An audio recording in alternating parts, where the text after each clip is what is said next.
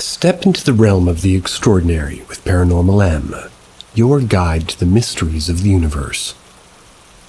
Subscribe now and enable notifications to join us on our quest for truth. Prepare to have your mind blown. The truth about shadow people.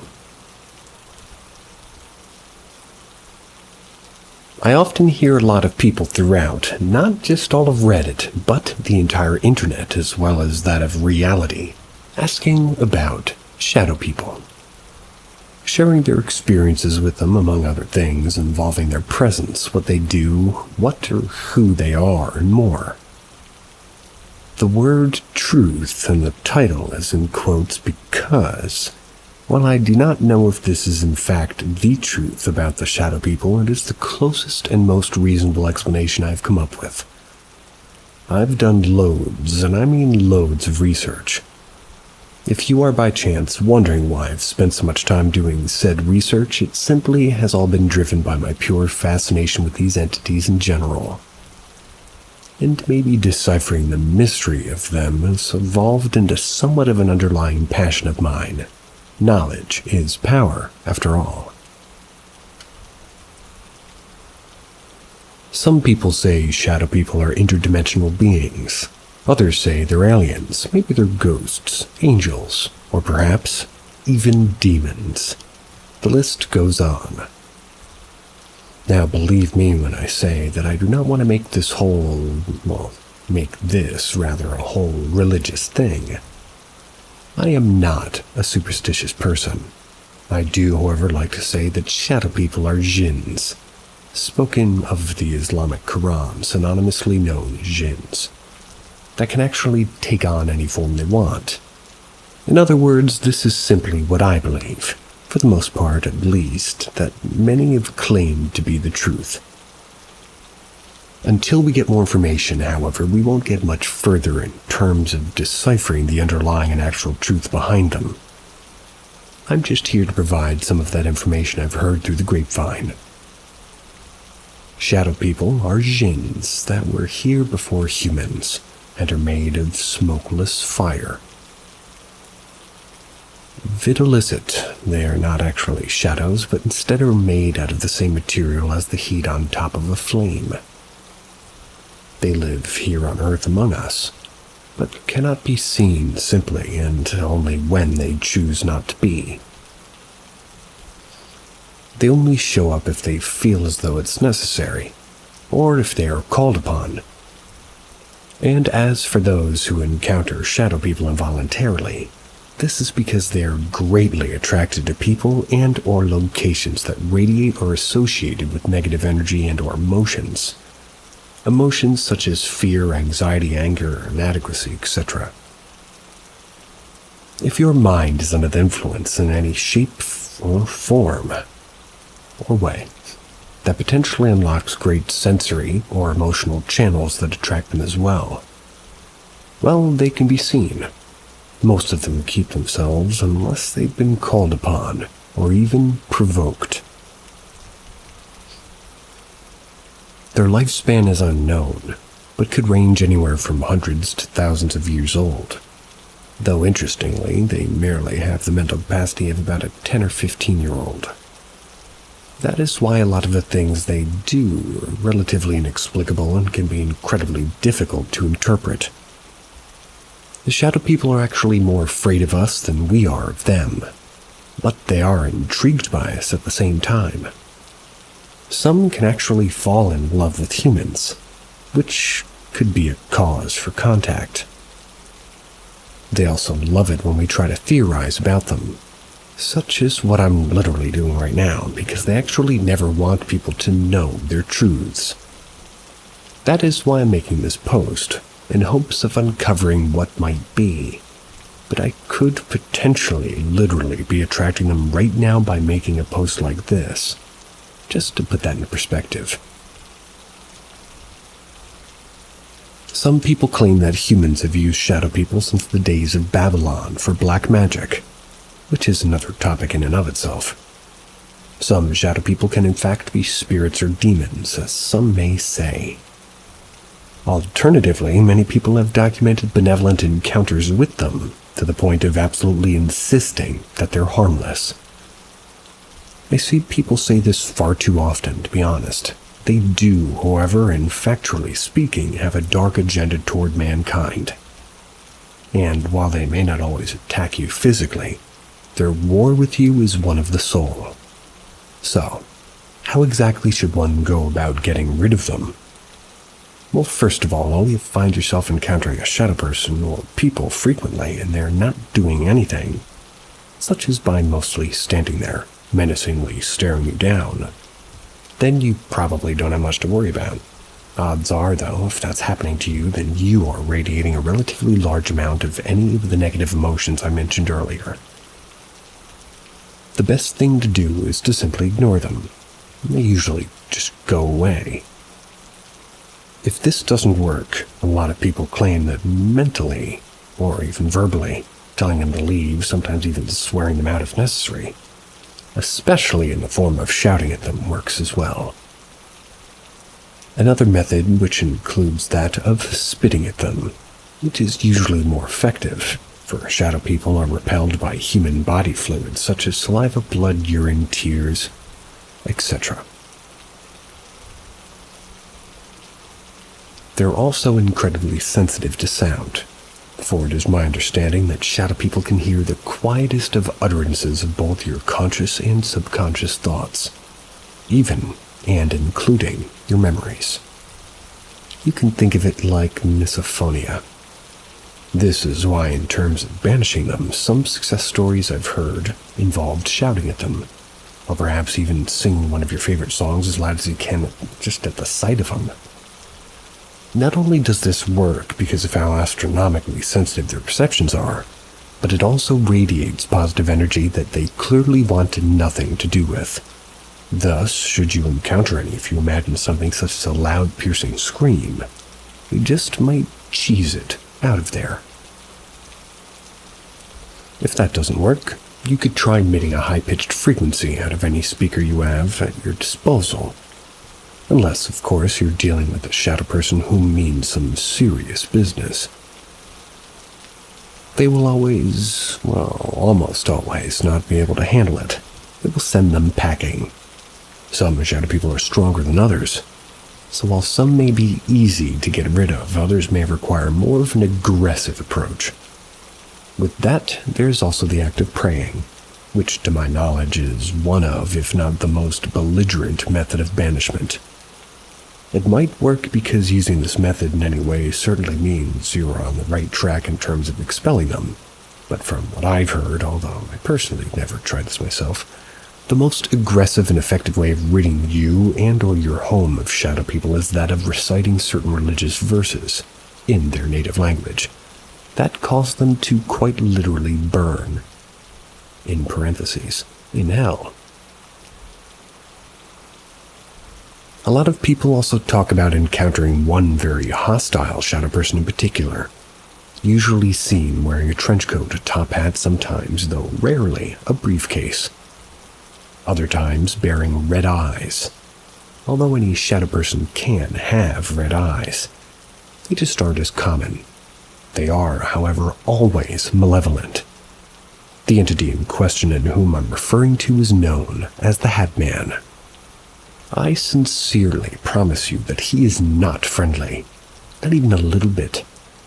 If you see or have ever seen the Hatman, then I feel very sorry for your misfortune. While he usually doesn't attack you physically, he normally comes around during very low, dark, sad, depressing points in our lives. He does this in order to do what many other shadow people do: feed off of our negative energy and emotions, which in turn makes him stronger. He also serves as a representation of an upcoming negative event, such as the death of a loved one or an accident of some kind. The short version is, he definitely is not good news. That about sums up everything factual that I know about shadow people. Forgive me for making this post very long, but I can only make a post so short while summing up the majority of what I've gathered about shadow people.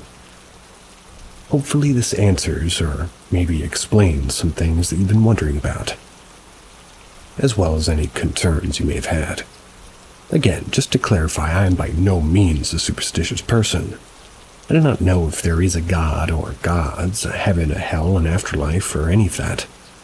Shadow people may or may not at all be djinns, but aside from that claim, I firmly believe that nearly everything else I said rings true. So, if anybody would like to dispute this claim, or any that I've made, share their experience, or mention something that I neglected to, or just have any comments to make, I welcome your input. I'll also gladly answer any of the underlying questions that you may have, which I haven't touched upon here.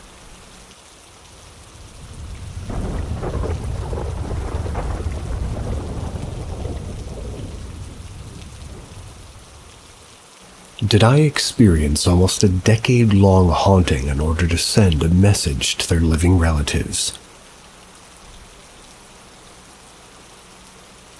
This has quite a bit of backstory, so strap in. It started back in 2011. I was 12 and had moved into a new home with my family. From the get-go, that place made me feel some type of way. It wasn't bad, it wasn't good.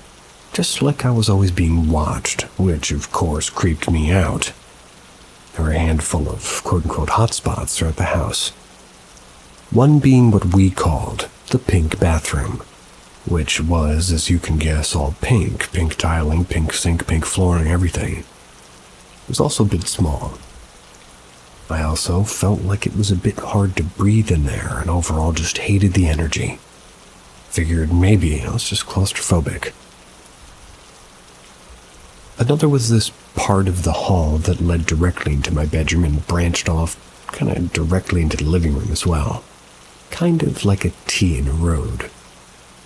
Anyways, you almost always felt eyes on you coming from that corner, whether you were in the living room or my room. And it just felt like a creepy thing, well, regardless, morning or night. The final spot was, of course, the basement. The basement was half finished.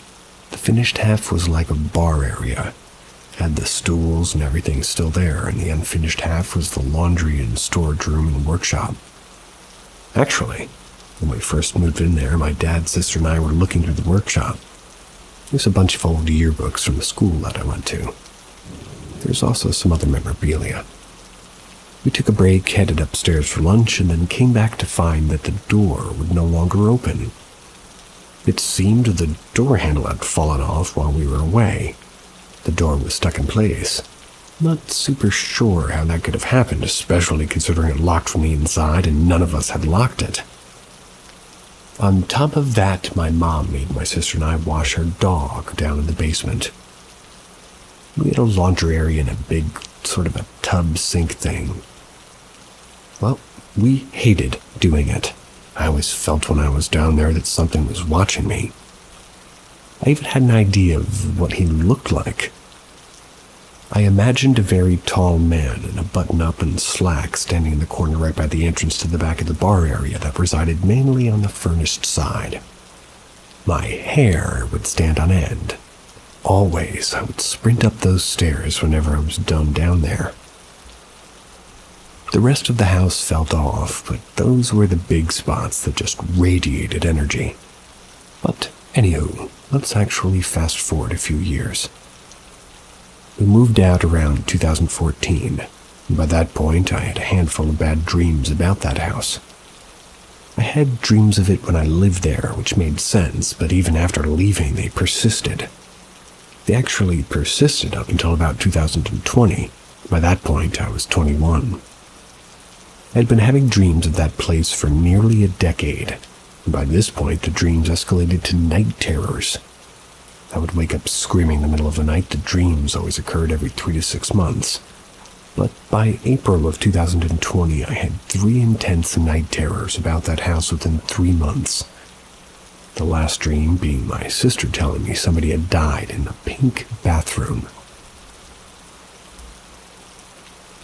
I started realizing that maybe something else was going on. I started researching the house and found the first owners, the ones who had built that house back in, I believe, the 1950s.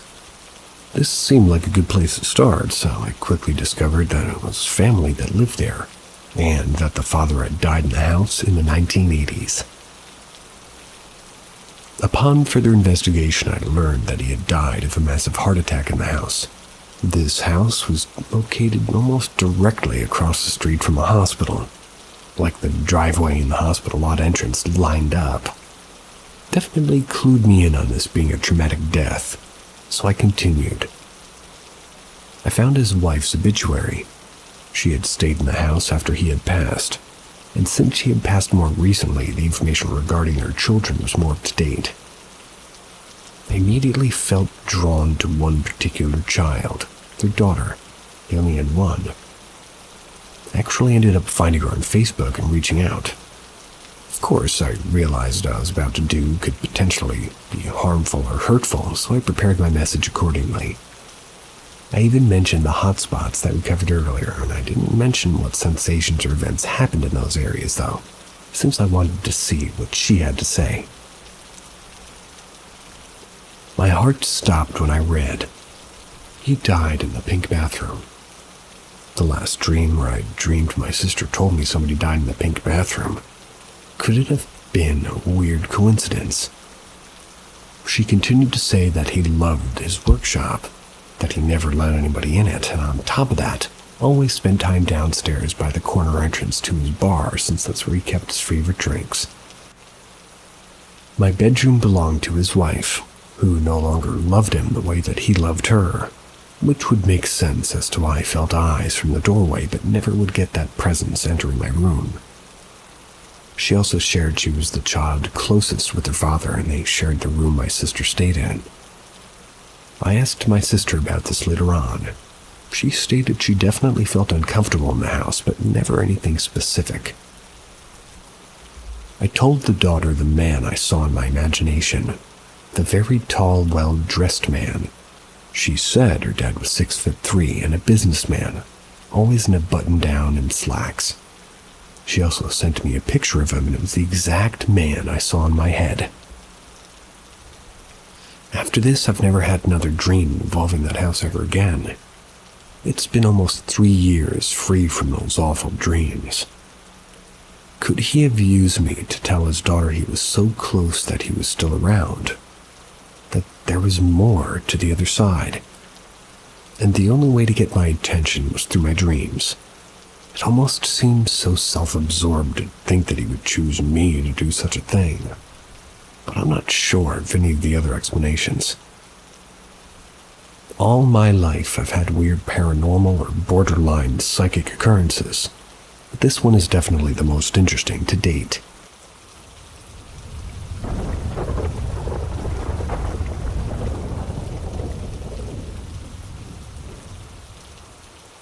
Did I just step into an alternate universe?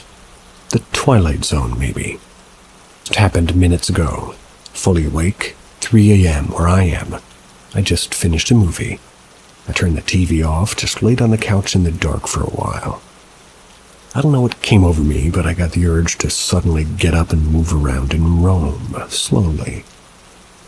I then fixated on the street light just coming in from the window, making a bright stripe on the carpet. It was so bright, I swear, the brightest thing I've ever seen. I then got this feeling that this was the light. It's the light when talking about heaven, otherwise known as "don't go into the light."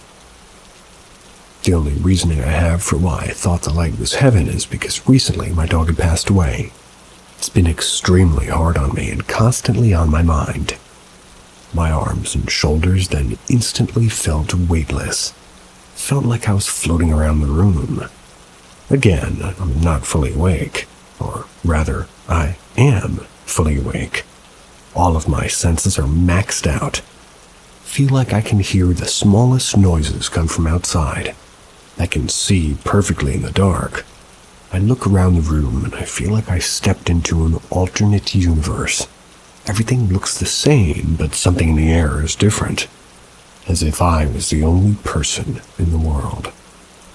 I truly questioned if I was in the Twilight Zone. I am on edge, waiting for something to happen. I told myself. Okay, that's enough now. And I slowly come out of it. Then all my weight came back to my body. Nothing like this has ever happened to me before. I don't understand it. If this had happened at any other time in the day, I would have brushed it off. But then again, why do things like this happen at normal hours of the day?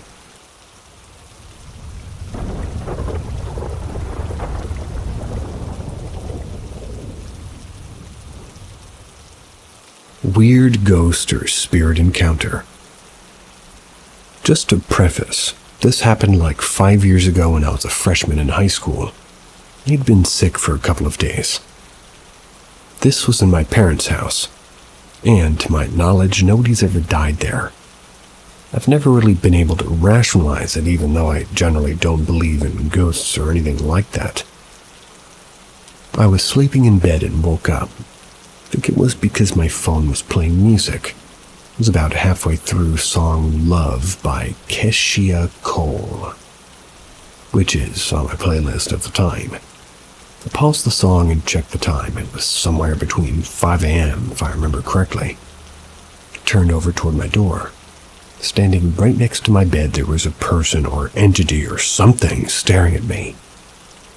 It was dark, so I couldn't see it very well, but it looked like a person wearing a dark robe and a white mask. No mouth, small black eyes. The closest thing I can compare them to is No Face from Spirited Away. I remember not feeling afraid for some reason, and like I said, I was sick at the time, so I didn't really know what to do. So I just stared at it for about 5 minutes and went back to sleep. I woke up, I assumed it was a dream. That was until I opened up my phone and saw my music app, and it was open with Love by kwispy-dwincc on pause. Exactly where I'd stopped it that night. Talked to my dad about it, and he said it was probably a fever dream, but I don't understand how the music would be there. I don't listen to music to fall asleep, and as far as I can remember, the last app I used before bed was Snapchat. Nothing weird has happened since, but the experience weirds me out to this day. Any explanations would be appreciated, paranormal or otherwise.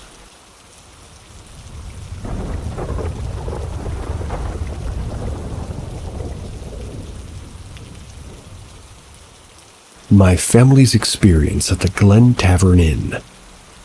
My mom sent me a text yesterday about Sharon Osbourne being rushed to the hospital while filming a show at the Glen Tavern Inn. It reminded me of our experience there, and I wanted to post it. It wasn't really a crazy experience, but it's something that we can't explain. I think it was 2015. My mom, stepdad, brother, and I went to Santa Paula just for fun. We decided to stay at the Glen Tavern Inn because we thought it would be cool to stay somewhere supposedly haunted. Right when we walked in, my mom said it felt like stepping into a different dimension. My stepdad started asking the man at the front desk if he ever had any, paranormal experiences while working there. The man said yes and started talking about the things he would see. I think I remember him saying he would often see an older woman and a couple of kids in the hallways. He said he would hear laughter, voices, loud footsteps, and music that wasn't actually playing. He also said the restaurant was quite active. Sadly, I don't remember the floor or room that we stayed in. Everything was pretty normal until my mom woke up around 5 a.m. When she did wake up, the bathroom faucet was turned on and the door to our room was open. I searched Glen Tavern Inn in this sub before writing this. In one of the posts, I found somebody also had an experience with the bathroom faucet turning on by itself. Thought that it was interesting.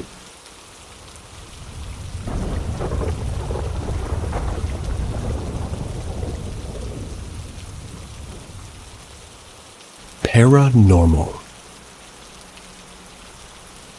I was contacted by a middle-aged couple regarding problems with the car overriding and operators driving commands.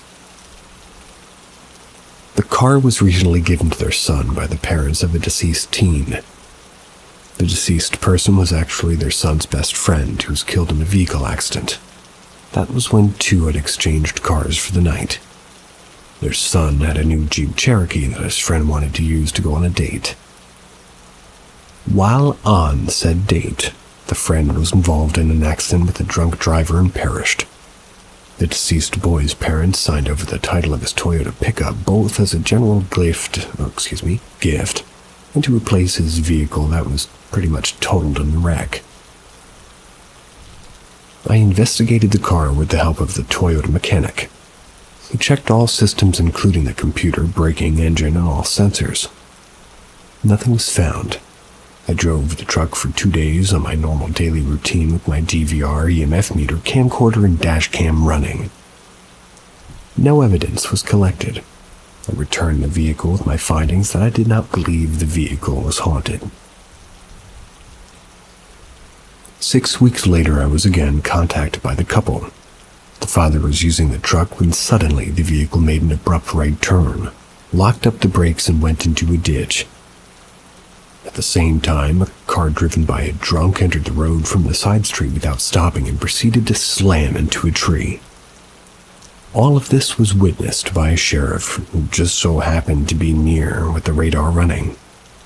The drunk driver sustained minor injuries, and the father was unhurt. It was provided with the sheriff's number and asked to call him. When I called and told him what I was calling in reference to, he was happy to share not only a reading of the, report that he had filed, but information he said that could, not be included in the report. His report stated that while conducting normal duties, he witnessed a Mustang run a stop sign at the speed and turn into the road, fishtailing and tires squealing. Almost immediately, it left the road and slammed head-on to a tree, approximately 45 miles an hour. He checked the accident victim and found him unconscious with minor trauma to the forehead. There was an open bottle of vodka spilling on the passenger seat.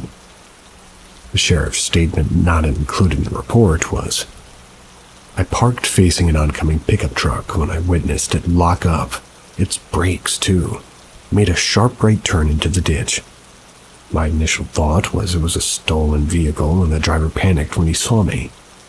Before I could react, the Mustang entered from the side road about 50 feet in front of me and turned toward the pickup truck, which had entered the ditch about 200 feet before it would have reached the side of the road. The driver of the pickup could not have seen the Mustang's approach due to the trees and brush obscuring his line of sight. At least if he had not turned into that ditch, there would have been an unavoidable impact between these two vehicles. How he knew to react this way, that was beyond me. The driver's statement to me was that he wouldn't perform this action. At least, he thought that the truck did it by itself.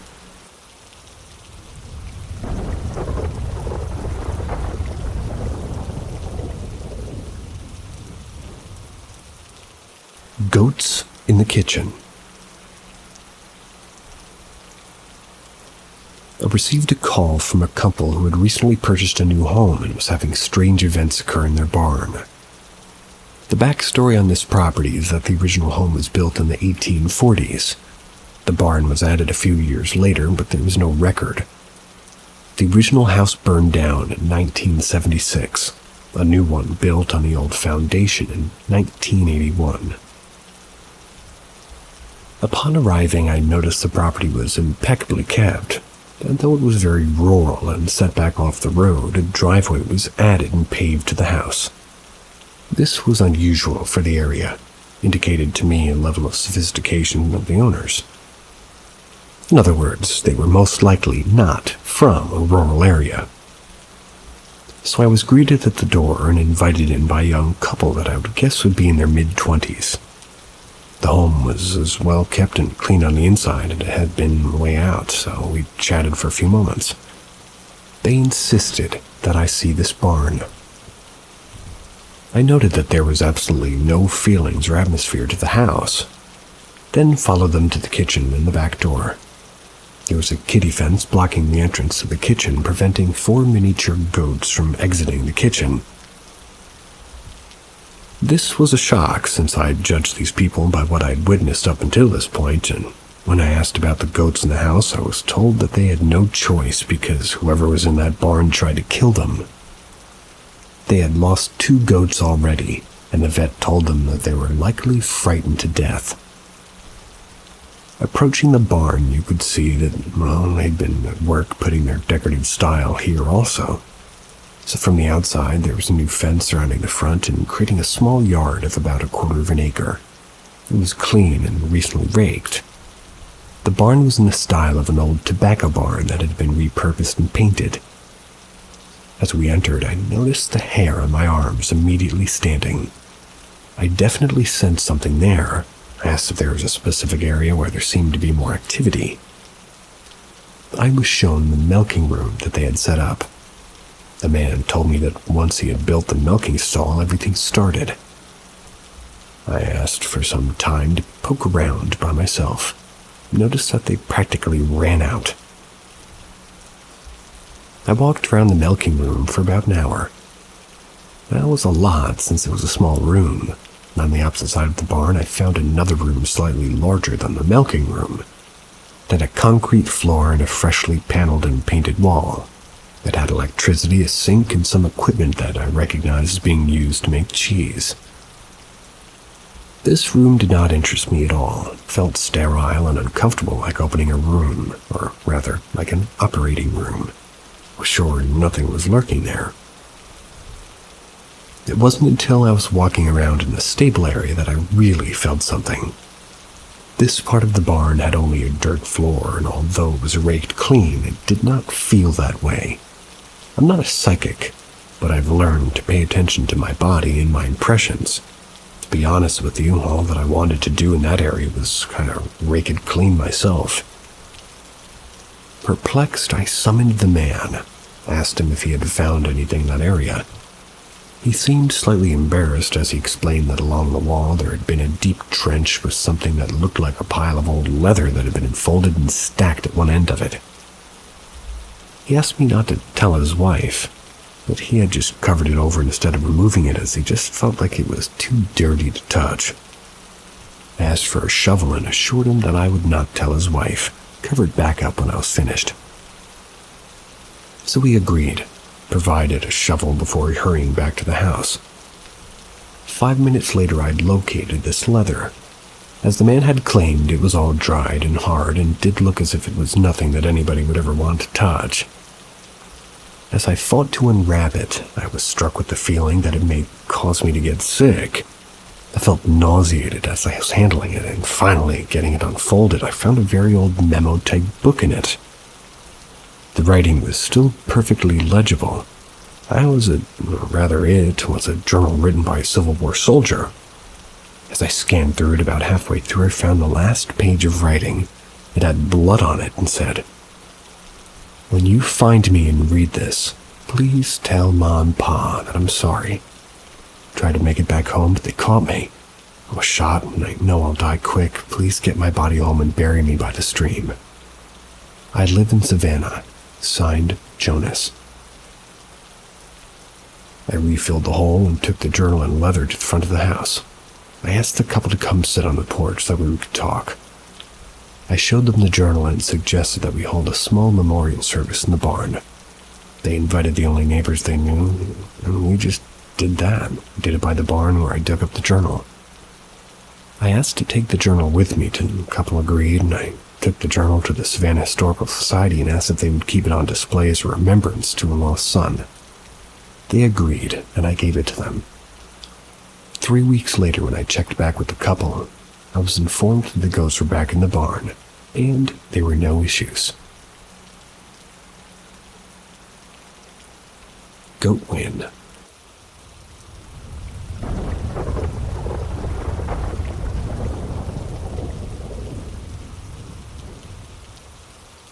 A cool investigation. I was called by a lady who swore that her cat was possessed. I was incredibly skeptical, but very curious. According to the lady, her cat would suddenly start screaming at the top of its lungs. It would do this crazy-looking, slow-motion walk while tilting its head at weird angles. If she tried to approach it when it did these things, it would lash out at her with its claws. After having one of these spells, it would hide but not relax. Its tail would swing wildly and it would growl to itself for upwards of an hour. As strange as all of this sounded, I spoke to one of my team members who's very sensitive. After hearing the story, she insisted that we investigate. We arrived at the residence at around 4:30 p.m. The lady gave us a tour of the house and introduced us to the cat.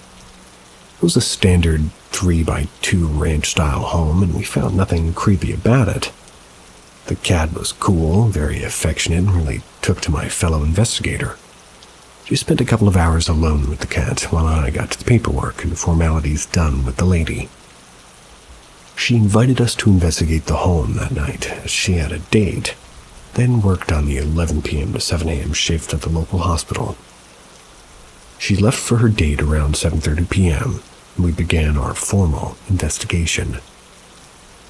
We moved room to room asking questions and hoped that the EVP, or maybe at least a knock in response to a question, would happen. Yet we had no activity until at least 11:30 p.m. The cat started screaming in the master bedroom. Upon entering the doorway, my partner grabbed my shoulder, stopping me and motioning finger to lip for me to be quiet and to listen. It was hard with the cat screaming. It made my hair stand on end, and as we watched and listened, a shadow began to form in the corner of the room. There was a whisper coming from the shadow that was not recorded by our DVRs. We couldn't understand what it was being said, and the cat was irate. It was scared and ready to fight. So we witnessed the claims of the lady firsthand, and they were exactly as she described. My partner spoke very calmly to the shadow. "You're scaring the cat. I don't think you mean to, so if you leave this room and go into the bedroom across the hall, we'll help you." We turned and entered the smaller bedroom, sat quietly on the bed waiting to see what would happen. A few moments later, my partner grabbed my arm and pointed at the doorway into the spare bathroom. This is shared by the two smaller bedrooms. I could clearly see a humanoid shape with no features, but it was blacker than the dark. This teammate and I had worked together many times, had a routine that we followed. I told the entity that everything was okay. The cat's calm now, and we all want to know that we can help. It slowly moved through the doorway and sorta slightly into the room. At that point, I heard through the DVR the word kitty. While recording, I always plug in an earpiece so I can hear what's being recorded in real time. I asked if it was trying to pet the kitty, and it stretched out its arm pointing toward the master bedroom where the cat was. I asked if it wanted to hurt the kitty, and almost immediately heard a sigh and a whimper. I asked again if it wanted to hurt the kitty, and stated that in order for us to help, it needed to answer. My partner told me a minute later that it answered. She sensed that it indicated that it only wanted to pet the cat. She also sensed that this was the spirit of an adolescent male. She thought that in life he had some type of developmental issue. While we spoke to the entity, it seemed to sway slightly back and forth, but it didn't go anywhere. It seemed that it was listening to our conversation. I once again spoke to it, saying that it had scared the cat, and if it wanted to pet it, it would have to make friends with it. I explained that if it did, it would just sit still and speak to the cat, and that it would learn that, well, you don't want to hurt it. Eventually the cat will come to you and let you pet it. A moment later, the cat appeared in the hallway doorway and just sat down calmly. No one spoke or even moved, including the spirit. A few moments later, the cat joined us on the bed. I spoke to it calmly, and my partner scratched its neck and head.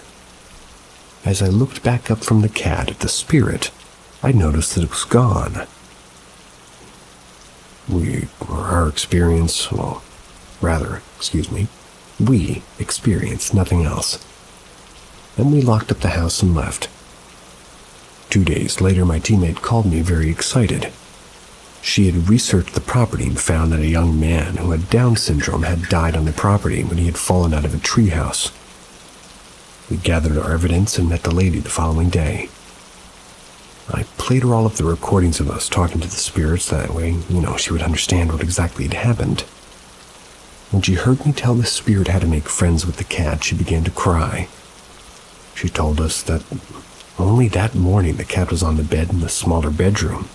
It was purring very loud and moving its head like somebody was scratching it.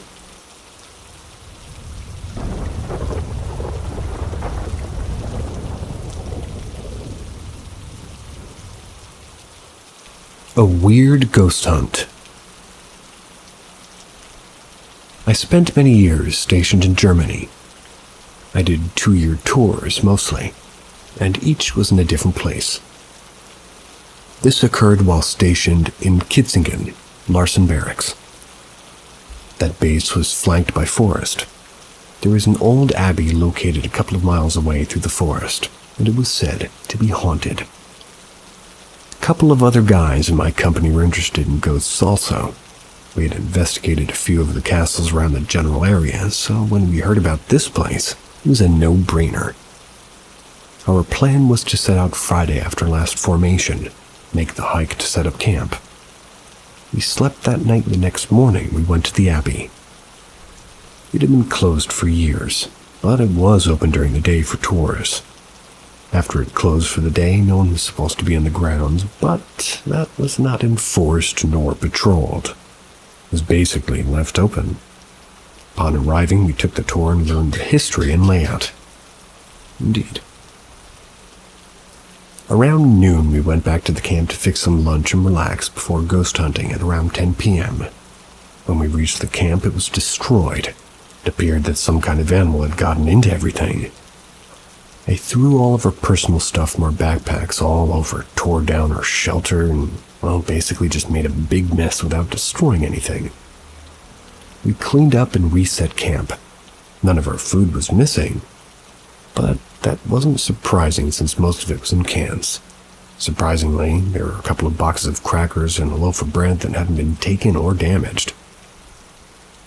Around 10 p.m. that night, we went back to the abbey. We investigated it thoroughly inside and out. We never heard or saw a thing. We stuck it out until about 4 a.m. hoping something might show up, but nothing really did. We made our way back to camp disappointed and tired. When we got there, that animal had been back. It had done the exact same thing as before, except this time those boxes of crackers and loaves of bread were scattered around like everything else, out of the wrappers and on the ground. We were pretty pissed off.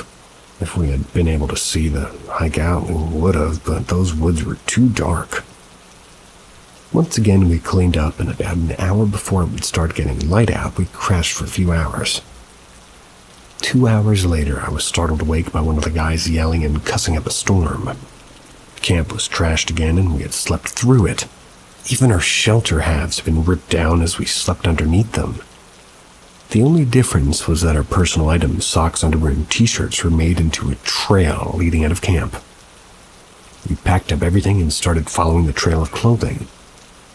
When we reached the last of it, there was a small pile consisting of one pair of underwear belonging to each of us, and the crotch had been ripped out of each one. About 100 feet away, we could see the perimeter fence to our base. I never went back into that forest the rest of the time I was stationed there. I would take that as a threat. Person, animal, or ghost. No thanks.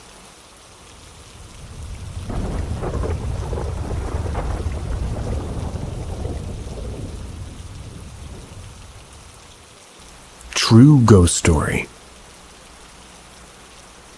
When I was in high school, my friends and I used to go to Black Snake Road to race each other. It was in a very rural area, and it had little traffic and was very dark. We called it that because of several hairpin turns. However, there was a perfect half-mile that was marked by a bridge on one end and a train track on the other. One night after several of us had been racing, I found that I was the last to leave. As I approached the bridge, I saw a girl standing there dripping wet. I stopped and asked if she was okay, and she responded that her boyfriend missed the bridge and crashed into the water. She said that he was still in the truck.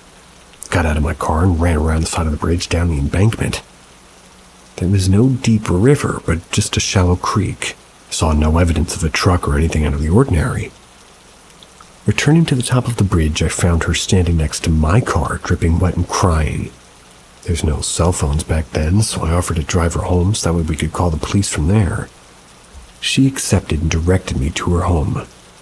On the ride, she told me that her name was Sally. Her home was directly across the street from a small church. It's like a couple's away from the bridge. As we pulled into the driveway, she asked me to go to the door and get her mother. I knocked at the door of the dark house, feeling a little bit uneasy. After all, it was after midnight by that point, and I knew that I was waking everybody in the house. After a few moments, an older lady answered the door, who I assumed was her grandmother. I told her what had happened and that Sally was upset and wanted her mother to come to the car. That's when the story got even stranger. The lady told me that her daughter Sally had been dead for over 30 years. She had drowned when her boyfriend missed the bridge and flipped his truck, trapping her inside. Surprised and not thinking very clearly, I insisted that she come to my car, which she did. Slippers, housecoat, and all. The passenger side window was rolled down, which Sally had done. My old Malibu had crank windows. They were a pain to roll down, and I couldn't reach the handle from the driver's seat. There was a puddle in the passenger seat, but no Sally. The lady asked me to walk across the road to the graveyard next to the church. We did, and she showed me Sally's grave. That instant started a 40-year pursuit of the paranormal for me. I've investigated all over the world since then while serving the military and my work afterwards. Ghosts are real. That would have convinced me as well.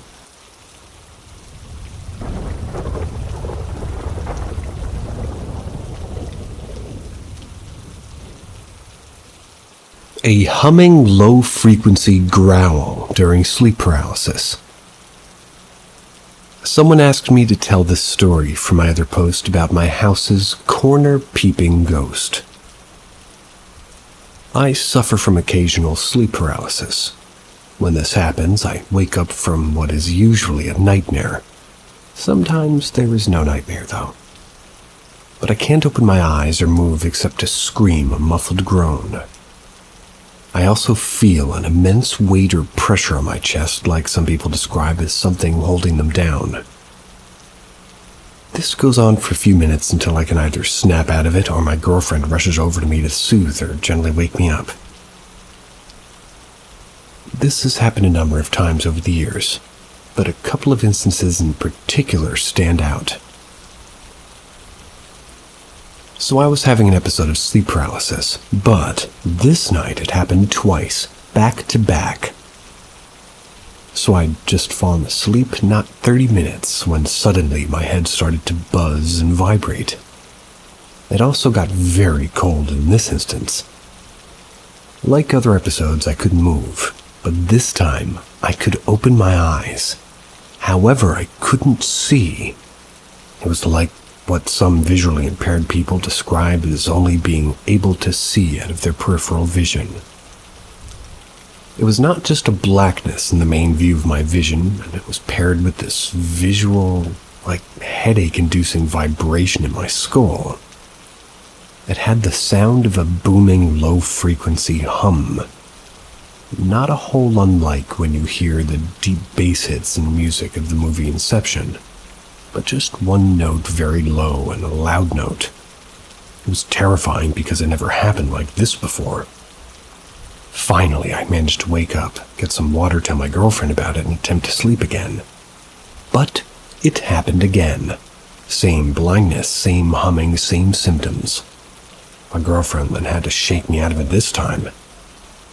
Needless to say, I wasn't able to go back to sleep until the following night out of exhaustion. The other incident was a night terror where I was haunted by a demon or a witch.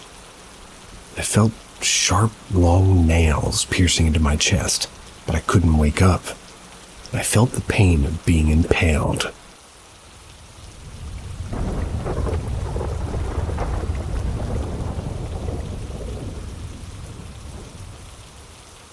What is this, and how to get rid of it? So a long time ago, about 3 summers ago maybe, me and my 3 cousins were playing hide and seek. We had played with the Ouija board the day prior. Anyways, we all heard footsteps outside my bedroom door while we were hiding. When I came out to look, there was no one there.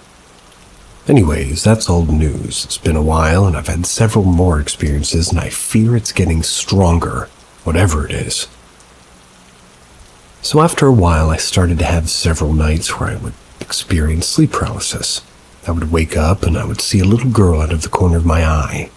She was young and had gray skin, patchy hair, and looked like she had been crying. There had been black lines going down from the corners of her eyes. Anyways, it was like she was shy and really didn't like being looked at. Eventually moved out of my parents' house, moved in with a now former girlfriend. Didn't seem like her at all. There was one morning she woke up in the middle of the night screaming and asked me to look at her back. She had 3 red lines going down her back. There was another time where girlfriend was playing on my Xbox, and all of a sudden her hair was grabbed and yanked back. Meanwhile, while I'm living away from home, my family are experiencing something mimicking their voice. My mom heard my sister call her from upstairs, and my sister heard my mom call her downstairs. And, by the way, neither did neither. And last night, I heard it calling my name. First it used my sister's voice, then switched to my mom's voice. Then strangely used my former girlfriend's voice. I'm afraid it's slowly getting stronger, and I don't want to do one thing that only makes it mad or more strong. What would that one thing be? I wonder.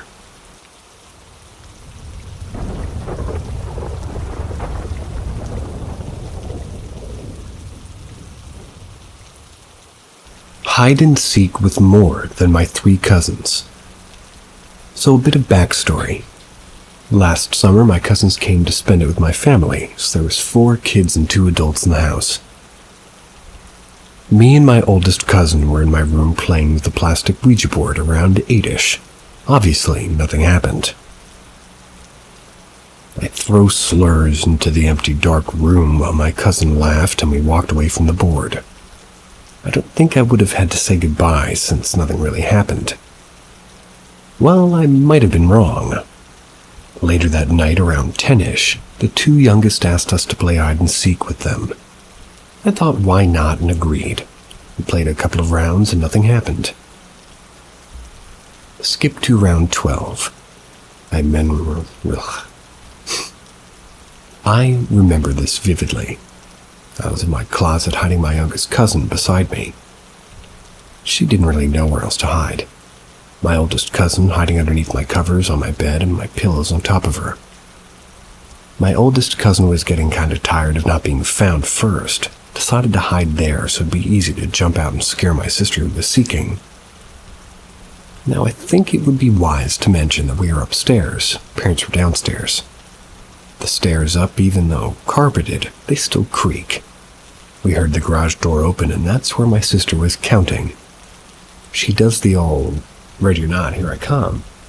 And it's a bit of a walk from the garage door to the stairs, so we're all just waiting. There was no creak at the stairs, but all of a sudden we hear like footsteps pacing up back and forth in front of the doorway. My cousin, thinking it was her, jumps out from the covers and does a fake scream. Following, a blood-curdling scream. I burst out from the closet and look toward the open doorway. As I do, I catch a glimpse of a dark, distorted figure that flies to the left. Being the oldest, I ran out of the door.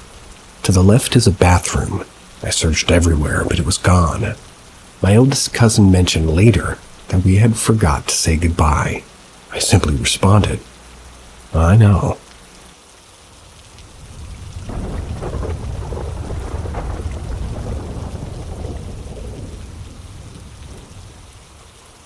Possible encounter in the woods. Whistles and foul odor. I am male 20. and me and my buddies enjoyed late-night walks on the trails within the various conservation areas in my region of southwestern Ontario.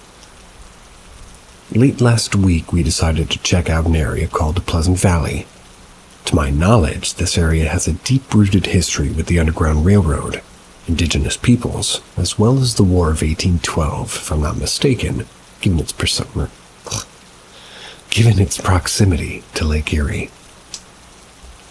We entered the woods at around 2 a.m., and immediately upon entering, I was overcome with a bad feeling. And after walking for some time, the feeling progressively worsened until we reached 2 bent trees and an X over the path. My one buddy pointed out the fact that it's bad juju to go underneath. We should just call it a night, as we all felt watched. As soon as we turned around and started to head back, the entire forest seemed dramatically quieter. We all hear a loud, distinctively human whistle behind us. Almost like what you would do to call a dog over. There's no way anybody could have been out there at that hour, and there's no homes in close enough proximity for somebody to be out and about. We all ran, and I honestly was terrified. My friends were all relatively big guys, and we're all comfortable in the woods, so it took a lot to get us running. Upon leaving, there was a faint smell of rotting eggs, and it was not present upon our initial entry.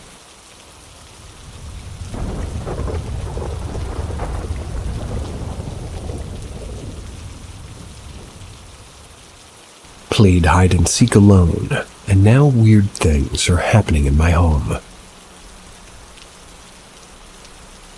It begins with me and 2 of my girlfriends playing the so-called game, hide-and-seek alone. I've played it twice before, but nothing ever happened. We do the usual, prepare the doll, put one of our hairs inside, and start the game.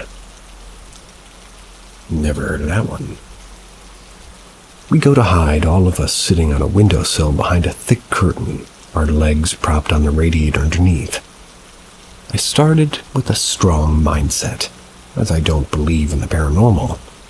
Not even a minute into the game, I started hearing soft pats of what seemed to be little feet stuffed with rice slowly going from the bathroom to my room.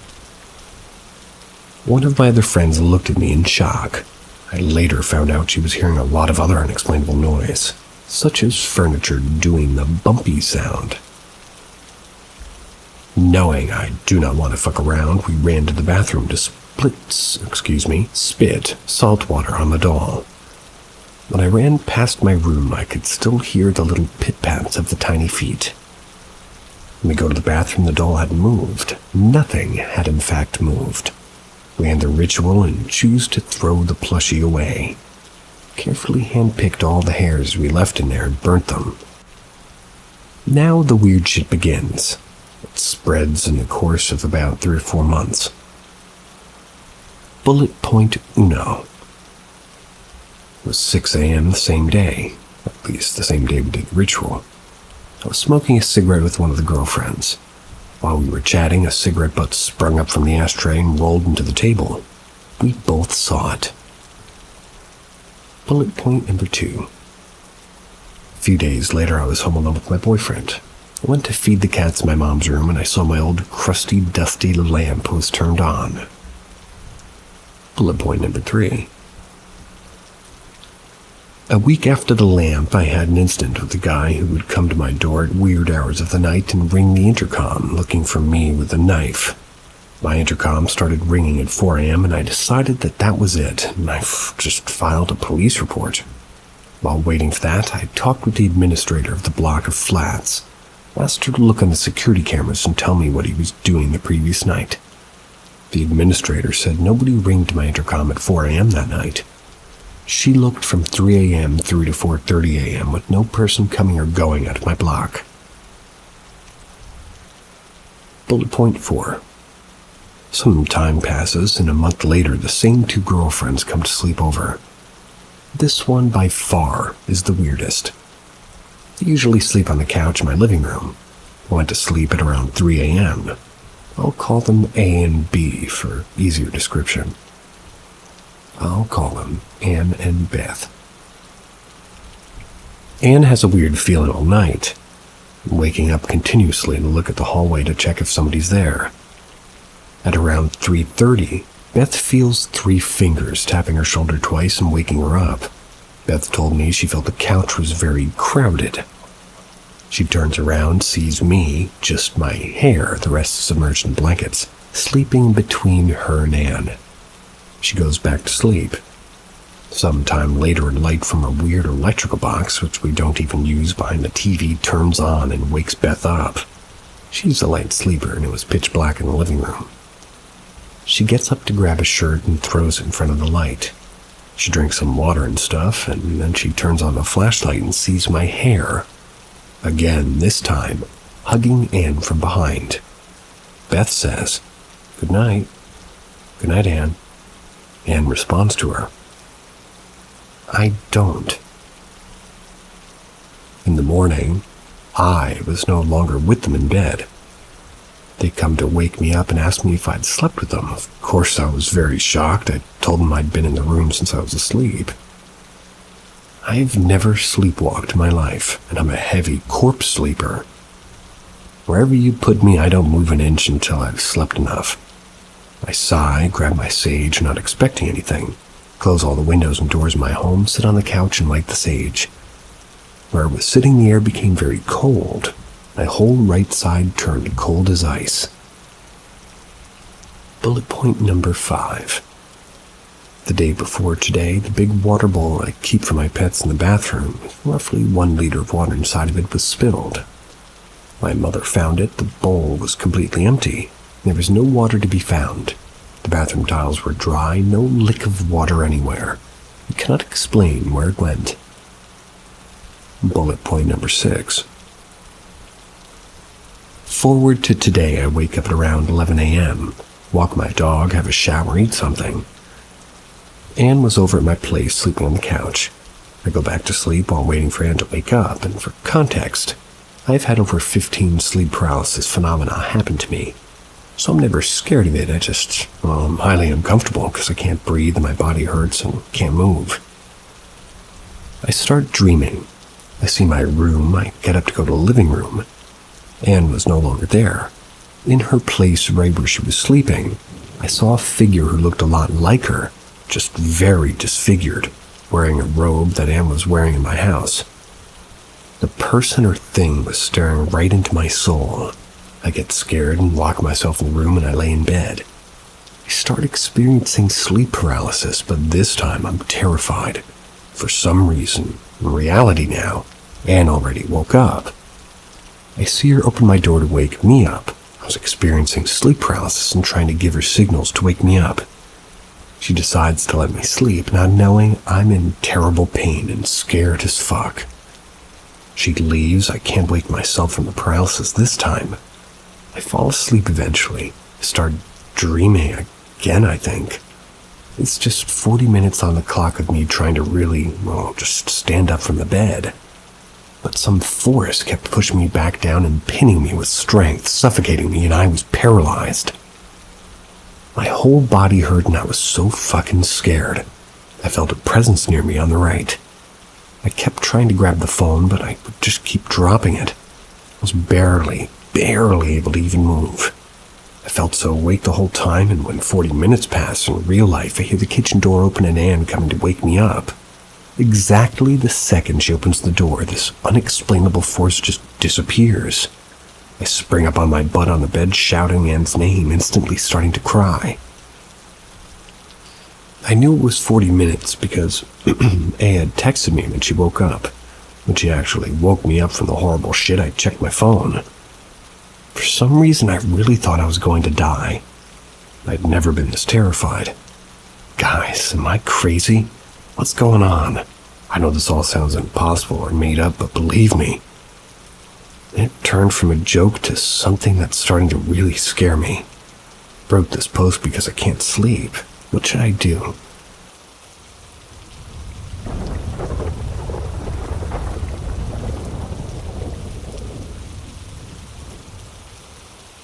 My childhood dog's ghost is playing with our Christmas tree lights. For some background, when my dog passed, we took him to a guy who did pet cremation, prepared a cute memorial gift like paw prints and such. My mom asked what got him interested in the business. He told us the story about his first dog. To make a long story short, when she died, he had placed a garden light around the place where she was buried. We used to hang out a lot there. I don't quite remember, but let's assume it was the latter since, if I'm not mistaken, the first is illegal. This light kept turning on even when it wasn't supposed to, and even after it broke, he said it kept lighting up anyway. The guy was a little kooky. I think you have to be a little bit kooky working in that type of business. So I just smiled and nodded, appreciating the story as more the story he used to console himself after the death of his beloved pet. This past week, however, I've been at my mom's house for Christmas, and this decorative Christmas tree that's placed on the mantle next to where our dog's urn or box is kept keeps turning on and off randomly. At first, I assumed my mom was turning it off and on, and she came and went. But then one day, she asks who keeps turning it off and on. One by one, everybody said it wasn't them, and honestly, I believe it. I know my family, and I know when one of them is messing with us. We're not very good at keeping pranks going for very long, because we can't keep a straight face. This morning it was off again, so my mom goes to see if the battery ran out or if somebody turned it off.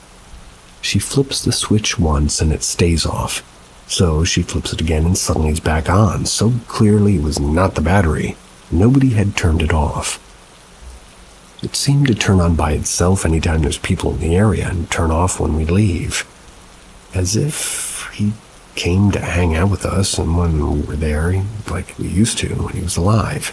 To make things more interesting, anytime it's on, our dogs seem to like hanging out and sleeping in that area, which they usually don't. And a funny/ironic anecdote. My current dog's name's Ghost. I don't know. Maybe I'm just being sentimental like I thought the guy was being, so... You can believe the story or see it as a consolation story. I won't be offended either way, because honestly, I'm not sure what to think of it myself.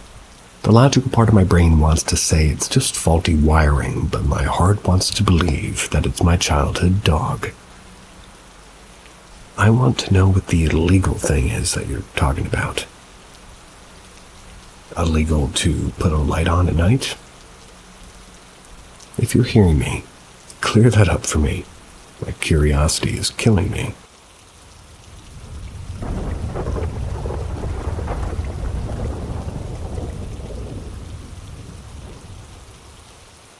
My grandpa was in the audience. When I was younger, I used to perform in community theater plays and musicals a whole lot. I went on to get a degree in acting, and I'm now working as a professional stage actor, but I got my start in little community theaters in my hometown. One of the last shows that I was in before moving away for college was Monty Python's Spamalot. It's essentially the movie Monty Python and the Holy Grail, but turned into a stage musical. I loved being in this show. It was hilarious, and the audience loved us every night. You have good taste, sir. Or ma'am. On the closing night of the show, we were performing one of the big dance numbers in the second act.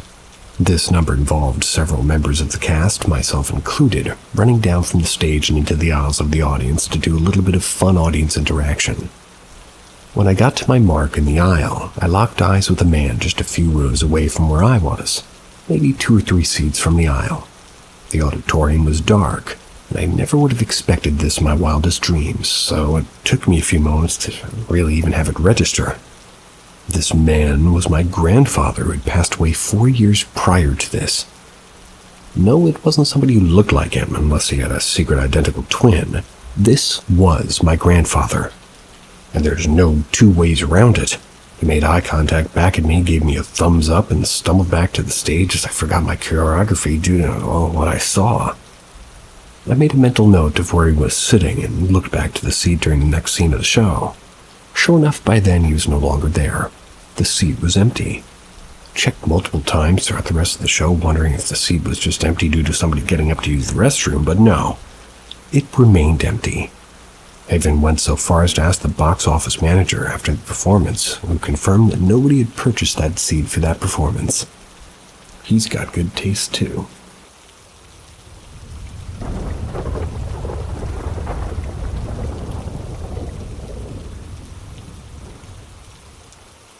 Now, when I posted an image on here, I'd never personally seen anything spooky in my house. But that changed this morning around 6:45 a.m.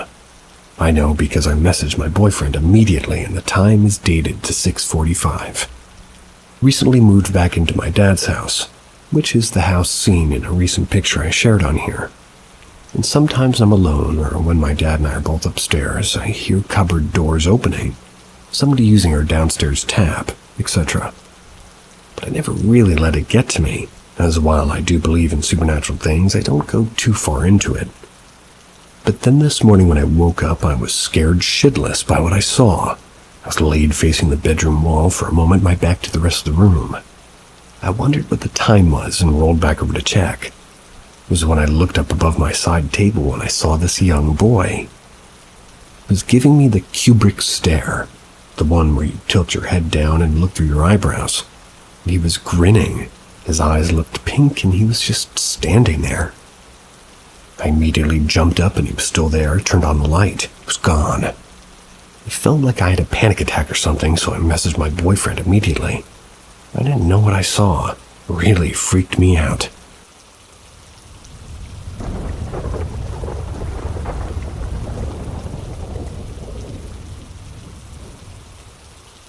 Still watching over us. I, a 40-year-old male, unintentionally piggybacked on someone's post, and instead of taking away from them, I figured I would make my own. Growing up in a Hispanic household, you hear a lot about the paranormal, and mostly everybody's experienced something. I am no different. My parents bought their own home when I was around 3, and ever since then I always felt or witnessed odd things. But there are too many little incidents to bore you with, but they all have one thing in common, and that is that they all happen close by or in the hallway to that home.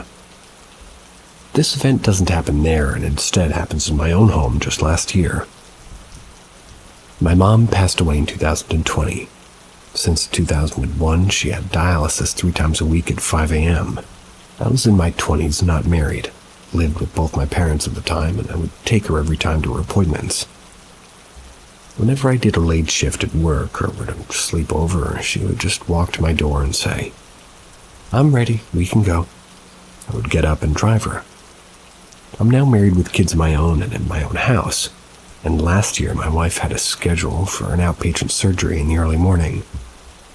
I was working in another state but drove home the day before. Got home in the early hours of the morning and told my wife I was going to sleep on the couch for 3 hours till we had to leave. Her wake-up alarm was about to ring, so with her eyes closed, she said, "Okay." I was in deep sleep.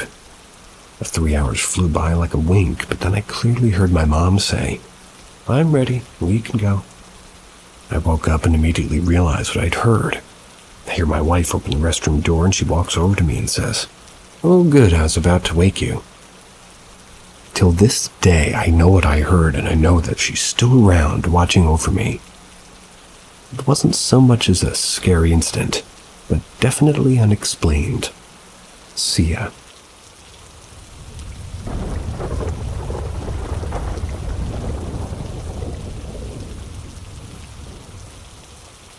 Welcome to the world of wonders at Paranormal M, where every mystery holds a key to the unknown. Hit that subscribe button, turn on notifications, and if you feel like it, drop a comment. Help me out. And get ready to embark on a journey through the unexplained with us. Get ready to challenge your perceptions. Unexplained paranormal experience 2 years ago. I had a profound paranormal experience when I was up in Culver, Indiana 2 years ago. It had been bothering me ever since. I was in Culver, Indiana, staying at the Vonnegut house with my family for my twin brother's graduation. The house is very old because it was built in 1889. I was sitting on the deck of the porch swing. That was nearest to the door, on the phone, listening to some music and enjoying myself. It was the middle of the day at around 12 o'clock. It was bright, and it was beautiful outside. All of a sudden, I heard what sounded to be like small rocks hitting the deck of the sunroom that were being thrown in my general direction. When I looked to see who threw them, I was thinking it was my cousin trying to be annoying. But what I saw was this almost person-shaped black mass/apparition that moved to the right and then darted off, and I could clearly hear footsteps when that thing moved. Keep in mind that it manifested itself in broad daylight. I went to look at what was thrown at me, and it was 3 pieces of gravel that were around the area below the sunroom. When I looked down over the sunroom rail and to the right, nothing was there. I was well above 7 feet off the ground due to the sunroom being elevated, and my cousin, who was only about 8 or 9, couldn't possibly be tall enough to be visible, through the railing. That thing's head was a little bit below the top of the railing, so it must have been over 7 feet tall. Needless to say, that experience scared me shitless, and I can say that I'm now no longer a skeptic. Does anybody have a clue as to what I witnessed on that day? I wonder if ghosts use lawnmowers.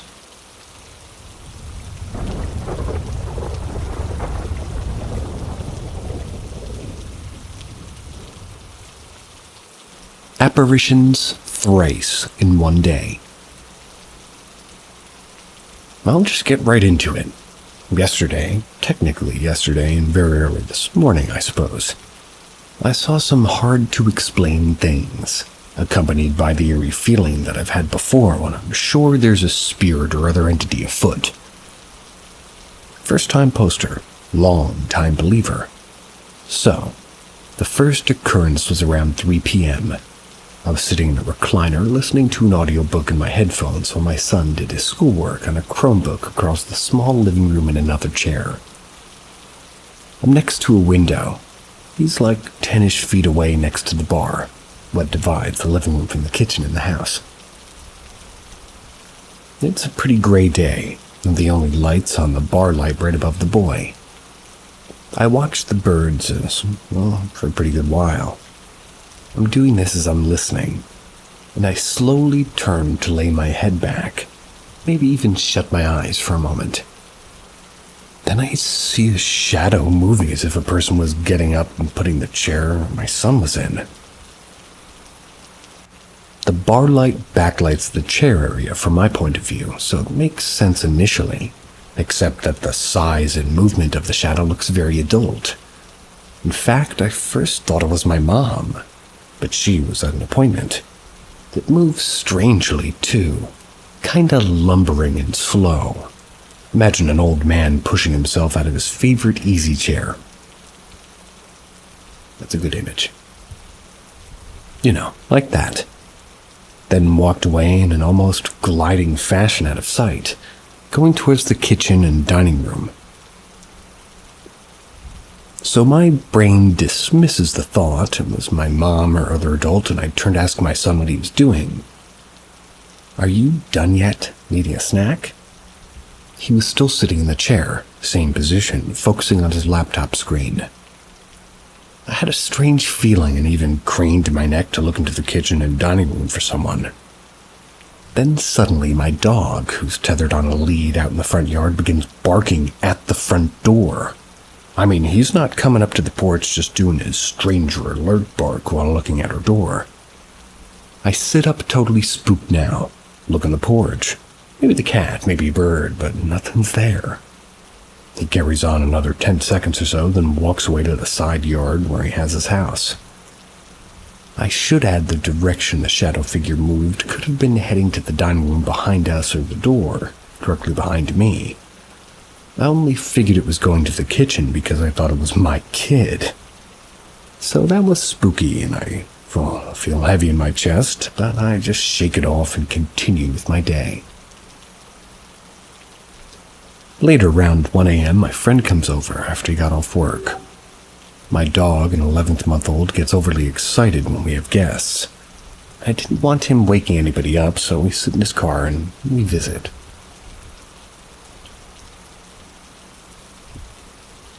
He was just coming to drop something off.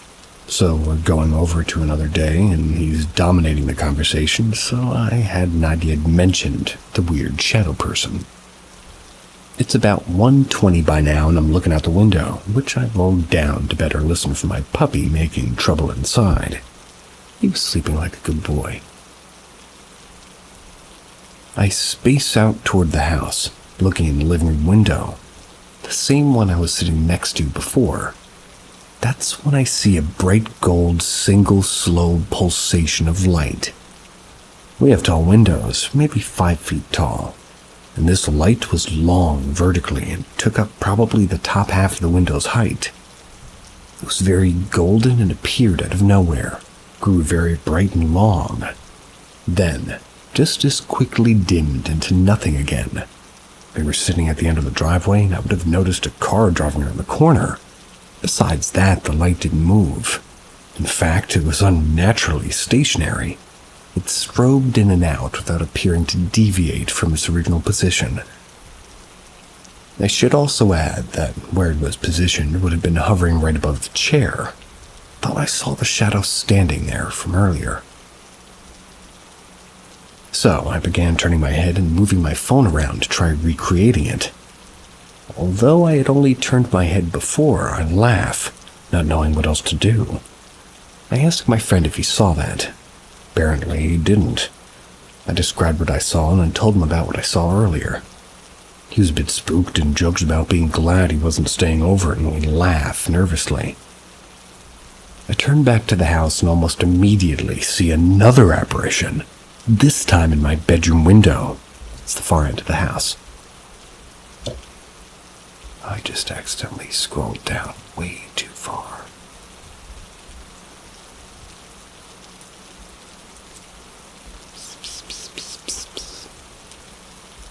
That's not me calling a cat. It's me looking for where the hell I am. It does the same thing, strobes into existence and then back out, slightly faster than the gold light did. And this light was very bright. It was like the other, but it was bright blue and long horizontally. The other light had been pretty well centered in one of the panes above that chair, but this one looked like it was right at the edge of the window. So as the light strobes out horizontally, part of it was not visible. It was disappearing beyond the wall, while the other side stretched almost halfway across the window. Oddly, the sides of the window in question has another chair, which is my writing nook, right next to it.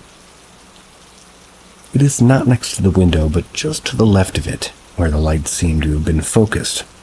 I tell my friend I saw another light. I describe it, and again try turning my head to recreate it with no luck. I could find no explanation or source for the lights. Poked around a bit in the yard and the living room and my room, just trying to explain it. I could not.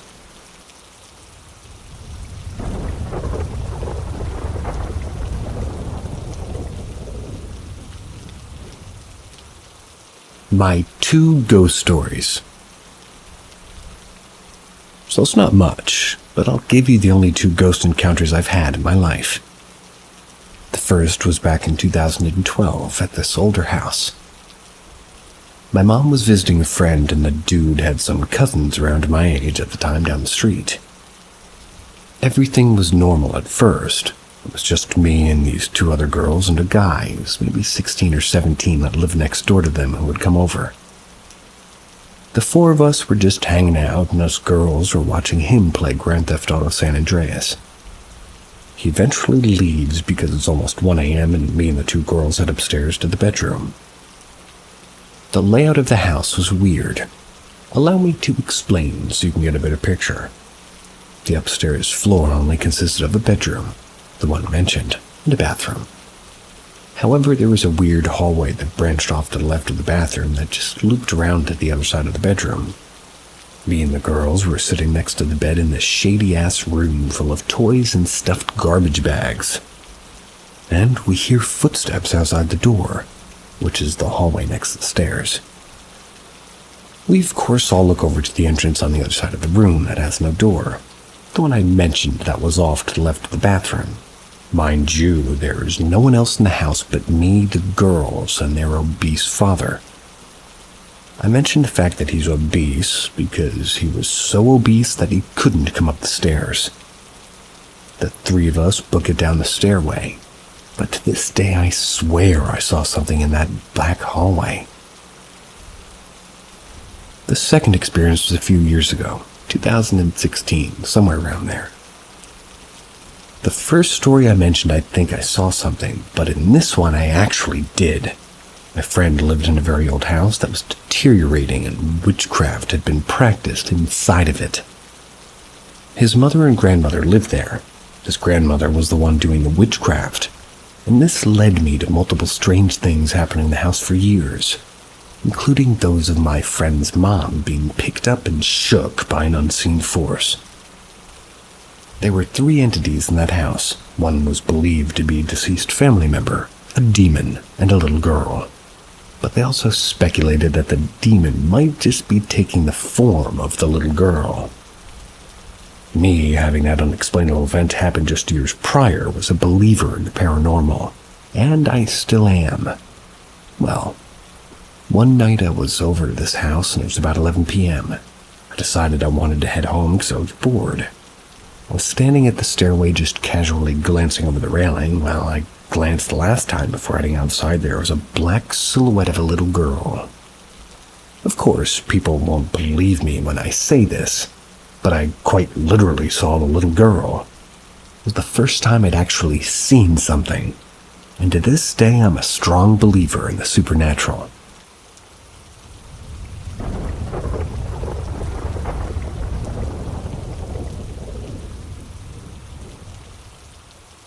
Daughter 3 says there's a lady. I want to preface this by saying I'm not dismissing this as a part of her imagination developing. She is 3, though, has never constructed a narrative before, and I'm not sure where this came from. Last night, she and her little brother were both scared to go into the loft and living room. It's an old house, over 100 years old. I'm fixing this up, and we moved into maybe like 3 or 4 months ago. She randomly said about 2 hours ago that there's a lady in the house. I laughed and asked her what the lady does. What followed an increasingly weird conversation where I asked simple, kind of non-leading questions. She gave me the following information. The lady lived in the house, wears a green dress, and picks up her toys. She saw her in the window picking up toys, and she lives upstairs in the loft and attic area. She can't tell us her name because the lady will get mad. The lady is her friend. The lady does not like Mom. I obviously instinctively thought there was a woman secretly living in her house because of all the stories. Took my German Shepherd up there. I've noticed before, by the way, that our cat refuses to go upstairs, so my dog was fine and checked the place out. We really searched every nook and cranny. There's no evidence of entry or anybody being up there. The German Shepherd didn't seem bothered by anything up there, and she definitely didn't smell anyone. If somebody was up there, they'd have a hard time getting her to like them. She's a semi-aggressive with those, outside of the pack. She's mauled an intruder at her house, so I don't think anybody's up there.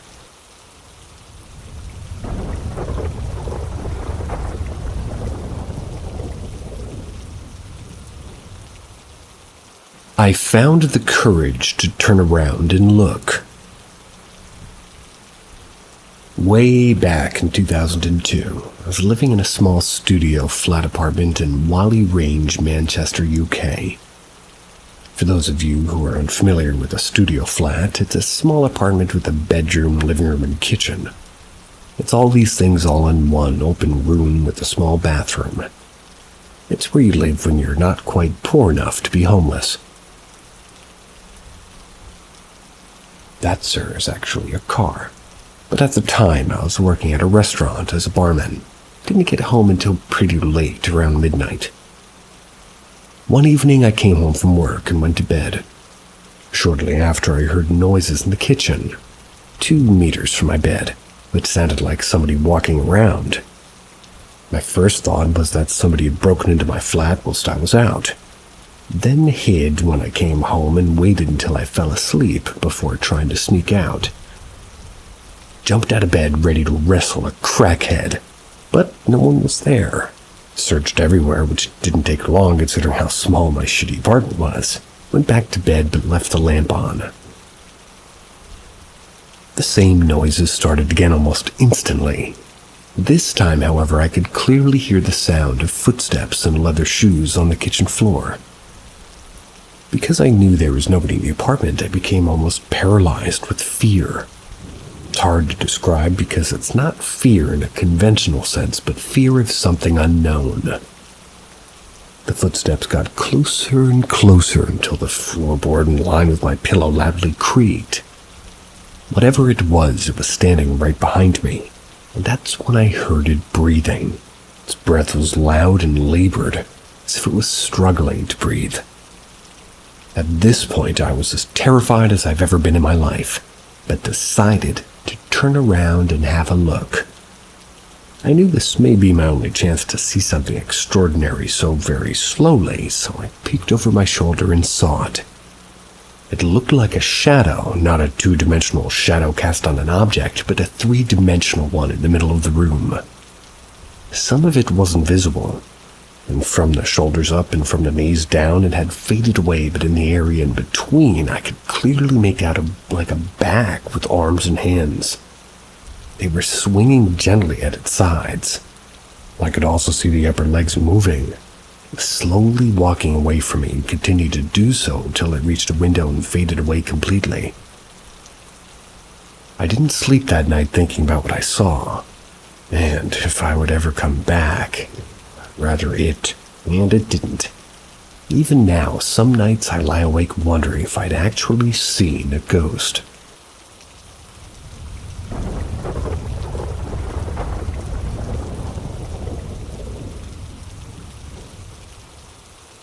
A reason why dying people see a group of kids instead of family before dying. A bit of a spooky story here. My grandfather is on hospice from cancer in his lungs, and during his period of delirium he started seeing two boys. He described them as small, but one not as little as the other, wearing jeans. Since he was in delirium, I didn't think much of it, as it was probably hallucination and they were upsetting him since he said that they were going into his stuff. Didn't know who they belonged to, and one boy ate chili and began crying. I looked into the paranormal side of things, and I was under an impression visitors are just that, visiting. They don't tend to bother or to torment the one that they are visiting. These boys would bug him getting into his stuff and were not tormentors, but they were upsetting him. So I told the boys to please go back to where they came from, since they were upsetting him. I asked him if they had names. He said the boys wouldn't answer him or really respond to him. They would hide around when I was around him, and again, I thought it was just hallucination.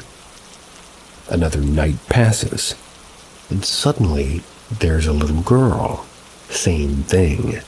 Doesn't know who she is or where she came from, or who she belongs to. It bothers him because it's some strange child visiting him that he doesn't recognize, and he wants to know who the parents are. The little girl, he would make faces at her, playful, trying to entertain her, but he never gave an age range of the little girl. I do know he and his late wife, who died 17 years prior, had two babies, male and female. They died shortly after birth back in the 50s. Part of him thought this little girl could be his late daughter visiting. Some nights pass, and suddenly there are children, about 4 boys and 3 girls.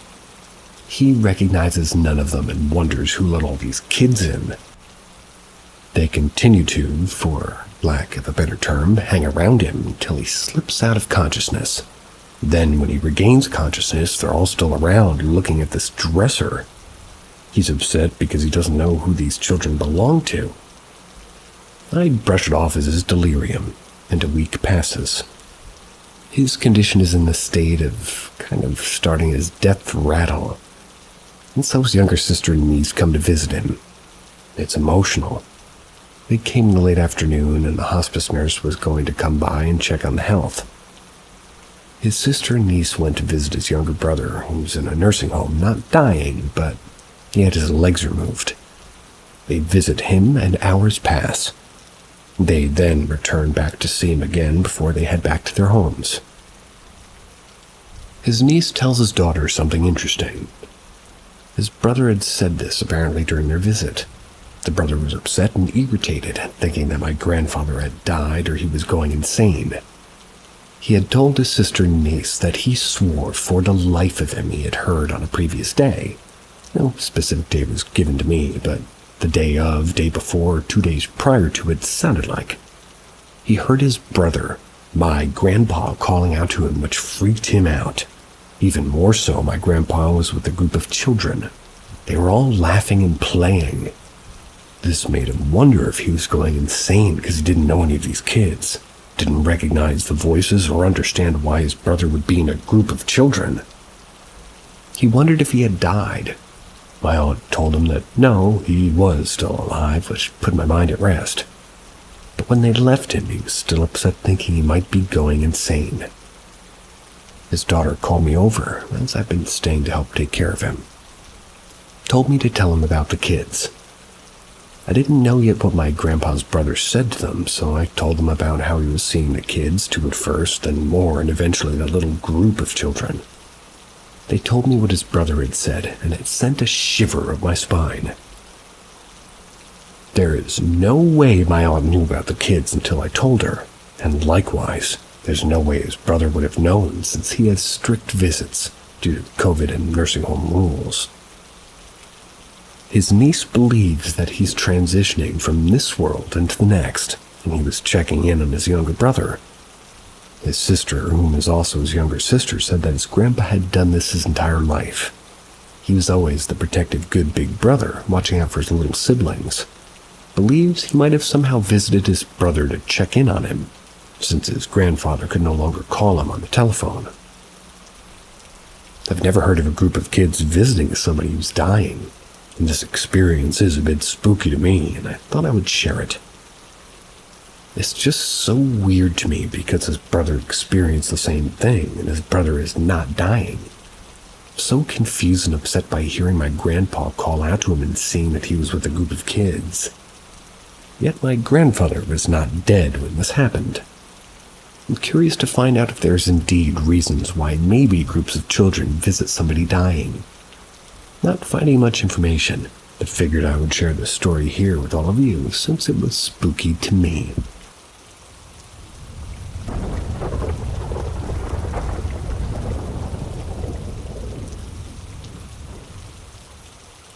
Yellowstone Experiences.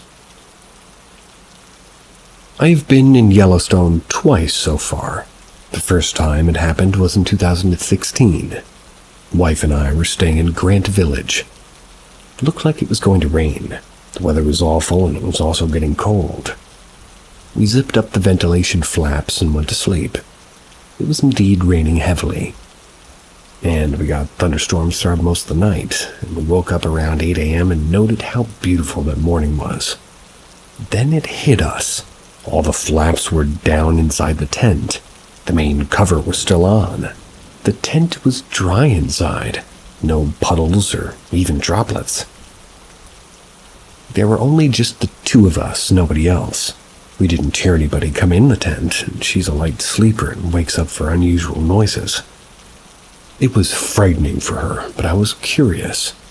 Did anybody notice anything like that? Next day, it happened like a week ago to a family friend, like in July 29th.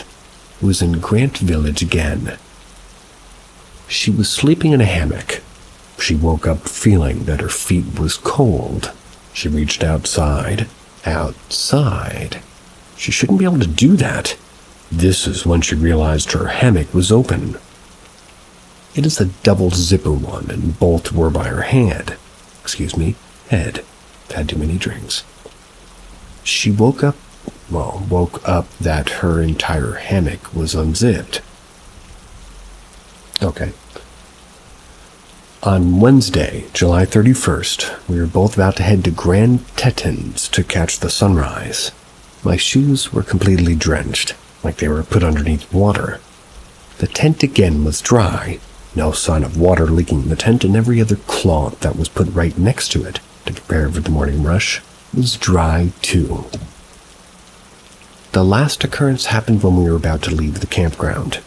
We were at Canyon Village, and our time was like August 4th. It was up, but we decided to avoid a possible morning rush and leave early. We packed everything and we were about to head out. The wife wanted to drive her sister. They were on the passenger seat. I got the back seat. As I was sitting down, I felt something really cold touching me, like I was sitting in liquid. The left side of my pants were completely drenched. I jumped up thinking maybe one of the bottles burst or something. The seat was dry. The only bottle I found was the opposite end of the seat, an empty energy drink bottle. Wife's sister prefers it. Kept in the car so we could recycle it at the campground exit. The wet spot was oval-shaped, but it wasn't drenched where I was sitting on it, only around. Didn't have any distinct smell to it. Likely water, I thought. It was an interesting experience.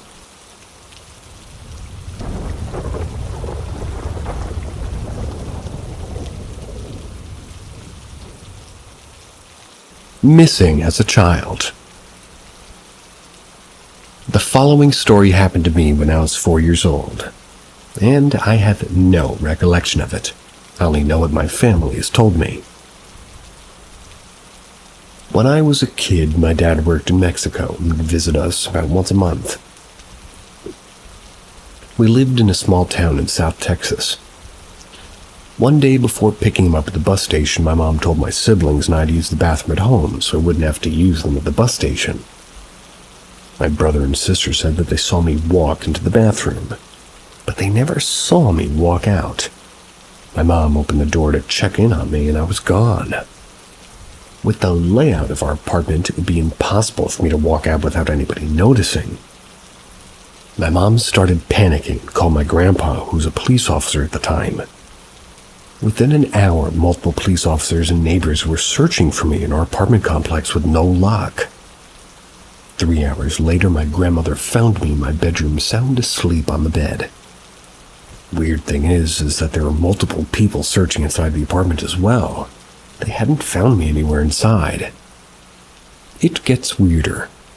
When they asked me where I was, 4-year-old me said I was in the sky, making clouds with a duck, using a machine that had a crank that you could spin on one side. Then clouds would come out of the other side. I also kept saying that I would see a red light on the TV screen for a few weeks. I didn't fully believe this story growing up until I was visiting my grandma in Mexico City years later. She confirmed it, saying my mom had called her crying right after it happened. My family likes to joke that I was abducted by aliens, then returned home after a few hours. This all happened 31 years ago. I still have no memories of it all.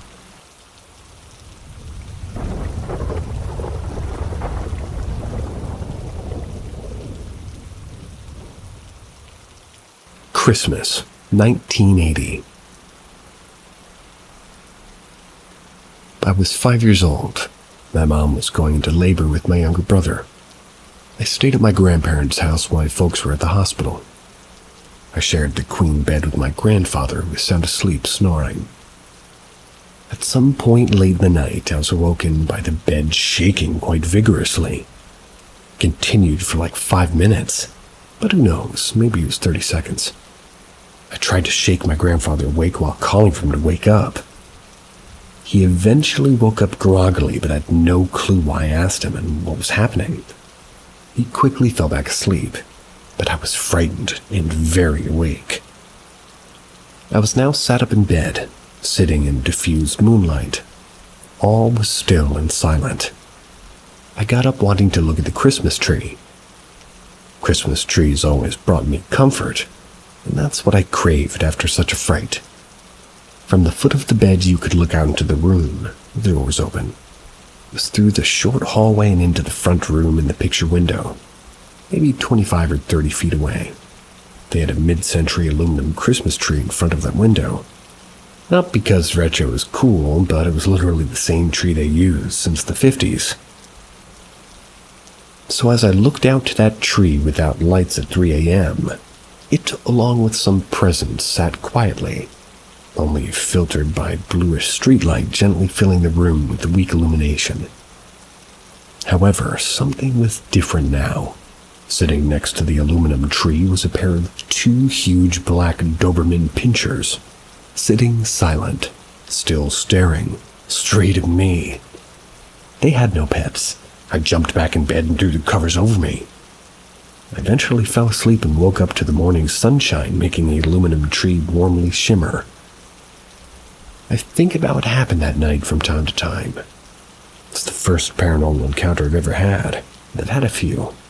And at that point in my life, I don't think I even had a concept of ghosts or the paranormal. Was it simply a 5-year-old with a limited understanding of the world and an unlimited imagination? Was there something paranormal shaking that bed and presenting those enormous dogs?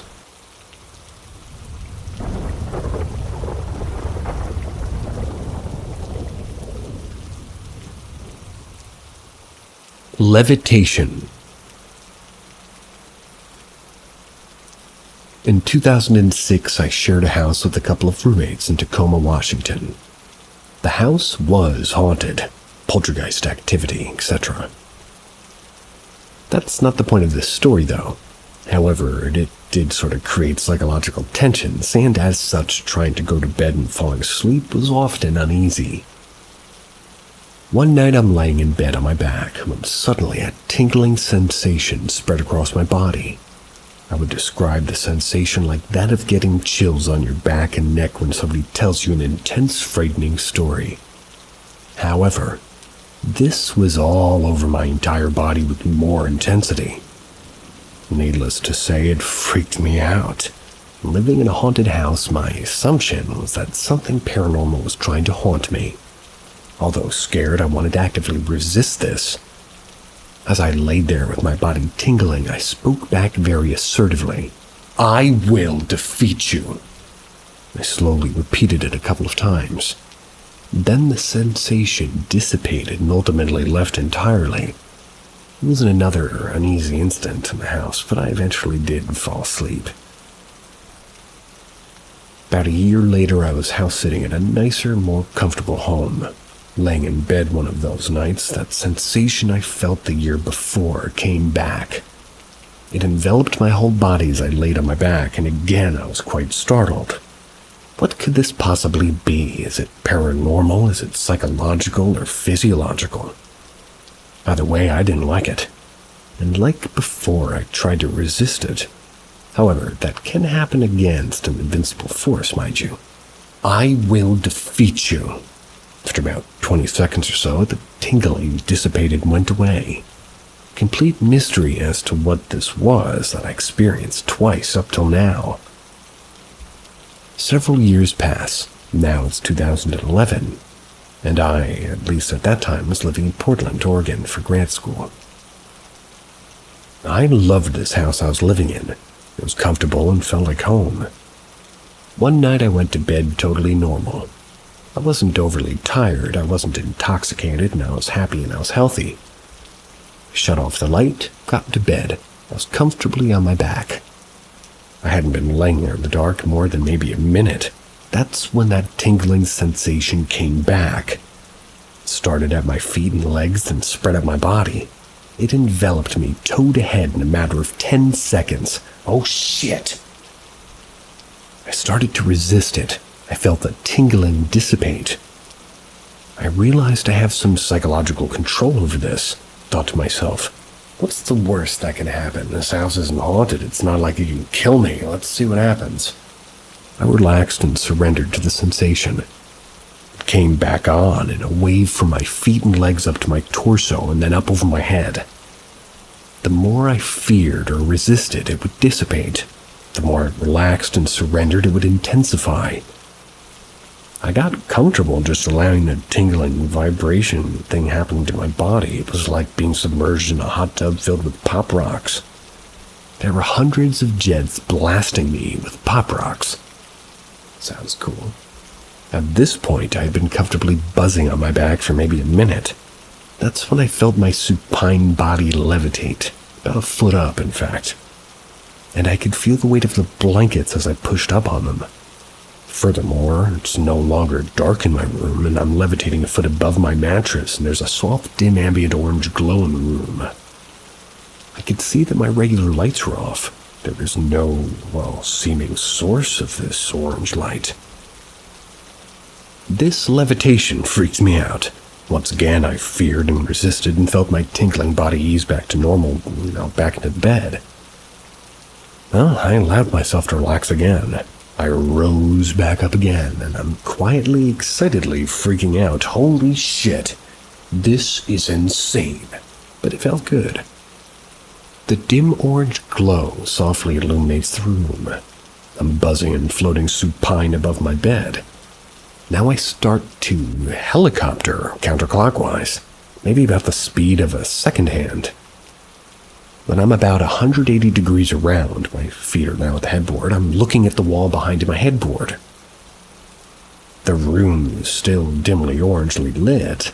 This blue wall was normally blank, but now hanging over my head is a painting. A painting I know. It's a painting my parents used to have hanging in their bedroom when I was a little kid. It's from home interiors, like mail-order home decor from the 70s, now hanging on the wall over my headboard. I completed a full 360, then my body eased back down. Then the tickling dissipated, and I laid there stunned. What the hell was that? I then realized, it was back to completely dark again in my room. I laid there completely perplexed, and I realized I felt comfortably drained. I decided I wasn't going to worry about it. Drifted off to sleep. Hasn't happened since. I should note, I didn't feel out of body, rather I felt in my body but levitating. It felt or seemed very real. There was no dreaming, at least never like this. I only wish I had a video camera catching it all. Would it show an orange glow and me floating, or would it have showed some kind of electrical interference? Would it be totally normal and nothing external? Everything was in my mind that was happening. Was it a spontaneous release of DMT?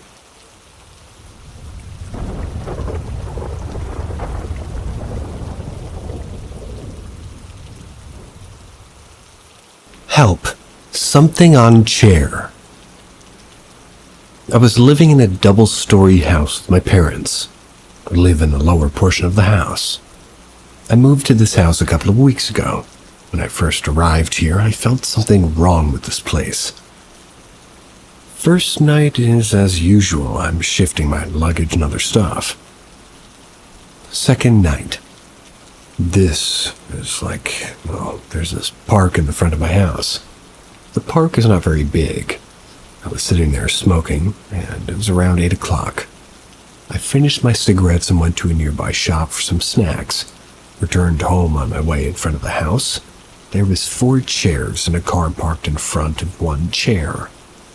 There was nobody around, not a single soul. I saw some grab the chair and moved it to the movement of the chair, so smooth as if somebody lifted the chair and placed it gentle. I don't know what thing got into me, and I just kept staring at it, and there's like some noise in my head saying, "Go sit on the chair." Note, I live in Islamabad, capital of Pakistan, and the entire city is on the hills, and my house, I like the corner of the town, and behind my house is long hills with nothing but a creepy environment. Third night. The third night, I'm just using my mobile, and the time is between 1 and 2 a.m. I'm just thinking about my previous incident, and in a blink of an eye, I saw a black figure in the corner of my room. I don't pay so much attention to it, and I started using my phone. My room is pitch dark. All lights were off. However, the figure I saw earlier was somehow clearly visible to me. I decided to go to sleep as soon as I was going to sleep, and I heard the sound of somebody crushing its teeth, and the sound so loud and clear. It's as if somebody's lying beside me.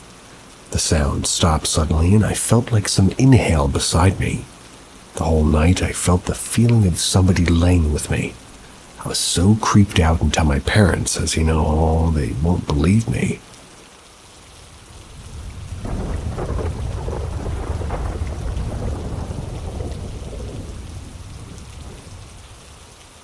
My life in a Truman Show reality.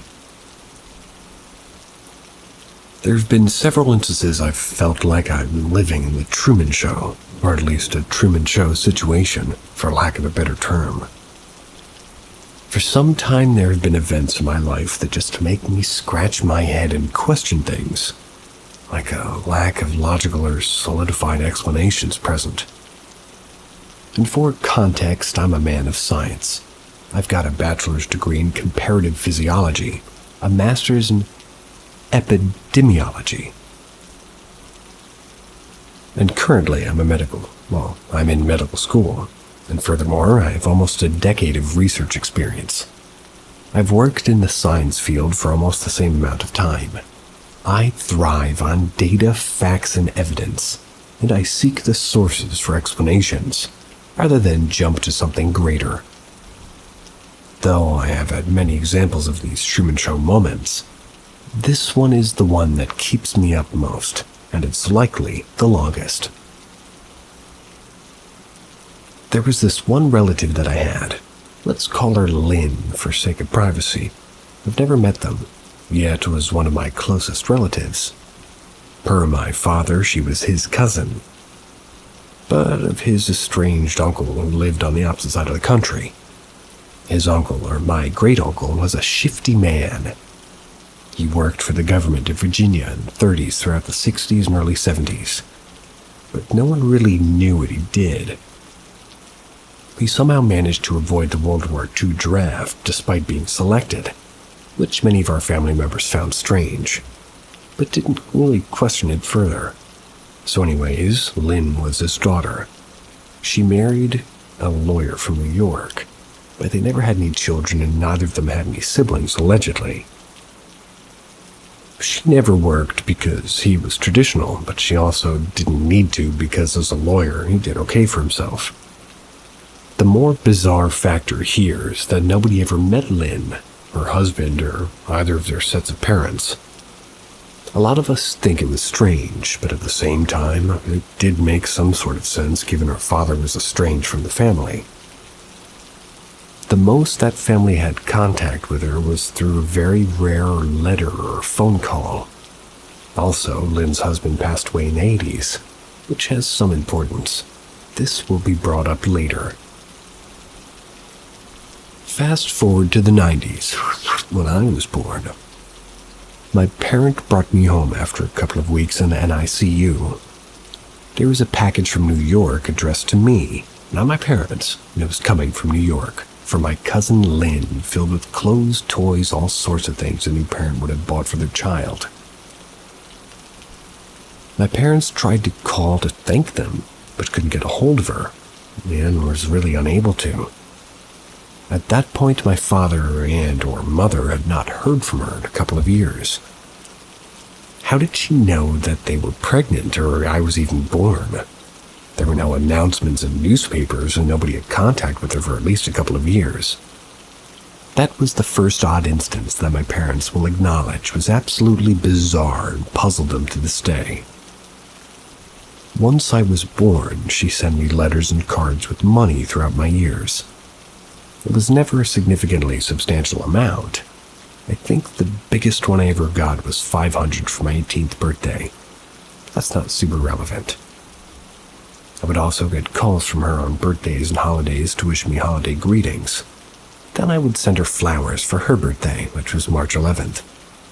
But nobody actually knew how old she was. We just simply knew that her birthday was March 11th and that she was allegedly older than my father.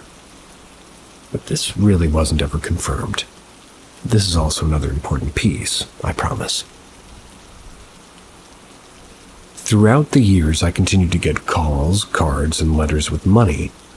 We always asked and talked about the same things. The weather, what I was doing, and then about her cat Kaylee, who always signed her card next to her, indicated by a little cat paw print. Kind of cute. We actually asked for pictures of her because we wanted to hang out in her house, or hang them in our house. But no matter how many times we asked, we only got drawings, which looked like children's drawings. We were perplexed as to why she never sent a photo, especially when we specifically asked for them. The last time we asked for a photo, we got a drawing that depicted her as an angel.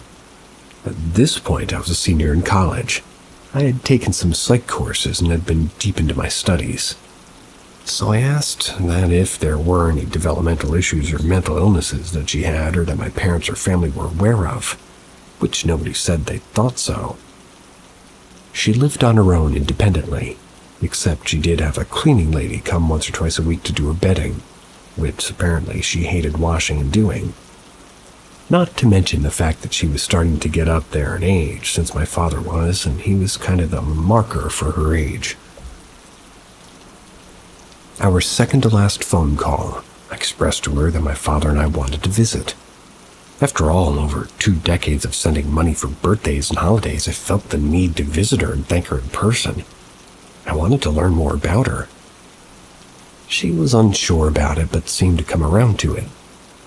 I said next time we talk, we can work out a time that's good for all of us, just to give her some space since she seemed apprehensive to us meeting.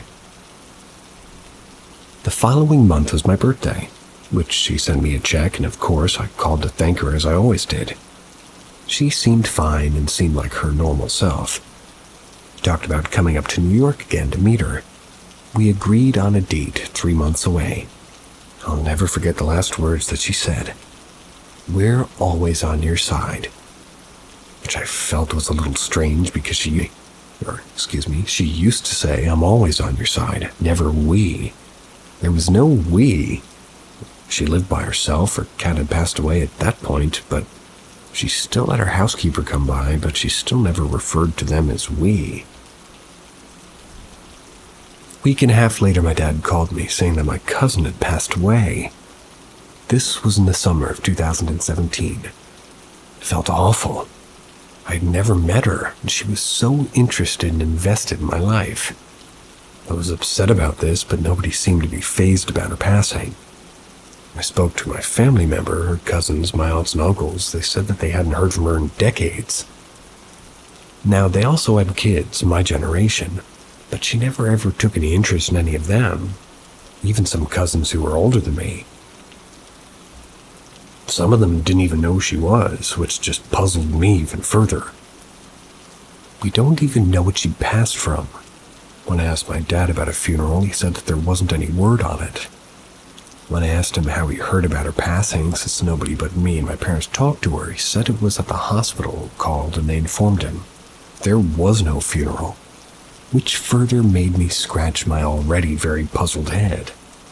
I figured maybe because she didn't have any close family, there wasn't going to be a funeral or memorial service. After a period of grievance, I didn't really think of her that much. It's tough to think about somebody you've never met, but nonetheless, I know what she looked like. I've only had phone calls with her. Over a year passes by and it's now December 2018. I get a letter from a law office in New York addressed to me. In a thick manila envelope was a copy of her will. As I was reading the will line by line, I was nodding to myself. 10,000 to her church, that makes sense. 5,000 to her housekeeper, yeah, that makes sense. Then I get to the last line. She left me her remaining possessions, including her house, its contents, and there is a second address that I'd never seen before. I was so flabbergasted and puzzled. Flabbergasted from the fact that she left me everything, not my parents nor my father, the closest blood relative to me. Further puzzled, I wasn't only inheriting one house, but a second that I'd never heard of before. She had never mentioned them in her calls, letters, or cards. She really didn't leave much, just go to a church, get her hair done, and then doctor's appointments. She usually had her housekeeper just help her with other things and groceries and household products. I found the business card from the firm that sent her will. I called the firm and asked to speak with the lawyer that signed the letter attached to her will. He was very professional and cordial on the phone and explained that it was the old firm owner that had drafted the will with her, and that he never actually met her. I glanced at the date, and the will was actually written in 2003, which would have meant I was 7 or so. At that point, I don't really recall talking to her. that really didn't start until I was 10. But she still sends cards, and I usually wrote a horrible, legible thank you card with a drawing or a photo of me. Anyways, he reaffirmed the will contents and testament was true. I asked if he was aware of a caseworker or social worker or anything that could give me more insight, which he replied he wasn't aware. I asked that he give the housekeeper my information and told her to call me, and he said he'd pass things along. After I got off the phone with the lawyer, I told my dad about the will and asked about the other property. He had used Google Street View to see a residential property, the one in the envelope that the address was from. It's a nice, quaint 1920s bungalow in the suburbs. There is one house across from hers, but there wasn't much else around her other than woods. We looked up the second property and it was in the middle of nowhere, but the house was massive, and according to the tax records was estimated to be like $1.2 million given it was a lakefront property with 23 acres. Damn. Not even 48 hours later, I was called by a representative from the state of New York. They were stating that they were going to liquidate the property to cover her medical bills. I didn't quite know how to react, so I just responded, "Okay, let me know if you need any more information," and hung up. Part of me thinks this is part of some gigantic ruse or Truman Show reality that I got too close to the truth, and so they burned the ties. This is about as much as I can remember from this part of my life, and still relatively fresh. But I still wonder who or what my cousin was. Was she legit, or was she part of something bigger? I fear that I'll never find out. Close this window. I tried to look into her husband, who very much so was a person and is well documented, but the interesting part is his obituary. There were no mentions of his wife or any other family. There wasn't even a survived by section. I feel like I'll never get answers, but I suppose time will tell. My own comment here. I don't see the Truman Show connection, not that I'm discounting your feelings about it, but I do know that medical bills do cost a lot. Could they cost $1.2 million? I don't know. But I'll tell you as somebody who's been written out of a will before, and I still don't understand why. Having somebody that you don't know think that way of you is an absolute blessing. Whether you've seen him or not, at least you shared drawings. Be thankful.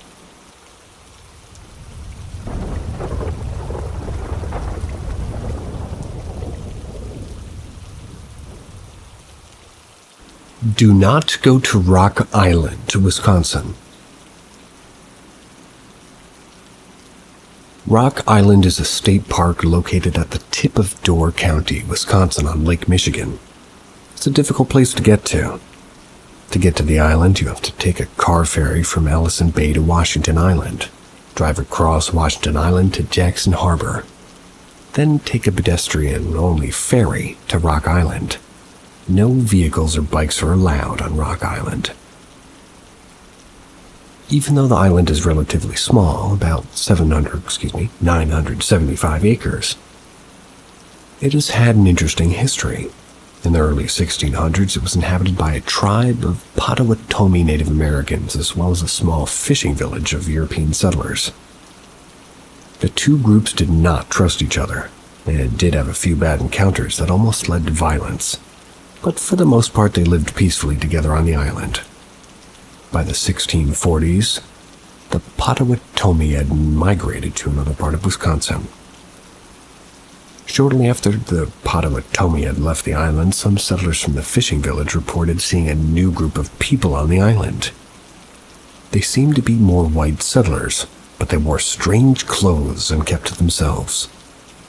No one from the fishing village was ever able to talk to one of these new settlers, or even find where they were living. It was around this time that strange things started to happen in the village. Several animals, it's not worth mentioning what they were, but maybe it was pigs or chickens. They were found slaughtered in the village and seemed to have been used to make markings in blood on some of the buildings in the village. On a different night, a building used for preserving meat burned down. The villagers felt that these things must have been done by these new people on the island. They intended to find them. After a thorough search of the island, including the wooded inland area, they never found a single person. These strange occurrences seemed to stop soon after the search, and none of the other settlers were ever seen again. In 1836, the Potawatomi Lighthouse was built on the northern part of the island. After construction was finished, the lighthouse was inspected, and it was reported back that the material of which the lighthouse and dwelling are made are of the best quality, and that the work is done in a substantive and workmanlike manner. David E. Corbin was appointed the first keeper of the light on December 19, 1837. Only 3 years later in 1840, despite the apparent quality of the construction of the lighthouse, David Corbin started to complain that plaster started falling off the building. Some sort of liquid would ooze through cracks, leaving the house constantly damp. Corbin was completely alone most of the time at the lighthouse, and some have said that when visiting him, you could stare at certain walls, and sometimes they would speak vaguely of other visitors. In 1845, after 8 years of relative solitude at the lighthouse, an inspector visited the lighthouse keeper and determined that while Corbin was fulfilling his duties, he was acting strange. The official report says that the inspector ordered Corbin to take a 25-day leave of absence to find a wife to live with him at the lighthouse. However, some think that the inspector was startled by Corbin's mental state caused by years of solitude and thought it would be the best for him to spend some time away from the island. In 1852, Corbin reportedly fell ill and died that December in the lighthouse. He was buried in a small cemetery just south of it. The next lighthouse keeper also reported the surprisingly quick deterioration of the lighthouse. Some friends that had visited the new keeper say that he would talk of seeing strange things in the house at night, but he wouldn't elaborate on what he had seen. In 1858, after only 22 years of service, the original lighthouse was torn down, and a new one was built. From that point on, the lighthouse keepers were required to have an assistant keeper or family with them at the lighthouse. No strange occurrences were further reported in the lighthouse logbook outside of strong storms and occasional shipwrecks, except on January 20th, 1876. The keeper at the time, named Betts, reported that he saw 2 men attempting to row to a mainland from Washington Island. He wrote a terrible storm was coming up shortly after the departure. They never made it to their destination. Over 3 months later, on May 3, 1876, Betts wrote, "The 2 men who were lost last January have been seen several times, once from Caney Lighthouse at Jacksonport." Once from Jacksonport, if you didn't hear that. The men were apparently frozen stiff and sitting upright in the boat among a mass of ice. At last, that account they were still adrift. There is not much hope that they will be found and buried. By 1900, most of the island's inhabitants left for better fishing areas on Lake Michigan. In 1910, a successful business owner and inventor, Chester Thordarson, purchased all of the island, except for the land that the lighthouse occupied in the north. He used the island as a private summer retreat from his business in Chicago. Thordarson was responsible for unique and mystifying buildings and structures that are still on the island today. On the south end of the island, he built a giant stone hall that has a boathouse in the lower level. A stone water tower was built on the east side of the island, and an imposing wooden gate was constructed on the west end of the island. The Great Hall was used to store Thordarson's immense book collection. He had over 11,000 books, and it's rumored that he possessed some very rare books on the occult in his collection. Thordarson died of heart failure on January 6, 1945, though some have speculated that he saw something that actually scared him to death. I couldn't find any writings from Thordarson, however. That mentioned him experiencing anything strange on the island, but after his death, multiple churches and universities were interested in his book collection, but he had willed it to the University of Wisconsin-Madison, providing that they had to purchase it for $300,000, which they did. Some of this history is hard to find on the internet, but there are a couple of binders in the Great Hall that had a lot of his documented, well, like personal papers. All of this history I gave is just to provide a little context for experiences I've had, directly or indirectly, on Rock Island. In August of 2021, I took my first and last trip to Rock Island. After taking 2 ferry rides, I arrived on the island at about 2 p.m. I'd booked the remote campsite E, which is a backpacking site that's a little over a mile from the dock. I took my time hiking out to the site to enjoy the scenery. Took a couple of breaks just due to how heavy my pack was. I was definitely packed more for camping than hiking. Got to my site, set up my tent, got everything situated. Started gathering sticks and driftwood from the beach so I could start a fire. On my 3rd trip back from the beach, before I got to my site, I heard a single high-pitched squealing noise come from the forest. It didn't sound close, but it was such an unusual sound that I stopped in my tracks and waited for a good 30 seconds. I was waiting to see if it would happen again. It didn't. So I continued back to my site. When I got back, I began working on getting a fire started. The remote camping sites on Rock Island are pretty well spaced out. Sites C, D, and E are grouped together. There's probably 100 yards between each site. There's not a real trail connecting the 3 sites directly, but enough people have walked along the ridge between the 3 sites, and there's an obvious path. As I was setting some sticks up in my fire ring, something caught my eye, and I looked up. Fairly far away, it looked like it might have been at Site D or a little further. Maybe it was a person running in my direction. My first thought was, well, that's odd, because like I said, it's not even really a trail they were on. Then my mind just went to there must be something wrong and this person needs help. Got a little closer and it looked like maybe it was a woman in loose gray clothing, maybe a hoodie. Still far enough away that I couldn't really make out any details. I quickly stood up from a crouching position I was in, and just as I did, I heard the high-pitched squealing noise again. It was behind me, and it was much closer this time. It startled me quite a bit, and I turned around to look behind me, and I scanned the trees for a couple of seconds. I didn't see or hear anything, so I turned back around because I knew the running person must be getting close. But now they were gone. Again, I stood there, scanned the trees, but didn't see them anywhere. I was so confused, I was kind of frozen for a few seconds. It was all very strange. But I was able to reason it out in my head that it was just a fellow camper from Site C or D. Maybe they were running to the pit toilet that was a couple of 100 yards west of the sites. I tried to forget about it, but it was really just bothering me. I didn't like whatever that squeal noise was, and it felt very strange. With some effort, I decided to let it go and started my fire. I had a quick meal and a couple of adult beverages, and then adult beverages. What the heck was that?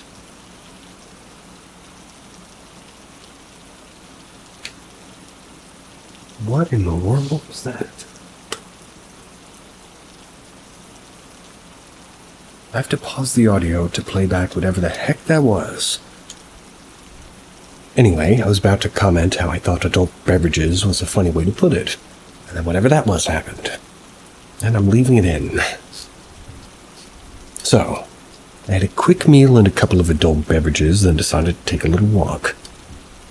I hadn't seen Site C or D yet, so I thought I would check those out and see if maybe I had some neighbors camping nearby.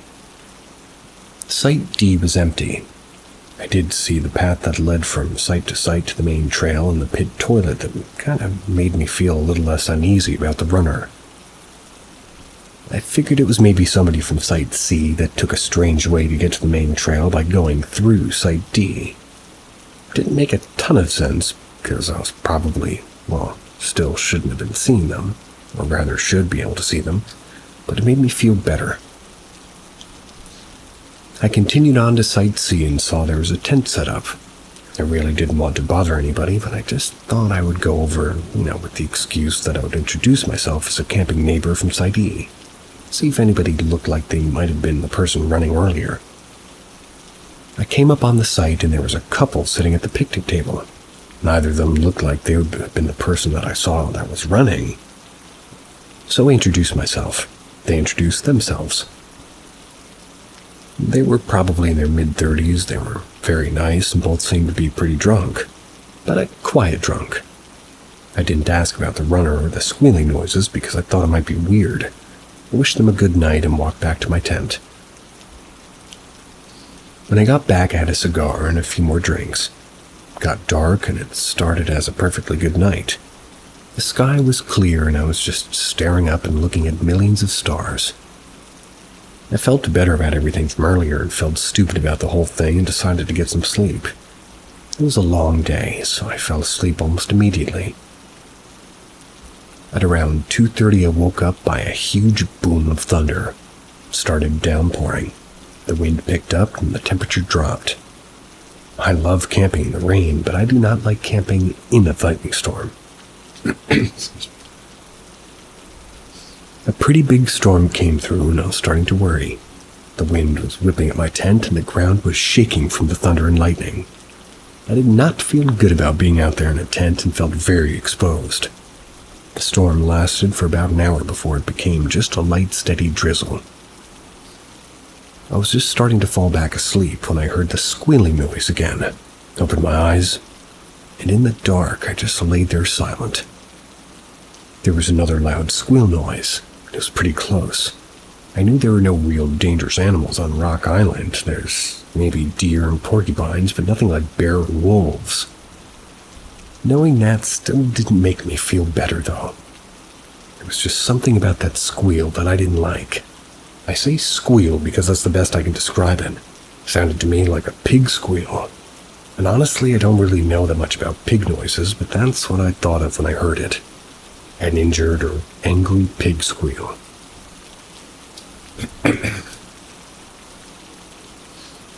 I continued to lay in my tent and started to hear footsteps outside of my tent.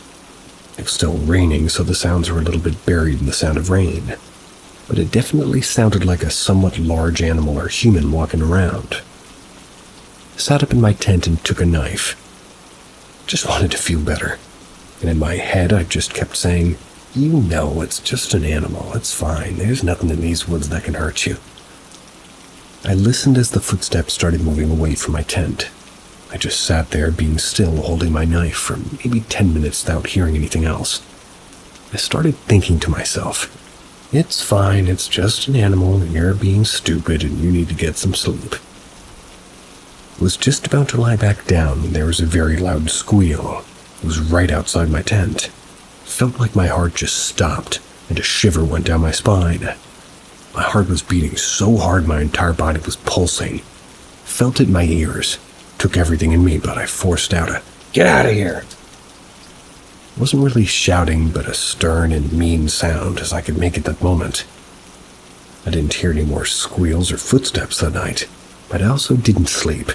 I just sat there in my tent for maybe an hour before I laid down. Eventually the rain stopped and I kept laying there until the sun came up, all that time reassuring myself that I was being stupid. It was just an animal. It was probably 7 a.m. before I decided I had to get out in the tent and relieve myself. As soon as I stepped outside my tent, I saw that my picnic table had been turned over and was upside down. When I saw this, I surprisingly calmly thought before the electrical interference turned my mic off. Okay, this is enough. I'm leaving the island today. I checked my surroundings, nothing else seemed out of place. I eventually reasoned with myself that the wind had blown the table over during a storm. It still seemed a little strange. The table was pretty heavy and I felt like I would have heard the table flipping over. That might have made sense. I made some instant coffee, had a bite to eat, started to feel better about the whole thing, then decided to go for a hike. I admit, I get easily scared when I'm camping by myself in the woods. Maybe that's natural. But after I had some coffee and food and the sun came out, I realized that nothing I heard or saw was really anything that could have been explained. Other than not getting a good night's sleep, I was having a pretty good time. The reason I came to the island in the first place was to hike the 7-mile Thordesund Loop Trail. I had a lot of interesting things to see. I was excited to start the hike. Packed a few things in my backpack and I started off. Fairly close to my site is the water tower. I have no idea how it was originally worked or why it had to be a tower, but it's an impressive building with a fireplace that looked like someone had recently had a fire in it. A little further down the trail was a cemetery where 2 sisters and a few others are buried. It's believed that there are still more buried here in unmarked graves. These likely are some of the settlers from the old fishing village. The island has 3 cemeteries. There's one by the beach and there's one where Chester Thordesund is buried. There's one in the eastern part of the island where the 2 sisters are buried, and there's one in the northern part of the island where the original lighthouse owner keeper David E. Corbin is buried. There's also at least one on Potawatomi burial site on the island, but nobody knows exactly where that is. I kept walking on the trail until I came to a nice scenic overlook area with a bench. That's where I sat down and drank some water. I started to hear some talking on the trail. This was ahead of me, but I couldn't see anybody yet. There was a bend in the trail and the trees were thick, so I sat on the bench waiting for these people to come around the bend. The voices were coming closer. I could tell that they weren't speaking English, but I couldn't place what language it might have been. Both voices were very, very deep and guttural. Then, back deep in the woods, I hear a loud and quick "Ooh." Immediately, both the voices I was listening to responded with their own, ooh. I kind of smiled because it sounded like these 2 heard whatever it was in the woods and were trying to be funny and mock it by responding. Got off the bench, put my backpack back on, and started walking the direction further down the trail where the voices were coming from. But I never did find these people. The rest of the hike went very well. I visited the cemetery where David E. Corbin is buried. I took a self-guided tour of the Potawatomi lighthouse. I passed the wood gate that apparently used to be part of a larger structure. I walked by the Great Hall and the dock area from where I arrived on the island. Visited some other structures on there too. Came across the cemetery where Chester Thordesund is buried and then finished the loop by returning to my campsite. It was a very nice hike with lots to see and wasn't especially difficult, but I was tired. I did walk down to campsite C to ask the couple I spoke with the night before how they did with the storm during the night, and apparently they packed up and left. I was disappointed because I also really wanted to ask them about the squealing noises during the night. The rest of the evening was pretty uneventful. I built a fire, made some meals, had a cigar and some drinks. As soon as it got dark, I was ready for bed, since I had so little sleep the night before. Got in my tent and quickly fell asleep. I might have been asleep for about 3 hours when I woke up suddenly and immediately fully was alert. Nothing that I was aware of caused me to wake up, but I felt something was wrong. Sat up in my tent, and this part's a little bit hard to explain. A feeling of complete dread washed over me. It was unlike anything I'd ever felt before. It felt like there was something in the tent with me. I could feel that it was angry, seething with anger, rage even. I could feel its hatred for me. Felt like something very bad was about to happen. Couldn't do anything about it. I started to shiver uncontrollably.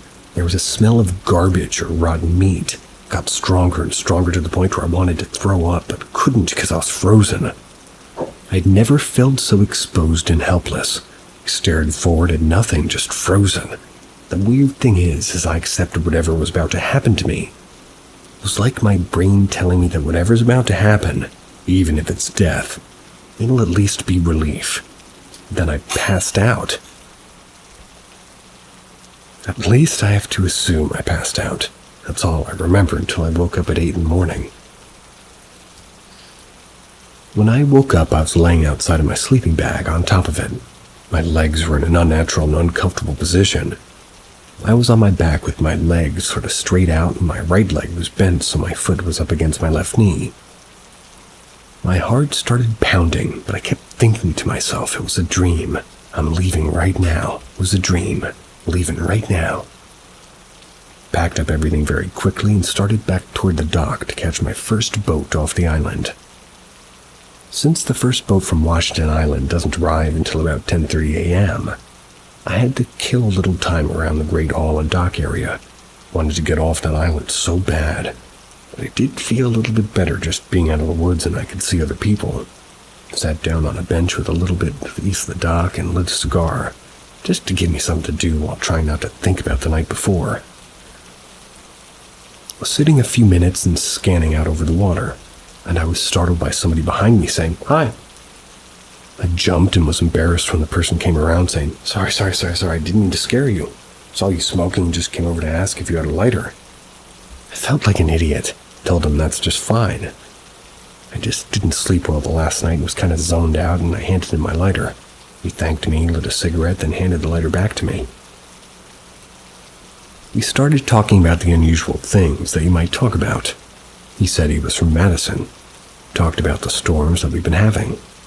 He seemed to be a real outdoorsy kind of guy and talked about his plans to move to Washington Island. It was a nice, normal conversation and kind of took my mind off the night I just had a little bit. He seemed like a pretty nice guy. Then naturally asked me what site I'd been staying at. I told him I was staying at Site E the last 2 nights. He said he usually books that site, but I must have reserved it before him. He said he must have booked Site D the last 2 nights. I was surprised by this because no tent or anything was at Site D the 2 times I walked past the site. I told him this, and he said that he comes to the island a few times a year and if you book a site, but he actually camps at different areas on the island. I asked him where he camps. He told me most of the time he camps in the East Cemetery, but he also likes to camp in the woods south of the lighthouse. He told me that he hikes about halfway down the Fernwood Trail and just heads north into the woods where he finds a place to camp. He said that one time he found the ruins of a small log house in those woods. He's going to try and find it again and camp inside of it. At this point, I started to change my opinion about this guy. Wanted to change the subject, but then he asked me if I had heard the screeches in the woods. I took a second to reply and knew he was talking about the squealing I had heard. Told him I had. I asked him if he knew what it was. This time he took a second to reply and I saw his face change. He looked as if he was thinking if he should tell me something, like a secret. With no expression at all in his face, he said, matter-of-factly, "A demon lives on this island." Unlike any other circumstance, I would have laughed this off, but not after what I experienced the night before. He looked at me and must have seen the anxiety and fear I was feeling. He surprised me by letting out a quick laugh. He asked me if I saw anything that night. I told him I hadn't seen anything, and he stared at me like he was trying to figure something out. I felt like he could tell I had experienced something. At this point, I was ready for the conversation to be over. Then he told me he had seen something in the cemetery that night. Now his face and mood kind of changed again, like he was trying to confide in me. I really didn't want to ask the questions, but I knew he wanted me to ask it. So I asked him what he saw in the cemetery. My voice was shaky. Then I could tell he had changed his mind about telling me. He actually looked at me with empathy and told me that what he saw was hard to explain. But if I was afraid of the screeching noises, he didn't think I should go near the cemetery. I didn't say anything right away, but he said 4 words without context. Keepers of the flame. I looked at my cigar and the ash was long. Put it out and told him I was going to wait by the dock for the boat. He nodded and I started to walk away. After a few steps, he said, "Hey." I turned around to look at him and he said, "Don't come back here." I turned around and started walking again. I don't know if that was a warning or a friendly suggestion, but I took it to heart. I was definitely not coming back to Rock Island. When I got home, I looked up Keepers of the Flame as it pertained to Rock Island. I found 3 things that he could have been referring to. The name of the Native Americans that lived on the island, the Potawatomi, could have been translated to Keepers of the Flame. The lighthouse keepers on the island were sometimes referred to as the Keepers of the Flame. Then there was also a 19th century cult that was said to visit the island from time to time that called themselves the Keepers of the Flame. I know that hundreds of people visit Rock Island every year and have a great time camping, hiking the trails, and exploring Chester Thardison's buildings. My humble suggestion is this: do not go to Rock Island. Anybody want to go to Rock Island with me? See ya.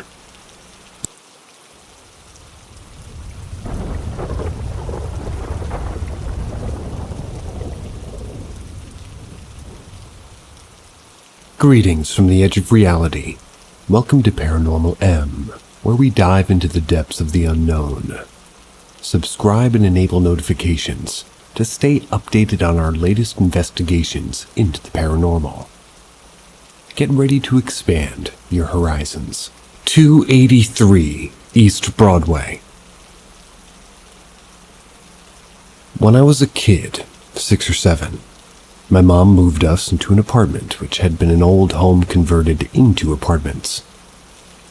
The house was about 3 homes down the street from a mortuary, in which there was a wayward cemetery behind it.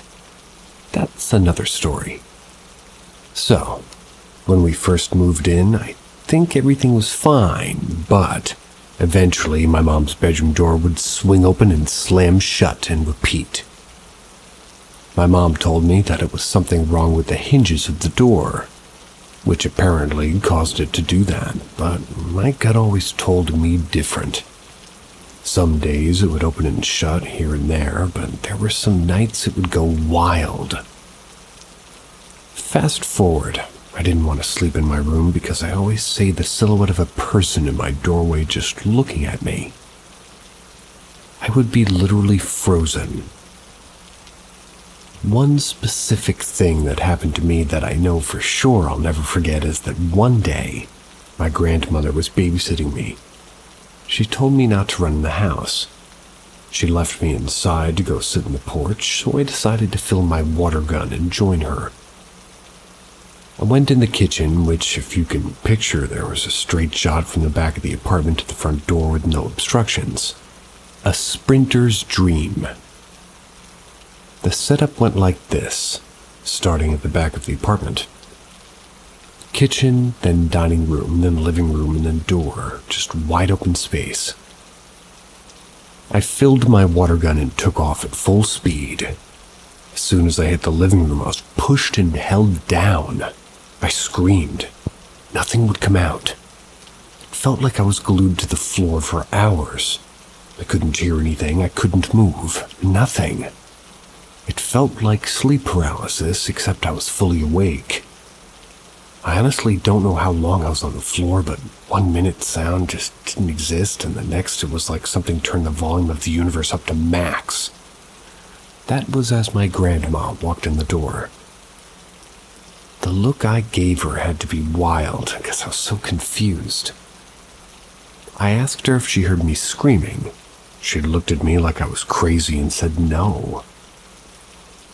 I ended up telling her what happened to me. She sternly told me not to run around in that apartment.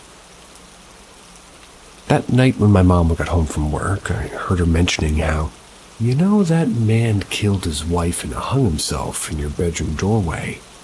That's why it keeps opening up. Now she's feeling and seeing things.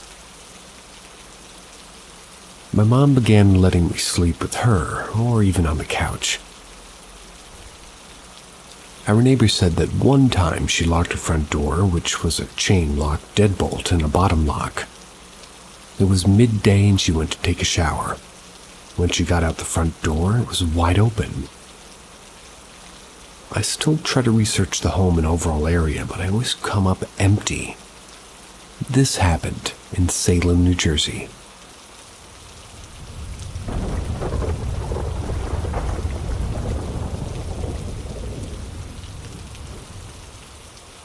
My ghost stories. I started seeing ghosts when I was a kid.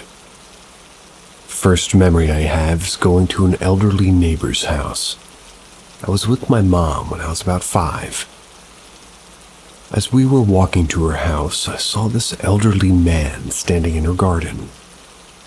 He smiled, appeared friendly. My mom walked on, just without saying a word. He never said anything either. Thought it was strange, but didn't say anything. We got inside the house and was chatting with the neighbor when I saw him in the hallway to the living room. He was watching us and smiling and not saying anything. I saw a photo of him in the living room with the neighbor lady, so I figured he must live there. Still, I noticed no one looking at him or saying anything to him. Finally, the curiosity got the best of me, and I said, "Who's that man in the hallway smiling and looking at us?" My mom and neighbor said no one was there and looked at me confused. I said, "The man in the picture standing in the kitchen smiling at us. No one's saying anything to him." They told me that was impossible because that was her husband, Bud. And Bud had died 2 weeks ago. That was why my mom came to visit her. Second time was when I was visiting my uncle's house. He and his wife had just gotten a waterbed, which was popular at that time. He was showing it to my mom and I. As we walked up the stairs to their bedroom, I saw this man who appeared to be in his late 20s, early 30s, sandy blonde hair, wearing only boxer shorts, pacing back and forth in the upstairs hallway. He walked right by him, and again, no one but me looked or said anything to him. I thought that was strange, so continued to walk back and forth on that strip of hallway, outside the door, and even looked in the room at us a few times. Again, I was curious about what was going on, so I asked my mom and uncle, "Who is the man walking around in the hallway?" They looked confused. My uncle said no one should be here. Let me go look. He comes back a few minutes later and said that he saw no one. I said, "He's still outside the door." My uncle got quiet for a minute, sighed, and said, "Well, he's harmless then. Don't worry about it." My mom, even more concerned, asked my uncle what he meant by that and what was going on. My uncle then said that my cousin, who's the same age as me, had also reported seeing a man in their house. My uncle said he would tell my mom more about it, and he went downstairs. They made me play outside while they talked. I found out years later from my mom that my cousin, who also saw the man, was not believed by his parents at first, that it was anything other than an imaginary friend. That was until my cousin started saying that the man lived in that house and wanted to know why they were there. My aunt took him to a psychologist and everything. She eventually did some research on the house and discovered that a man in his early 30s had committed suicide in that house in the early 80s. A few years before they bought it, well, apparently. Also, when my cousin's younger brother was old enough to talk, he also began reporting that he too saw the man, was absolutely terrified of him because he said that he would come into their room. He was so terrified he didn't want to sleep by himself. He refused to sleep in his bedroom. Another ghost sighting happened a few years later when I was about 8 or 9. My brother and I used to play near a creek in the backyard. Across the creek was an old house. This kind-looking old man would come outside the house and watch us play. He would never say a word to us. He seemed to really enjoy watching us play and didn't seem weird at all. He seemed to be a genuinely nice guy. He had white hair, was very fair-skinned, skinny, always wore the same dress clothes. Button-up beige dress shirt, dark brown dress pants, and dress shoes. The thing that made me begin to feel uneasy was the fact that my outgoing brother never acknowledged the old neighbor man, never looked in his direction, nor said a word. See, I didn't notice this the first few times we played back there, and never thought anything weird because the man seemed harmless. One day, I finally got the courage to ask my brother if he saw the man sitting there on the porch. We were very close to the house, so he could clearly see anything that was there. My brother looked up and just around and asked me if I was messing with him and trying to scare him. I couldn't believe it. There the man was, clear as day. And yet, I was the only one who saw him. I told my brother I was going back to the house and he should come with me. He didn't, so I went to the house and asked my mom who lived in that house. She said that nobody had lived in that house for years. I told her about the old man, and she said to get my brother not to go back there until her and my dad checked it out. I never saw him again. The story doesn't end there, though. It gets even more creepy. A few years later, a family moved into that house. We made friends with the two girls who lived there. One day, the oldest girl told us that their house was haunted. They said they heard their cabinet doors in the kitchen open and close at night sometimes. No one would ever be there, and the light switches would turn off and on. She said that her younger sister said that she saw the ghost and described him as an older gentleman, said his name was Frank.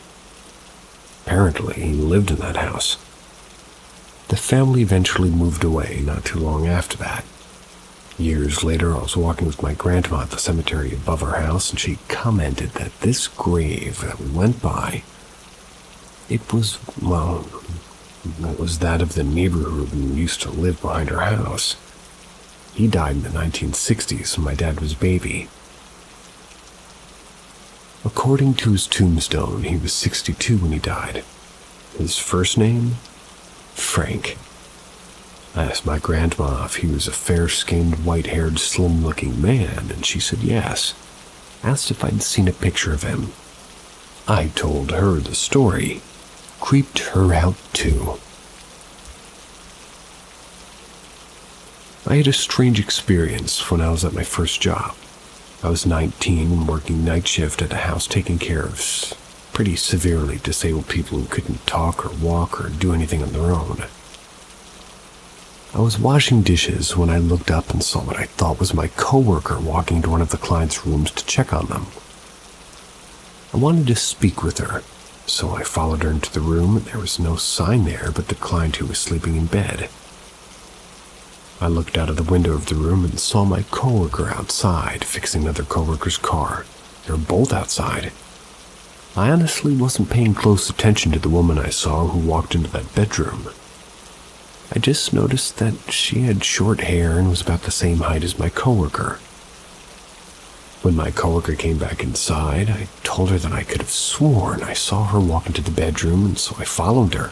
No one was in there. I thought I was losing my mind. My coworker looked at me and said that what I saw wasn't unusual, or even the first person who claimed to see a woman in that house. Apparently, that place had been the scene of a double homicide many years ago. A man and a woman were shot to death while they slept in their bed. Many people apparently have been reported seeing what they believe to be a woman's ghost.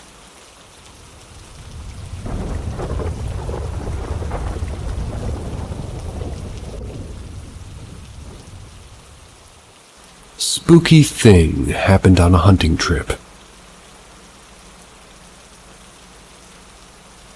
The story I'm about to tell is not one I personally experienced, but one told to me by my father, who experienced it firsthand many years ago.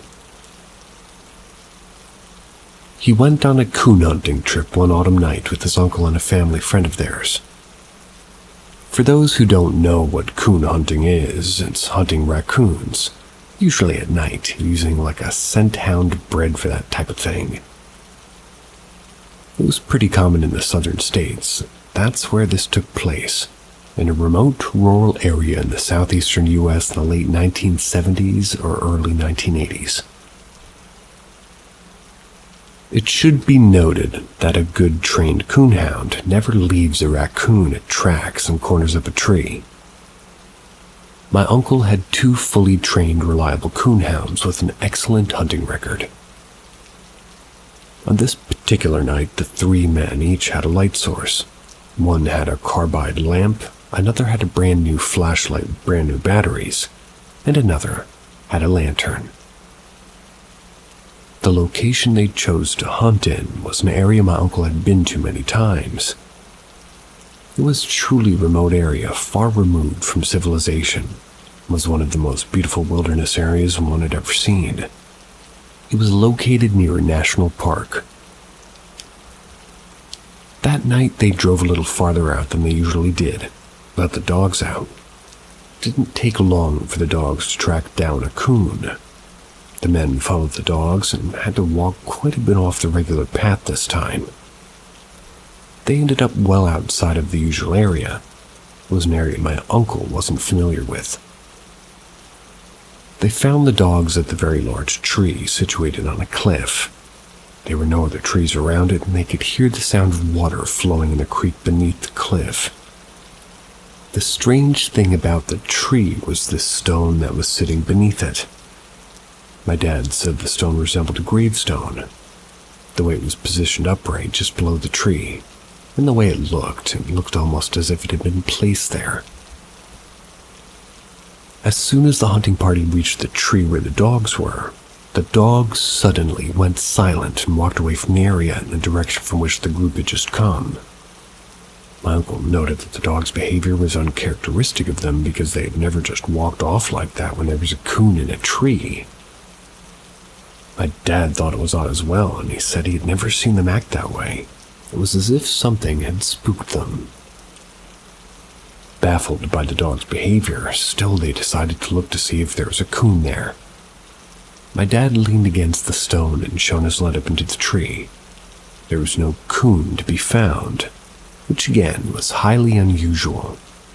If there wasn't a coon, what were they chasing? As soon as my dad leaned against the tree and shone the light into it, their friend's carbide lamp suddenly went out. My dad said that as soon as their friend uttered the words, my light went out. The other two lights simultaneously went out as well. Alone in the woods and completely in the dark, a feeling of uneasiness settled over the men. My uncle, who is a logical-minded man, calmly stated, "There's probably a reasonable explanation for what has just happened. We need to all remain calm. Let's just step away from here and make our way back to the Jeep." So, they headed back the way they came. About a half mile to a mile on their way back, their lights all came back on as if nothing had happened. They found the dogs. They were a little bit further down the way, nearer to the Jeep. My dad never went back there to hunt again. What's interesting to note is this particular area is near a well-known area of the park where lots of people through the years drowned in the river there. It's purported to be a haunted spot. There have been ghost sightings and all kinds of strange occurrences in that area. It's possible they wandered into the park near that very spot where some unfortunate soul had drowned.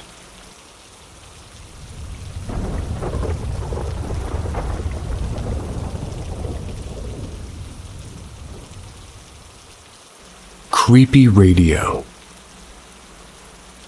So I was just watching one of those Ask Reddit videos on YouTube about scary experiences. Wink, wink. It reminded me of a really creepy experience I had a few months ago, and I wanted to share. Not really a ghost story, but unexplained and very creepy regardless of possible coincidence. So I worked for a construction company up until recently. Within the first week of working there, we were working on a specific job that was relatively close to me, so I drove there every morning. I'd just passed my driving test, so I was taking every opportunity I could get to drive. I was taking full advantage of all the driving comforts available. Had my radio on, but I had one of those radio/Bluetooth transmitters that you can connect your phone to and play your own Spotify, Apple Music, or whatever through. This way you can listen to your own music and playlists. So, I was listening to my own playlist driving on my way to work, and for some reason it was being kinda glitchy. The signal was being temperamental, even though the radio transmitter was literally a couple of feet away from my radio just at all times.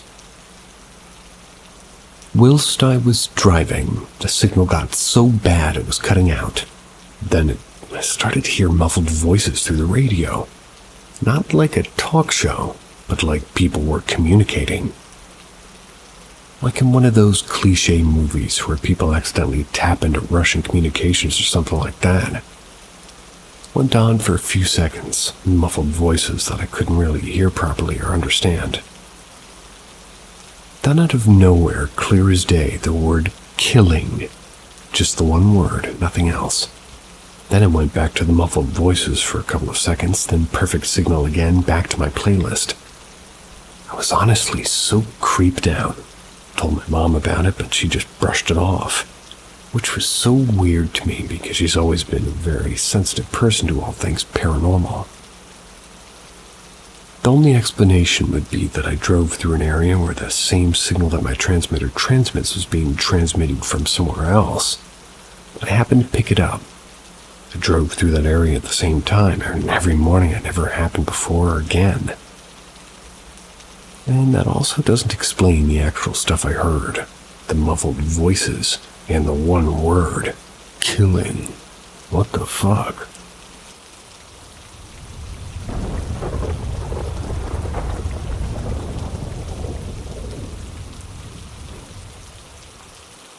Strange shadow. I'm a very skeptical person, and a non-religious person even though I was raised in a very Catholic family. I always try to use logic and reason before anything else. I never knew what to think about this event. So this happened to me 20 years ago, but I still remember it like it was yesterday. I was a kid at the time, almost 10 years old. One day I woke up in the middle of the night. I don't know what time it was, but everybody in my house were already sleeping. I usually don't wake up very easily. I'm a heavy sleeper and used to sleep with all the doors of the rooms open for no reason in particular. My room is in front of my parents' room across a very short hallway, about 6 feet long in this hallway. We don't have any furniture, just the floor, because it's a very short hallway. So, as I was saying, I woke up in the middle of the night for no reason, and I wasn't sleepy or tired anymore. I looked at this hallway, and there was moonlight coming from my window directly to this hallway. It was dark, but not too much because of the moonlight. I spot this strange shadow standing, but sort of moving on the same spot like it couldn't decide where to go. I didn't feel any bad feelings or chills, nothing negative about it. I was just seeing it with my eyes. It was human, or at least humanoid, and it was a shadow. It had 2 arms, 2 legs, a torso, and a head. I couldn't see the face or the eyes, and I don't know if it was male or female. It was the shadow of a little kid, but darker than anything I've ever seen before. So I could distinguish it from the hallway, and it was moving so erratic. But it was standing on the same spot in the middle of the hallway. If I could say something about it, it's that I could say the shadow was sort of disoriented. Don't get me wrong, even though I didn't feel anything negative about this shadow, I was scared as hell. Thought somebody was invading the property. Got into the plank position in my bed, and I proceeded to sit on my bed without breaking my visual contact, and I start screaming for my parents. I'm screaming for help, and this thing reacted to my voice. Started to run away from me towards my parents' room, which their doors were open, and I saw how the shadow took a left and got inside my dad's closet. It's a pretty big closet, almost like a little room with the doors open. Then everybody woke up, and I armed myself with a gun and checked the closet. Nothing was there. Hold up, you were 10 and you found a gun. Okay. We looked everywhere in the house and the surroundings. There's no evidence of forced entry. There was nothing. The thing just vanished. My parents told me that I was just having a bad dream. But I knew what a dream, or I knew what was a dream, and nightmare, even sleep paralysis, could move and speak. But trust me, it was none of the above. I know to this day that what I saw was real a few days ago. Told this to my friend in great detail. He told me about the shadow people and about this forum. I just want to know what the hell was that.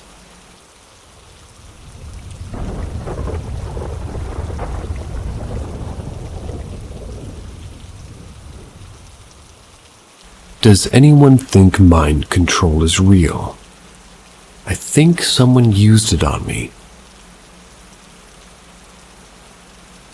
I don't mean to make this title sound like I'm wearing a tinfoil hat to protect myself from the evil government mind rays or anything, but there was someone at my college who I had a few strange interactions with that I cannot explain. I was a senior. This girl was 2 years below me. She always went by Claro, like the singer. Never heard of him. But I'm pretty positive that this was just a nickname. I never had a class with her. I had different majors and different year. But I saw her around at the gym, the cafeteria, things like that. The first time I ever chatted with Claro, I found myself telling her super personal or intimate details about my life. I couldn't stop myself from doing it.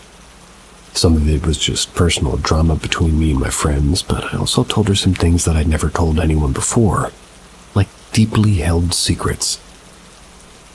It wasn't until after the conversation ended that I realized everything I told her. I left with very little memory of what she said to me. The next time I interacted with her, I was on my way to an exam, which was just minutes from starting. I didn't want to be late or else I'd fail automatically. Passed her on the sidewalk and she stopped me.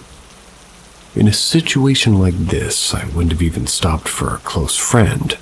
I would have just said, "Sorry, can't talk right now, I have an exam to get to." Kept walking. But for some reason, my legs would not move when Claire started talking with me. Like the other conversation with her, I don't remember much. Halfway through, though, I completely forgot about my exam, and when she left, I even stood there for a few minutes just thinking, what was I doing again? The third interaction I had with her is the one I remember the most. She walked up to me in the gym and asked for $20. I didn't question it at all, and I just proceeded to hand her the cash right out of my phone case. It took me a full day to realize something was off. I almost never give money to anyone, even my friends. She asked me for the money on the other occasion, but thankfully I had no cash to give her and she walked away. I spent the rest of senior year avoiding her. I don't know what it was about her, but she had that really weird effect on me. I don't know how to explain it other than she hypnotized me somehow. Maybe I'm just super susceptible to that kind of thing and she targeted me because of that. Has anybody had any other experiences like this? Hot take here, as I smack my head against my pop filter. Were you attracted to this woman? That might make all of these things happen to you. Not saying there's anything wrong with it, but people can usually sense when you're attracted to them or when you're attracted to them, and then they might ask you for things. At least I've found this to be true in my experiences. And everyone else's. Mostly.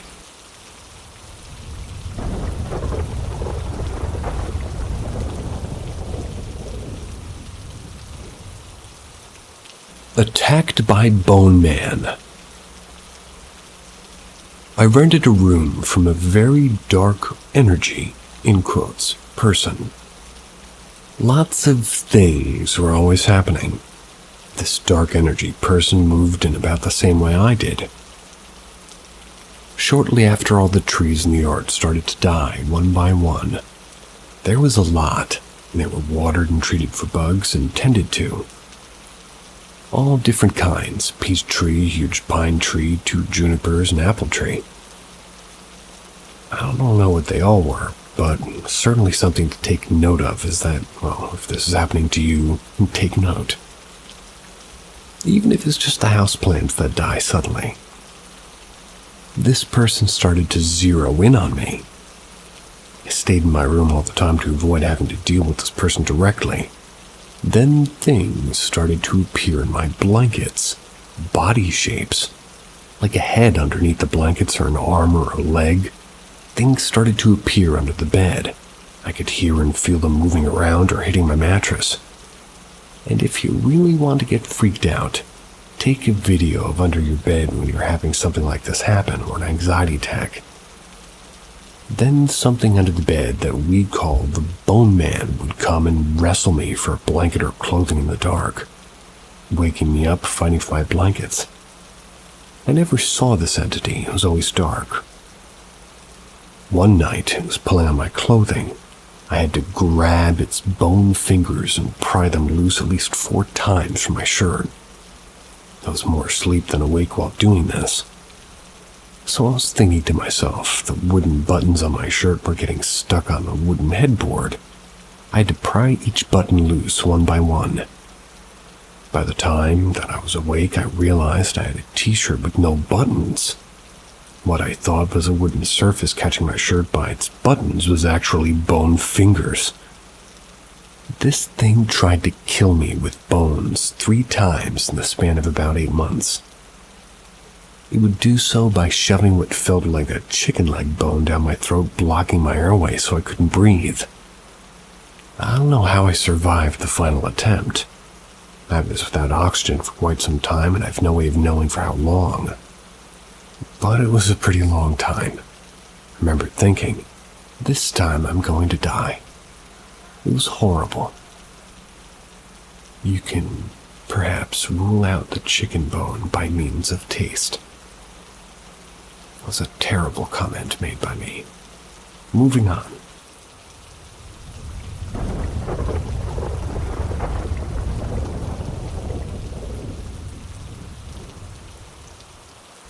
Help. I think I caught blah blah blah on new camera. Never thought I'd post an update on this. Many of you may remember my post nearly a year ago. If you don't, welcome. A year ago, my roommate purchased a camera that detects motion to put into his toddler's bedroom and our living room. Not too long after installing the camera, before we got a memory card for the camera to have recorded camera footage, an image was captured on it. I was home alone with my boyfriend when I received a motion alert notification. I checked it, and it was bombarded with the image of whatever the hell it was. So I posted it here on Reddit. Naturally, as well as, well, instead of burning the house down. My roommate didn't believe that our house was haunted, or even in ghost.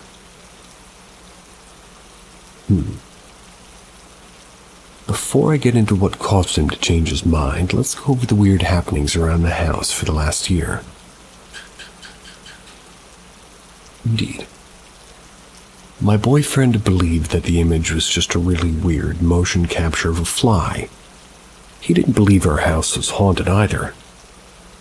We got home from a doctor's appointment one day to one of our pillows in our bedroom in midair. It promptly fell once we saw it. That changed his mind. After being noticed by other people, whatever entity in the house started just being straight up inconvenient. Literally stole an about half-smoked cigarette from the top of my dresser. My boyfriend asked me not to use his favorite pencil. He likes to draw, and artists usually have a favorite something. He went to work. Not even 5 minutes after he left, I set up to walk to the bathroom and the pencil is floating midair in drops. It's actually disappeared since. The ghost has authority issues.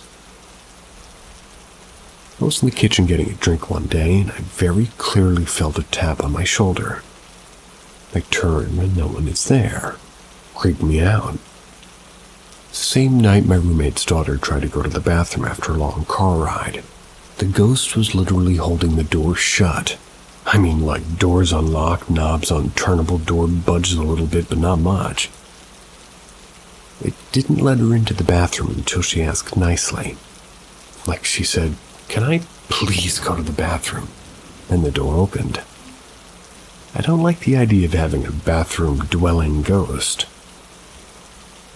The ghost decided to shake our door one day.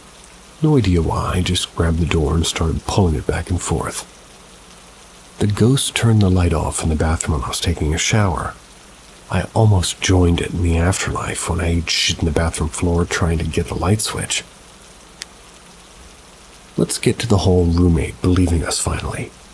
And guess what? This time I do have the video for it now that we have a memory card in the camera.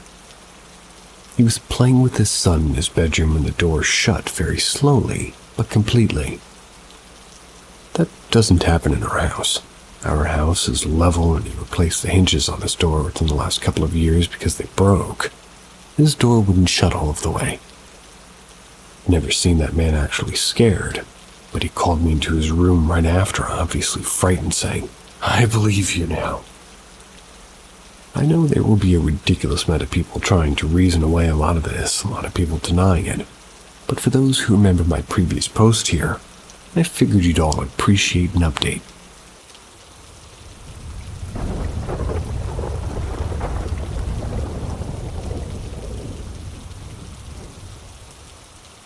Late night calls to 911 and Sundowner Syndrome. I've worked in an emergency call center for nearly a decade. I've spent about half of that time off and on working a late night shift. I've had many interesting experiences. We get a lot of strange calls at night that are usually written off as people experiencing Sundowner Syndrome. If you're not familiar, sundowners is an increase in anxiety and confusion that occurs in some individuals as the sun begins to set. The individual could otherwise be fine during the daylight hours. Few of those that call in, though, I can't help but believe that they're experiencing ghosts. One nice person would call in the middle of the night and talk about the people outside of her residence. She would describe them in great detail, even described speaking to them. One time she was speaking to a young girl and boy, but kept running from her when she would try to approach them. They were telling her about how they couldn't find their mother. Another time she called and stated that there was a man outside of her home using her water hose to clean a deer he had killed. He would respond and find nothing but a little old lady living out in the woods. This went on for several weeks. We would also get what we called ghost calls, which would be random calls from a disconnected line, which would just be static. The one ghost call I would often get was from an address where an accused pedophile hiding from the police about 2 hours south of his hometown. He was found after he had hanged himself there. I was working when his body was found, and later I would get calls from that address and it would just be static. It was spine-chilling. Almost like you could hear someone breathing. Call back to the number would always get you "You have reached a number that has been disconnected." I've never been able to get an official explanation for this anomaly. And obviously, strange and grisly things happen during the daytime, but at night there are different things that happen. And over time, I've come to believe that these things may be related to paranormal activity.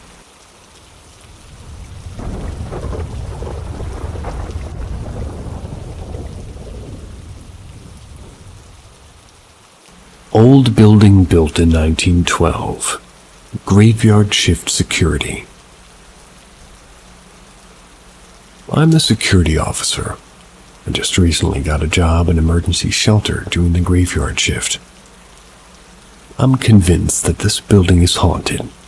I researched that it was built during 1912 and it was taken over by my company in 2015. That's about 7 years since they've had it. When I first started, I didn't feel any way about it until I got this unnerving feeling 2 months in. In my gut, there was a feeling of being watched by someone or something unseen. I felt uneasy, feeling like I couldn't relax or even go to sleep on my break time, which I took at around maybe 5:30, 6:30 a.m. It's a weird vibe in the unit day or night. And they use this thing for break room and also a case manager office during the day. Haven't encountered anything supernatural, but I believe spirits are these things that I witnessed. And there's these 3 things I saw from the corner of my eye. One day at my desk, garbage would shake as if somebody placed something in it.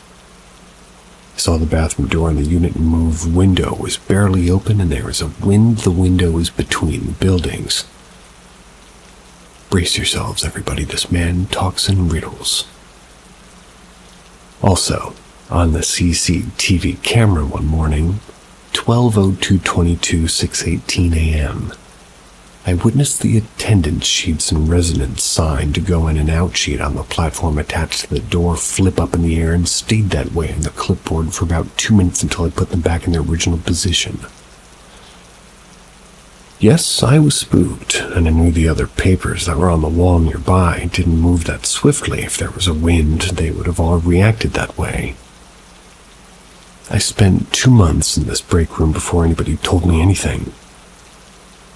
All alone, 5:30 a.m. to 6:30 a.m. And let's include on my patrols I used to go to the unit and vape in the bathroom. That's why I liked it. Had privacy. Well, I thought.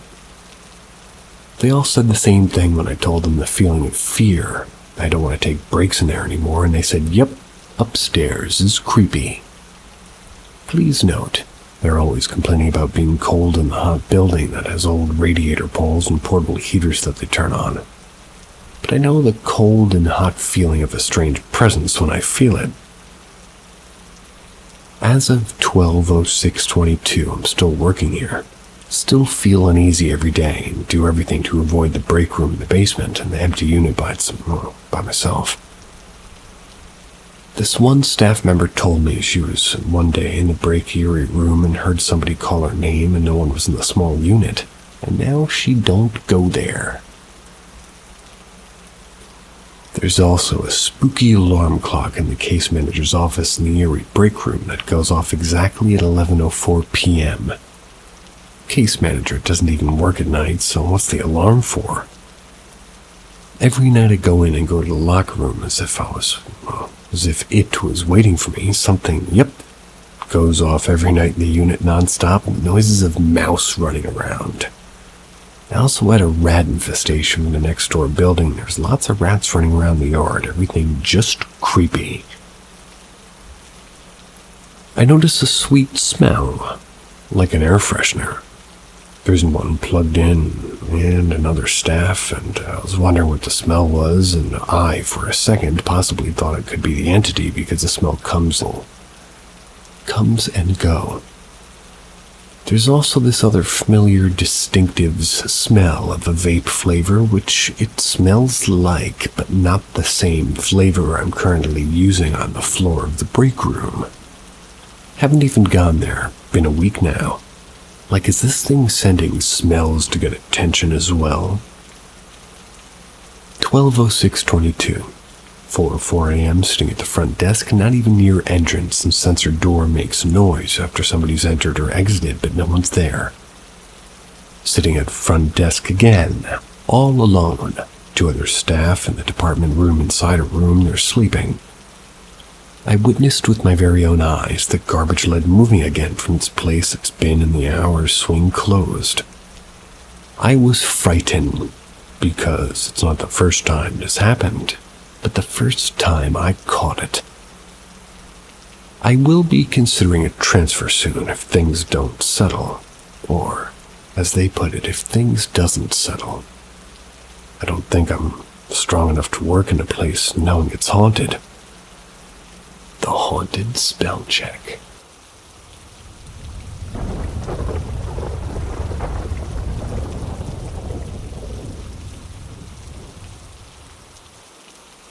Does anyone know what this means, or have any idea what it could mean? So my dad passed away when I was 8 years old. I hadn't seen him for a few years, and him and my mother weren't together anymore. So it didn't affect me too much, even though it affected my mom quite a bit. She was crying when she told me. So when I was 8, I had a paranormal experience involving my dad. This is the only paranormal experience I've had that I've remembered so vividly. To summarize, I saw him while sleeping in my mom's room early in the morning. He gave me the evilest look.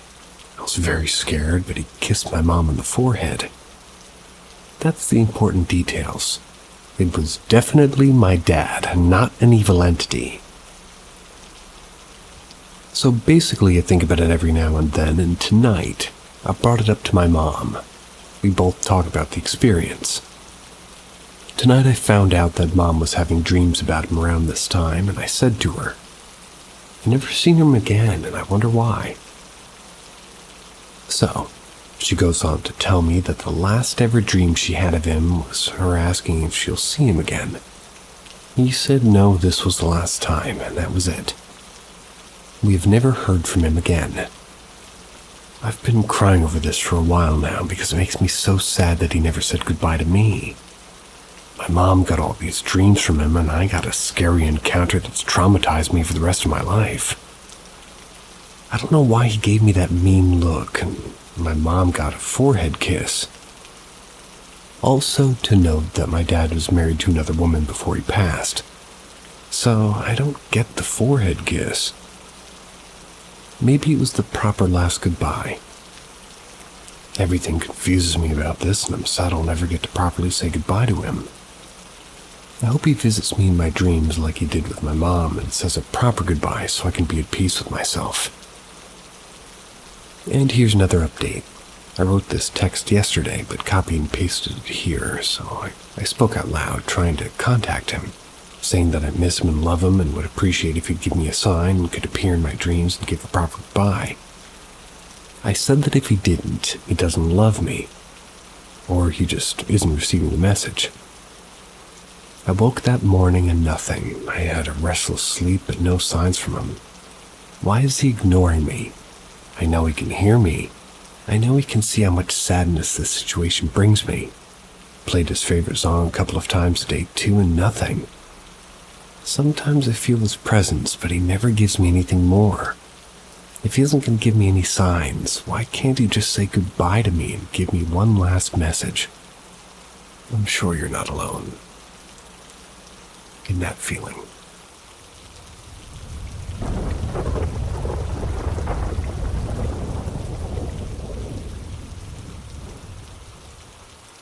Need some rational thoughts and critical thinking. I'm a skeptic when it comes to the supernatural and paranormal. For me, it's fun to talk about, watch some interviews, TV, etc. If you ask me if it's possible, I would say, yes, it's possible. But I maintain that it's really not probable. We've been in our house going on 5 years. The house sits on a little more than a half acre in southwest Florida. The area is pretty countryish, between rural and suburban, but not what you would call out like out in the boondocks. We do have wildlife, squirrels of course, raccoons, opossums, foxes, maybe an occasional coyote, box turtles, hawks, bats, owls, and once in a while a gator will show up in the neighborhood on its way to the river. The house was built in the early 80s, but no one has died and there's been no tragedies. It did have a lot of changes in ownership in the 90s and early 2000s. A bedroom was added and a dining and living room area were added onto. The biggest change is that I've started working from home. Since shut down basically 3 years, my job's transitioned into 100% remote. So I'm at home, and I'm often by myself, a lot. Sometimes for 15 or more hours. My wife owns her business, so she leaves early in the morning and often doesn't get home until around 8 p.m. or later. I'm about to list some things happening around my house that I just can't explain away with a degree of certainty, and I am open to opinions. On the third or fourth night after we moved in, both my wife and I woke up screaming because we both dreamed there was someone in the room with us. We brushed it off as one of us having a bad dream and waking the other, which fed the narrative. It hasn't happened again since. My son moved back in about 2 years ago. One of the nights that his girlfriend slept over, she woke up. She was screaming that there was somebody looking into the bedroom window. I walk around outside with the flashlight and a shotgun. It is Florida. I didn't see anything or have any evidence of somebody being back there, no footprints, and the back gate was still locked. It's only a 6-foot fence, so somebody could hop over it if they had to. It had rained earlier, so if there had been somebody, there would have been some indication. Everyone in the house, at one time or another, has gone to get something in the place it should be, yet, obviously, it's not there. Look for in other places, come back to the original spot, and it's there. It's happened to us all.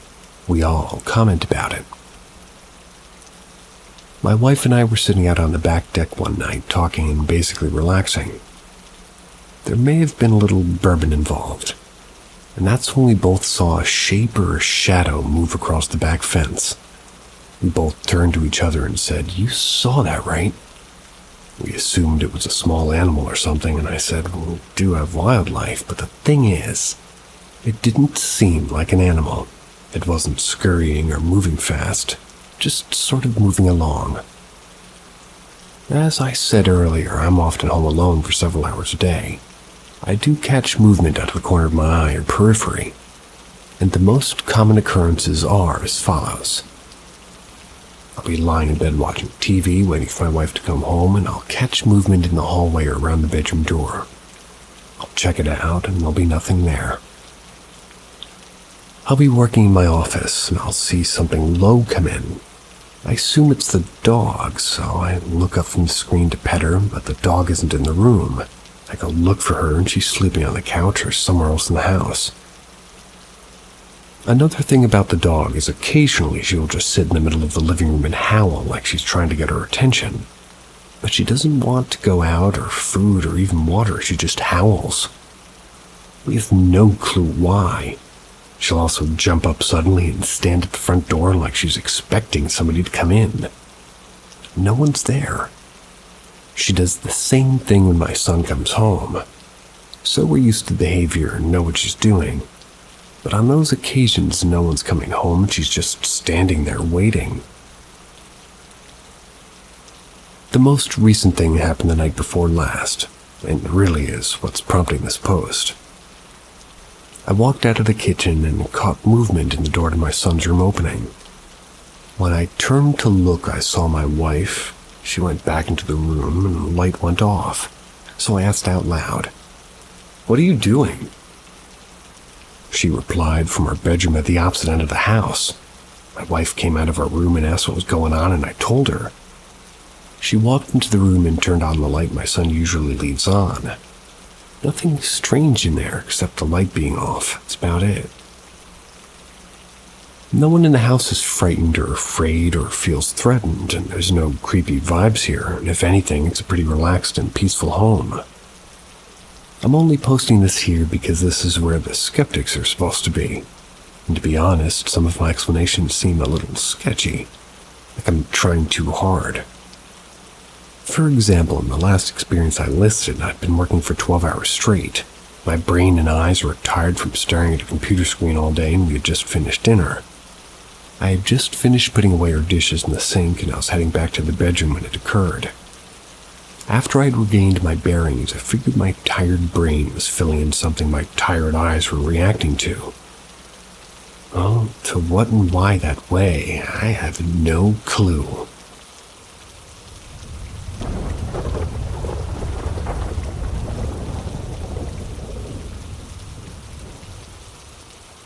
Shape-shifting orb-like thing in local park. We went for a jog together a couple of evenings ago at our local park. It's winter and it gets dark pretty early, so it was dark except for the streetlights. At the end of our run, we're walking back through the park area when across a small grassy area on a path going parallel to us, we notice some kind of floating orb-like shiny-looking thing. The two paths are maybe about 60 feet apart, and this object was floating but still traveling forward. I think we noticed this together and stood looking at it for a few seconds, and I was trying to figure out what the hell it could be. That's when all of a sudden my friend starts whistling and calling it over. Calling. He later explained that he thought it might have been a little dog, hence the whistling. So at this point, it stopped traveling for a few seconds, changed direction, and started making its way towards us across the grass. As it was getting closer, it was morphing into different shapes that I can't really describe, like just random shapes. We both looked at each other and he said, "Is that what I think it is?" Referring to a ghost, I guess. I said, "Yeah." We both just turned and ran as fast as we ever have away from it without looking back. After we got some distance away, we calmed down and just couldn't explain what had happened. We discussed it and we both seen the exact same thing. Right now, we regret not actually staying to see what could have happened. But at that moment, I guess our primal instincts just kicked in and we legged it. If I was by myself, I would have 100% chalked it up to my imagination, but since we both seen the exact same thing, we're very confused. It might also be worth pointing out that the park is right beside an old graveyard, and that's where the entity was heading before my friend called it over.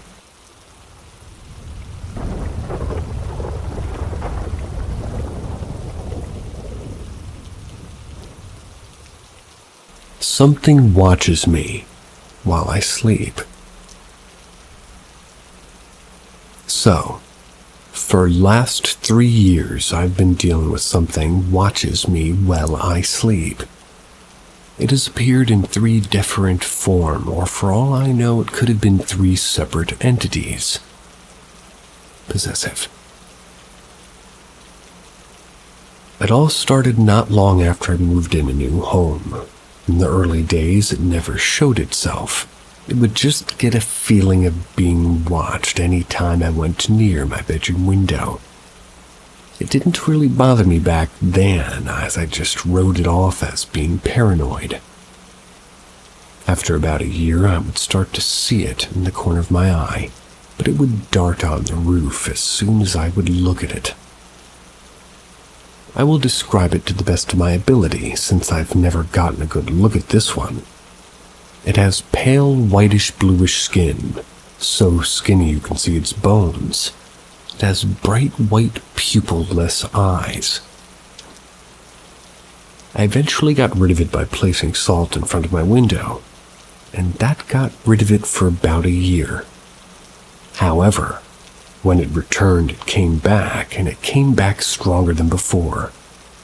I would start to hear a little girl's voice calling my name as I would try to fall asleep, although I'm not sure if this was connected to this thing or something else. As well as this, I would hear whispering in my ears and scratching at my bedroom door. I don't own any animals, by the way. Not long after this, a human face in my window when I woke up. The man I saw was wearing a black cloak. He had a very cultist look about him. But the part that freaked me out the most was that when I looked at it, it just stared at me and turned its head slightly. Once I recovered from shock, booked it downstairs and hid in the basement. When I come back upstairs, it was gone. The next night, same thing happened. Except it was like half goat, half man. Its fur was all jet. It looked like it was muttering something under his breath. I've only seen one other thing in the time since then, and that was shadow, though the curtains while I was showering. But it disappeared when opened the curtains. If anybody has had similar experiences or has any idea what I might be dealing with, I would greatly appreciate you reaching out to me.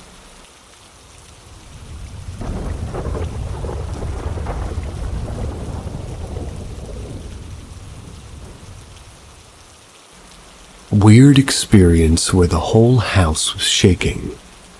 Later found a girl's photo in the wall.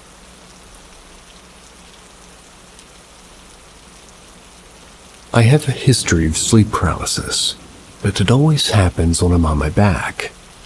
It's usually pretty quiet and serene. I sometimes would see an abstract human-like figure who was ghost white with long black hair and appeared to be female. It used to creep me out, but I've learned to just keep my eyes closed and fall back asleep. It was a huge comfort once I got a little older and realized that there was actually nothing threatening about these episodes, that it was basically just a harmless hallucination. I learned to recognize my sleep paralysis and to cope with it, so it was no longer a stressor for me. Now, fast forward, I was in college and at this point living at home with my parents and two of my brothers. I'd fallen asleep in the family room, which was an extra open space that we used as a playroom growing up. My parents' house was built in the 70s, and at one point, an addition to the house was added by previous owners. That's where our family room is, along with an additional bedroom in the back corner and a laundry room. I had fallen asleep on the couch back there, and it had faced the entrance of the family room. And from here you can see the kitchen and part of the living room. I was having a perfectly normal dream when suddenly the dream was abruptly changed. Metaphorically, it felt like I had been casually watching cartoons when a broadcast alert interrupted the program to bring the viewers terrible news. I don't remember much about the dream, just a few details. 1. It was Christmas. The lights were off, but the Christmas tree illuminated things enough to see. It was a different house, yet the view from my sleeping position could overlay the view of the dream perfectly, if that makes sense. Like the layout of the dream was built upon what my sleeping eyes were looking at in real life. 3. There was a very unhappy or angry little boy. He was very small for his age and skinny. His head was too large for his body and he was wearing a helmet. I got the impression that maybe he was sickly and was wearing the helmet for medical reasons. Then in real life, I was awakened by the entire house shaking. I don't live in a place that has earthquakes, so this immediately freaked me out. It was insanely loud. I could hear the windows rattling and I could feel everything rumbling around me. I was unable to move. The room was dark, but I think there was a weird green glow. I kept hoping somebody would come and get me and save me. Now this part might sound a little insane and dumb, but please bear with me. The fear I felt was very real at seeing something like this I couldn't explain. There was some kind of monster right in front of me. It looked like a tangle of limbs and had no face.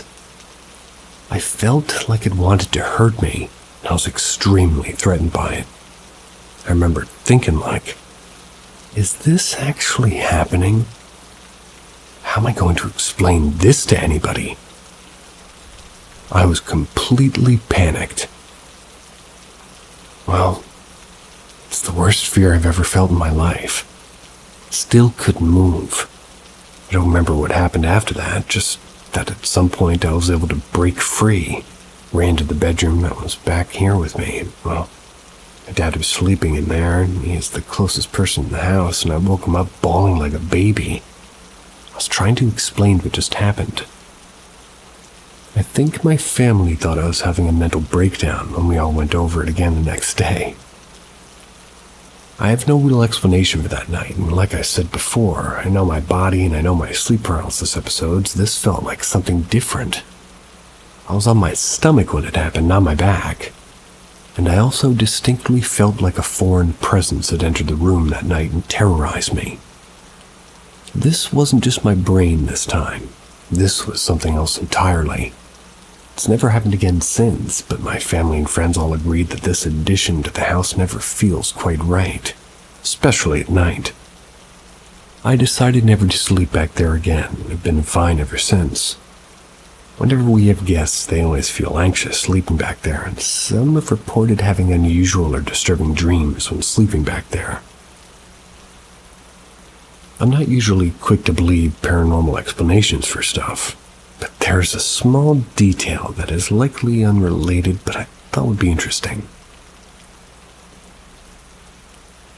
A few years later, once all the kids moved out, my mom started remodeling the house.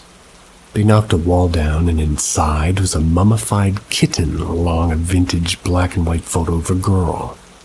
Freaked the contractor out and they decided to throw it away, but my brother sent me a picture of it before doing so. I'm not sure the best way to share it since I can't post it on this sub, so I'll post it on my profile. It's the front and back of the photo. Also, I don't have the photo of the poor kitten for obvious reasons, and even if I did, I wouldn't feel comfortable sharing it. I love animals and especially cats, so I was very saddened when I heard about it being found that way. I can only hope it had a natural and peaceful passing, that it wasn't abused in any way. I still get teary-eyed when remembering this incident due to how confusing and scary it was for me. Also just how sudden and unexpected it was.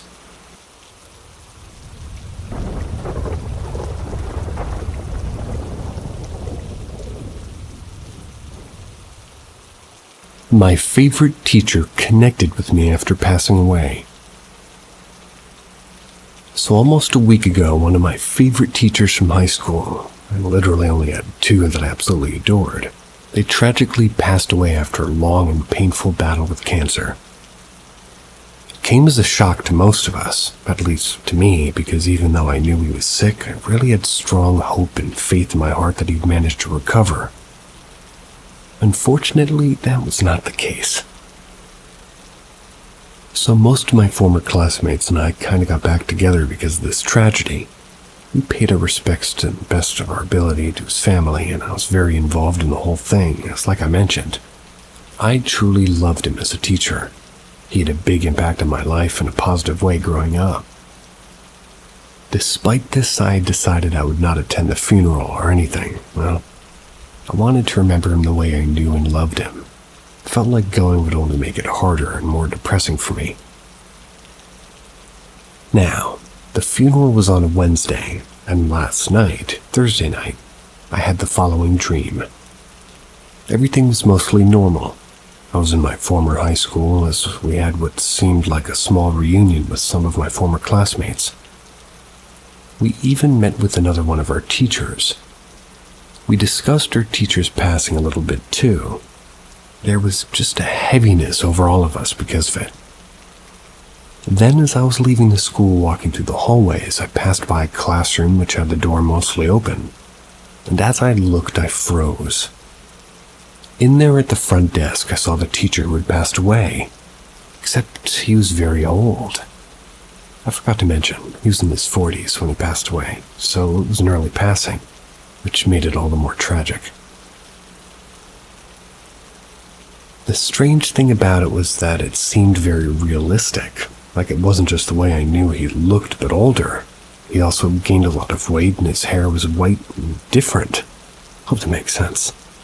Well, what I'm trying to say is, when you think of somebody you're familiar with, it's hard to imagine what they would look like older, and the best of our minds can usually come up with is the person as we know them, just with a few more wrinkles, maybe gray hair. But most details stay the same. So it was very specific, and I would say he looked close to retirement. I entered the classroom, and the kids are also there at their desks. Basically, it was like in the middle of a lesson. I walked toward my teacher and simply started bawling uncontrollably. I couldn't even get a word out. My teacher, as kind as I knew him, put his hands on my shoulders and was smiling at me warmly. He was telling the kids that I must be very emotional because we hadn't seen each other in a long time. But when I looked at him, I, for some reason, could tell that he knew exactly why I was crying, like he knew he was dead in reality. He had this very reassuring look about him and was giving me very positive vibes just by looking at me. Then I woke up and immediately started bawling my eyes out just like I was in the dream, and to me, this was very special, as I'm sure it was his spirit trying to connect with me to give me some sort of confirmation. Some sort of confirmation that his soul lives on and that he knew I cared very much about him. I'm not religious, but I do believe in a sort of afterlife which involves reincarnation. I also am a strong believer in parallel universes. So I also think about walking into that classroom as a peek into another version of reality where he hadn't passed away, where he went on to live a full life doing whatever he was so clearly passionate about, which was teaching. Very comforting experience, really helped me come to terms with his passing and getting some closure.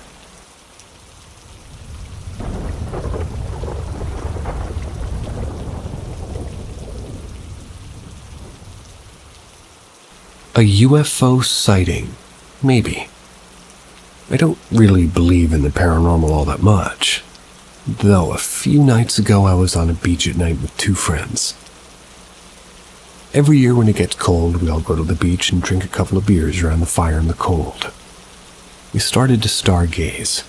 I had an app that tracks satellites, and we were hoping we were able to see anything really that night. I was waiting for the ISS, but it wasn't visible yet. That's the International Space Station. My friend pointed out something in the sky, asking what that was.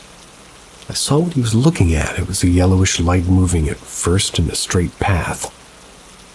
I didn't see anything in my app, Sky Guide for reference.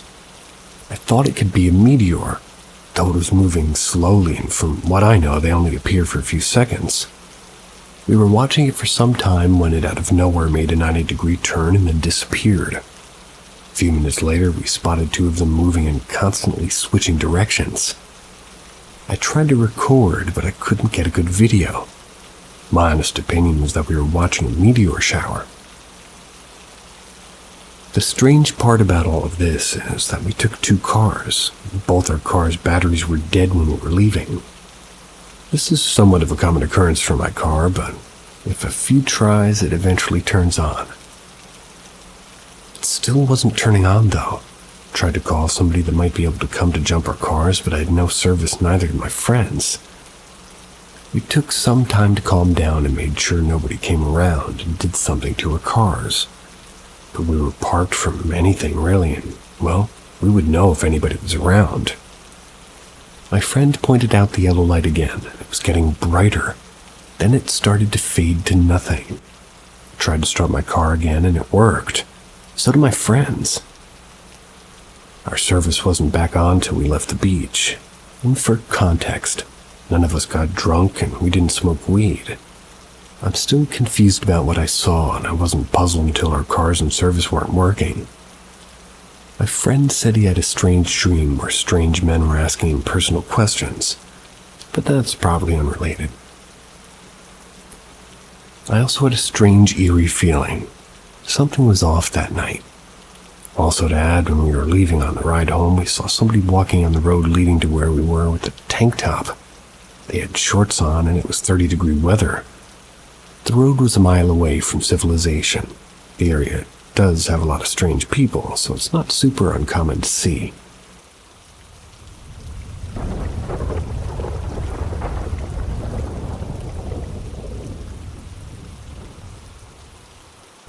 I predict death through dreams, or sudden, intense thoughts that say the person is going to die. No one in person believes me. Usually it's a dream where I'm visited by someone or a pet, and they're saying goodbye. I wake up already crying, and they've all died in the night no matter how physically far. The longest away was on the other coast. I'll be driving, typing, or whatever, and it's this little voice saying they're going to die. They all have. Dad was the strongest, but a teacher I loved, and, well, another cat, too, and last year I stood on the trunk listening to This Year by the Mountain Goats. Said my beloved cat would die. She did that May of an aneurysm. And the lowest stakes version is pet-related, and I get the urge to record them, and I never see them again alive. I've also personally had 2 near deaths, including a coma earlier this year, where I saw my beloved cat and my late father. I still have long COVID and almost died 3 weeks ago, as well as anaphylaxis from bad edibles. This would have been a humiliating way to go. I saw the afterlife with Dad. The cat stayed with me, as she always did when I was sick in person. It actually caused me to feel peace. They're still in existence somewhere. I won't be alone. But only when it's time. I want to live to see my daughter get old. They said we'd be like the Golden Girls. She didn't get it, but she's 6. I get it. My father's funeral lilies bloomed exactly once, and it was the day my daughter was born. 2013 to 2022, the lilies are alive. I hear a song every time there's a big deal event going on, and even if I don't know it's a big deal yet, I want to understand in the context of almost losing my own life. The second one was actually embarrassing because it feels like the line between me and whatever else exists is thinner. I don't believe I'm in danger, not from, well, this anyways. Maybe COVID and pineapple juice hiding the taste of cheap THC, but not any of this. Note that I'm not feeling urgency so much as curiosity. Our cops are openly saying that they're not coming out for non-violent offenses anyway. And they don't say this part, but they're not coming out for DV either. So even if I was scared, local authorities don't give a shit. Animosity between our cops and us is long-standing. But again, I feel that these are goodbyes more than anything. You would be right. Goodbye. See ya. That's 2 goodbyes. 2 for the price of none.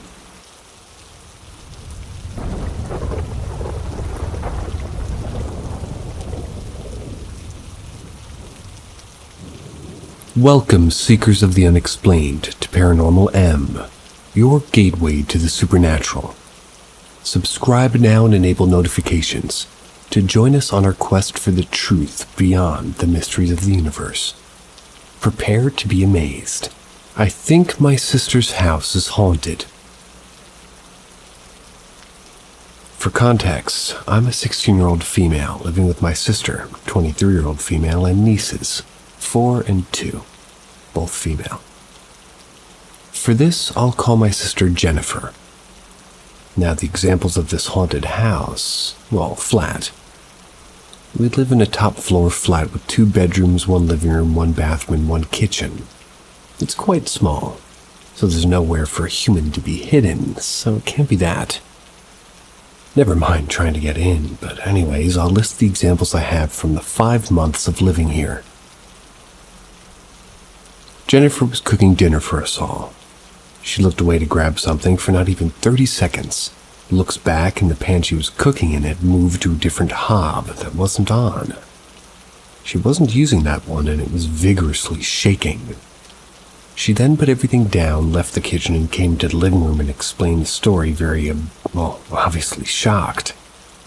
This was the first thing I had heard about anything paranormal in the house. Sometimes when she's taking my niece to school, I'll still be getting ready as she leaves before me. So I'll be alone in the house. I will hear footsteps in the hallway and toilet flushes, doors opening and closing. These are fire doors, so open windows can't really open them. I've witnessed my room door opening a couple of times on its own. No one in the house. Taps running. Talking when no one's there. And for context again, niece is 2, just turned 2. So there's balloons. And a balloon is like, well, kind of thing with craft tissue tassels in the living room. They're still all up as the kids like to play with the balloons, and well, today I was sat in the living room by myself. The balloons start moving and making noise.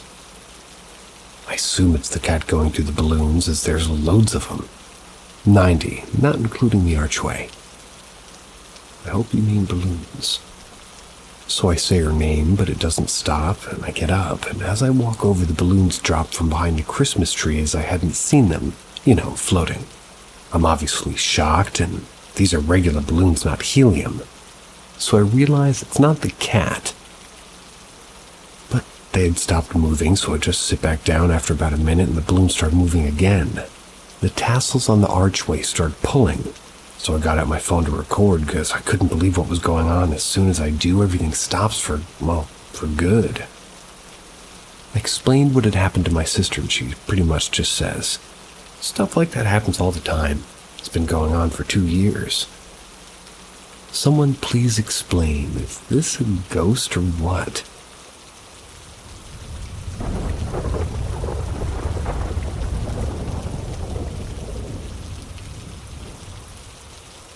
Some weird experiences I've had. So I'm not that old, but I've had a few odd occurrences happen to me over the years. I have no clue what to make of them. The first time I felt something weird, it was when I visited some friends of my grandfather. We went to this old house in a town about an hour away from where I live. When we sat in our living room, it felt like I was buried underground, like the air around me was solid. Brought it up later that day, but my grandfather said he felt nothing weird. A few years later, I sat around a campfire on a school camping trip. The adults were obviously telling us scary stories to freak us out. That was until my teacher took a picture of us. Above our heads sat a perfectly spherical thing that was pure white. It was definitely not the moon or something else. It looked so clear and striking compared to what was around it. Wish I had the picture. I've heard voices sometimes. They've been only one word for like a breath close by or something. Always just assumed it was my imagination. But a few months ago, I'm not so sure now. First time I heard a knock at my door, and it sounded like the type of knock my mother would do to grab my attention. Stood up to check who knocked, just to realize that everyone in my house was just too far away from my door to have knocked. A few weeks later, I'm in class listening to an accounting lecture. And while there, I suddenly hear a girl's voice say, "Can I have?" It was right next to me. The sentence also felt incomplete. Checked around me to see if anybody wanted something, just to realize that all the girls were sitting in front of me. Felt confused and eventually just went on with my work. These experiences are pretty much unrelated to each other, but maybe somebody can help me understand what happened.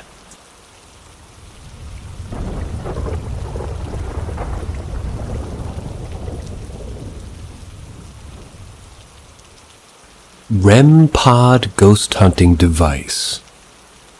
So after many months of watching different ghost hunting channels, I decided to purchase an REM pod. If you aren't familiar with what this device does, it basically measures both EMF and temperature changes in the environment. It has different sensitivity settings, and those are measured by a metal antenna sticking out of the device. From me messing with it, it seems like even the most sensitive setting, the EMF field will not be set off unless you're within 5 inches of it. I know what the different tones it makes represent, and the strength of contact is represented by different colored LEDs. Now for the weird part. I've been able to manipulate the REM pod on my own while being 6 feet away from it by dropping any and all said barriers. I imagine in my current mind's eye a giant white force field made of light that surrounds my home. I imagine it melting away till it's gone, and it sets the REM pod off. Usually the red and purple mini LEDs and a large green LED all at the same time go off and fluctuate for a good 5 to 10 seconds. I've been able to repeat this exercise 3 times in a row, 2 different times. One of which I demonstrated in a Discord call. He said he recorded it all. I don't know if he did, but it actually, or even if anybody cares enough, I'm sure I can repeat it again. Or to see if he did actually record it. Makes me wonder how much of these ghost investigations are being influenced by the investigators themselves, though.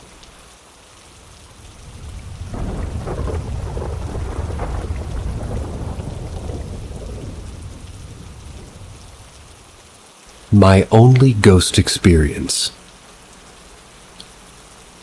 Bear with me, this may not be the most entertaining story, but I can assure you, it is my real experience.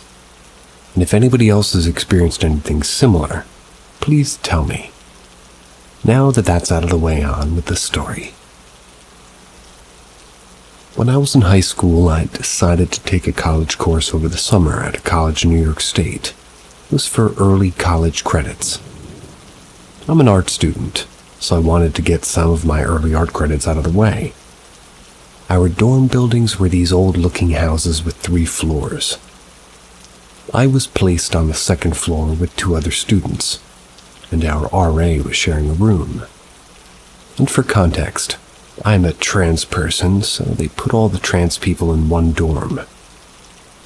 I'd noticed something was off when I opened the closet at the end of the hallway. There was a line of salt along it. My room was right next to that closet and had a mirror in it. I never liked mirrors. I've always believed in ghosts, but never thought I'd experience one. Later that day, we asked our RA about the salt line. He told us that the building was haunted. He said that he had been here a week before we arrived to repair, had heard the closet door opening and somebody walking down the hallway every night. So, his solution was to put a salt line down in the closet. He also took it a step further and wrote protection symbols on the back of our name tags that were stuck to the door. I believe these symbols were pagan, but don't quote me on that. It pretty much roughly translated to telling the ghosts to get out and, well, basically that it doesn't belong there. We thought he was just messing with us because we were kids. It was our first college experience, so we shrugged it off. That night I was lying in bed. I had the bottom bunk. I stared out into the dark. That's when I saw 2 red glowing circles that seemed to be in between the mirror and the window outside. It scared me a little bit, but I decided to just go to sleep trying to rationalize that it had possibly been a light from outside. The next morning I went to check out the window. There were only trees. There wasn't a close enough house nearby to the neighbors, and though there was a road where you could hear the cars, it wasn't close enough to shine a light in. That same day, my other roommate mentioned the blinds moving. Despite it being 90 degrees in the middle of the summer, no wind and our fans were off, the blinds moved on their own. Fast forward to Wednesday. The whole class took a trip down to a haunted theater for a tour. I thought this was so cool. I recorded every room and everything the guide said on the tour. I've always been interested in this sort of thing and was hoping I'd catch a ghost on camera. I didn't. That night I was uploading all the videos into a Windows Movie Maker file. I planned on uploading the whole thing unwatched and unedited to see if anybody would see anything. This took me hours. I was still doing it once 2:30 a.m. rolled around. While I was uploading the videos into the file, I heard what sounded like a bus stopping outside and leaving. It was that sort of hiss that a bus makes when it stops. Air brakes. I thought nothing of it, as you often heard cars all night, but the sound returned. The sound got louder and louder to a point where I felt like something was wrong. Wasn't really sure what else could make this loud hiss sound. I thought since the house was old, maybe it was like a gas leak or something. Maybe I should alert my RA. My glasses were just out of reach, so I had to get off my bed to get them. The second my feet hit the floor, the hissing stopped, and I felt this pressure and numb feeling, kind of like when your foot falls asleep but without the pain. Again, the back of my legs. This scared the crap out of me. Hopped back in bed until I had the courage to wake up my roommate. I crawled in bed with her and began feeling the same pressure and numbness on my lower back. I'd laid there terrified until about 4 a.m. when the pressure stopped. I was finally able to crawl back into my bed and go to sleep. And from that point on, I was absolutely terrified of being alone. Got to the point where my RA pulled me aside and told me to get over it because one day I'll be alone. Thanks for fucking with my abandonment issues, prick. On the 3rd week, it seemed like I would end up by myself, so I convinced the RAs to allow me to room with one of the girls upstairs. They fought me on this because they insisted that if I roomed with the girl, they wouldn't be keeping boys and girls separate, and they wanted to respect her gender but keep us separate from the cis boys. It was weird. From that point on, I had 0 issues because, though we knew the house was haunted, the girl I roomed with had been raised to respect spirits. Would often ask before entering the room and thank the spirits for allowing them into the space. This is a behavior that I adopted as well, and it was much more peaceful in our room.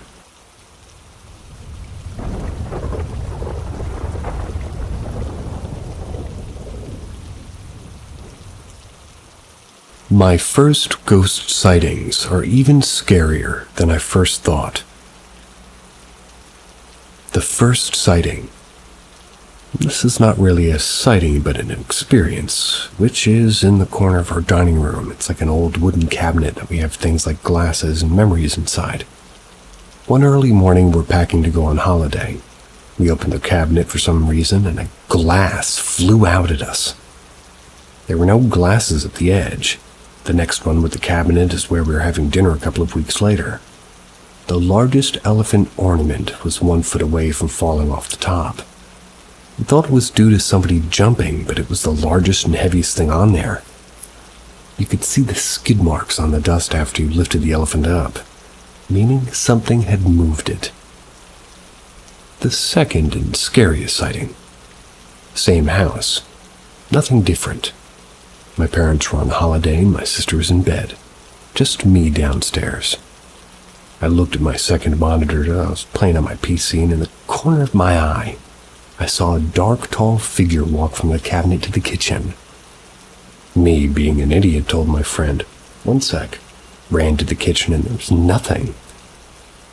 A week later, I told my family, and my sister responded, "Yeah, I've seen it a couple of times." My dad said once that he was in the living room and he saw as clear as day something walk opposite him and match the description I gave. That was when I hadn't told them what it even looked like. Spooky.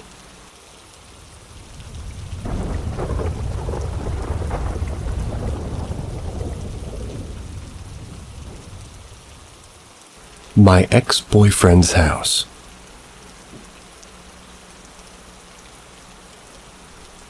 I was visiting my ex who lived in a super old house.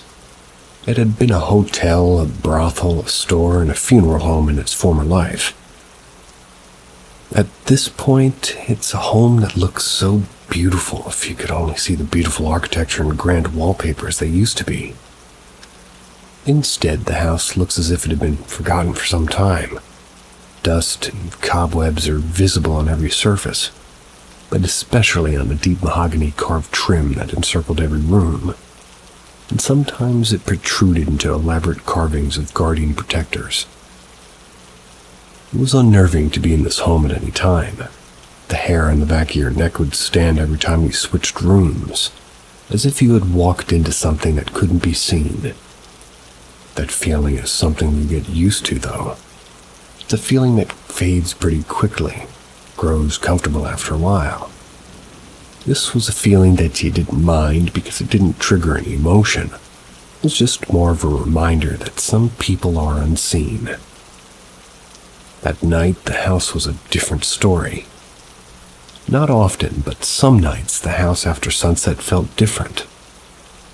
It filled with tension. You could feel the hair on your neck stand, but the energy of somebody being there is much different. This feeling causes goosebumps. It's uncomfortable tension, filled and chilling. This feeling doesn't fade and sometimes returns from mentions of the stories I encountered. Not lasting as long as before, but definitely there.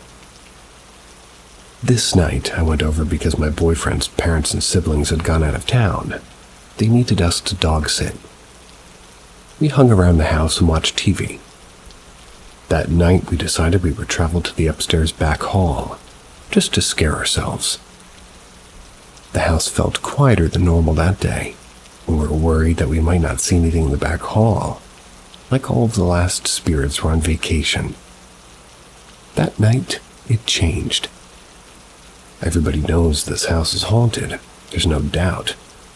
But as you climb the stairs to the second story, you're met with another level of paranormal.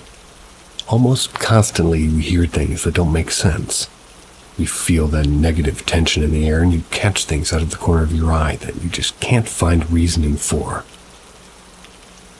And to add a little bit of extra spice, the upstairs had lost almost all of its electricity several years prior. Instead, they had extension cords running to the 3 main bedrooms. The upstairs is split in 2 parts. One of the parts is at the top of the staircase. It opens to 3 main bedrooms, each with a giant door made of solid wood and sharing the same grand crown molding as the downstairs. Immediately to the left of the staircase was another identical door. This door leads to the hallway. The hallway has a few rooms and a bathroom. Room numbers still grace the front of each door to let hotel guests know which room will be accommodating them from the evening. As the sun went down, we got excited to go exploring, maybe dig up some trouble. Live for the adrenaline of it, maybe get a little spook in. As we went up the stairs, things felt different. Even in the dark, nothing was happening. Just like earlier in the day, the house was quiet. It just felt like there was something in this old house. No goosebumps, no presence of another, no noise. As we turned the knob and opened the door to go back to the hallway, it changed immediately. Suddenly all around us was a presence of darkness and a feeling of terror. We immediately had the same thought.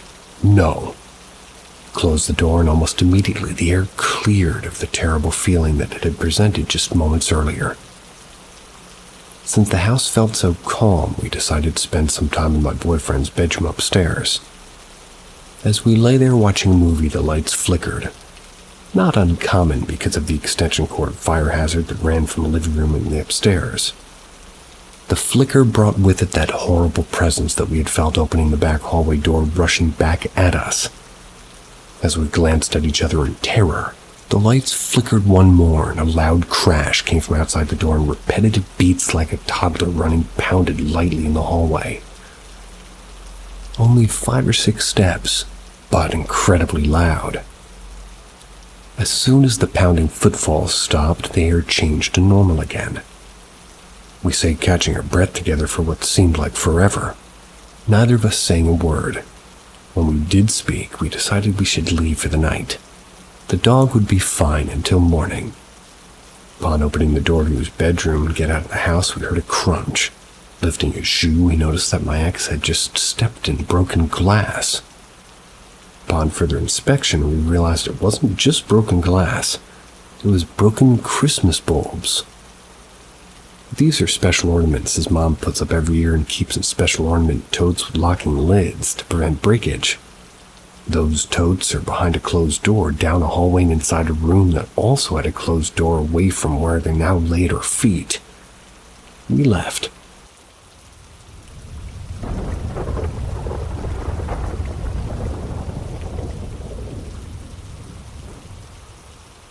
How I Met Uncle Bobby. When I was 14 in 1994, my bedroom was in the attic of a 100-year-old house. My 7-year-old sister and parents had bedrooms on the second floor, and the main floor was mostly open with a cute 40s-style kitchen. One day I was in my room when one of the kids visiting the second floor had accidentally made his way up into my room. He was quiet and just looked at me. This happened, pretty often, so I directed him back down the stairs to the second floor. An hour or so later, I walked downstairs to talk to my mom, casually asked where the kids went. She seemed confused and said that my sister wasn't home today and no kids were visiting. I walked up and down the stairs a few times, checked all the closets, and figured the kid must have left. Mom assured me that she'd been sitting between, the only 2 doors in the house, and no kids visited. I was sure I saw a kid, but it would have been hard to sneak around her twice, especially with the loud screen doors. That night before dinner, I'm skimming through the local paper. Every day they would publish anniversaries of local stories from 5, 10, 20, 50, and even 100 years ago. When I got to this story about 50 years ago, it told a story about a kid who died when a bomb got loose from a World War II armory across the street. It accidentally detonated in her kitchen. I look around and I notice how her kitchen is from the 40s.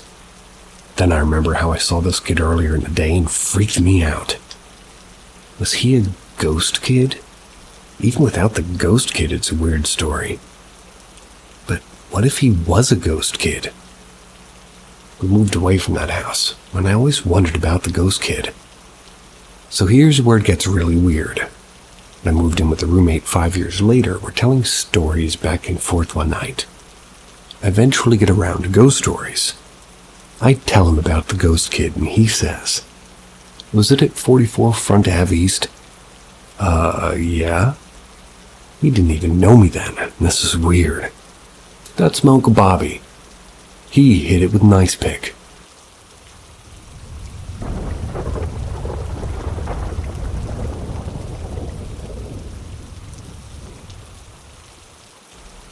It's 6 a.m. and I'm bored.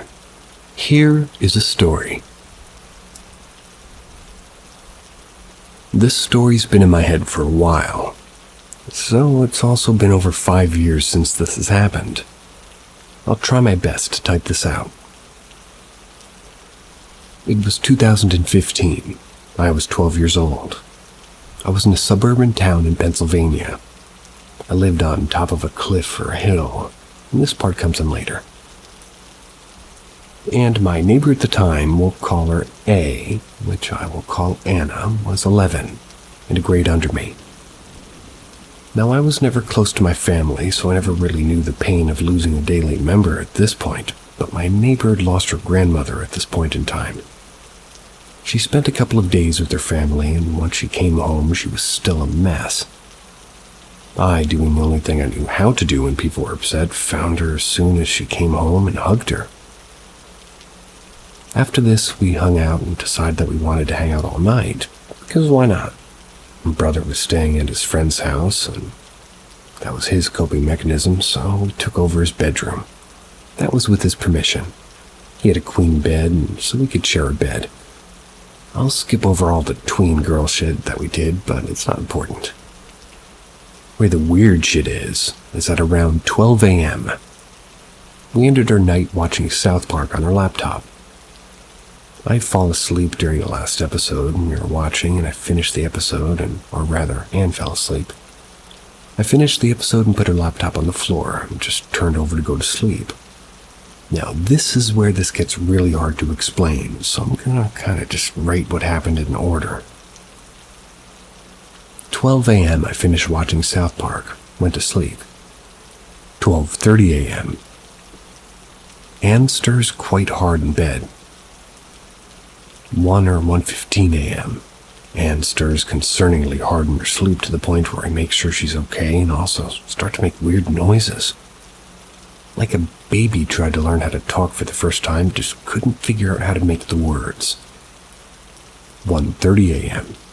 Anne stirs so hard in her sleep that she ends up laying in her head at my feet and her feet at the head, and she's doing a weird mumbled growling thing even louder. Really doesn't sound like her. 2 a.m. She continues stirring and making weird noises. 2:30 a.m. Starts making noises again and stirs more and more. She eventually sat up in bed and sat up completely straight, turning her head out toward the front of the bed. Her shoulders completely relaxed, and she says, "But I didn't mean to," in a tone that makes it sound like she was getting scolded.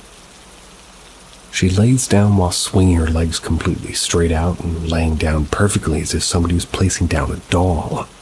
I freaking the fuck out.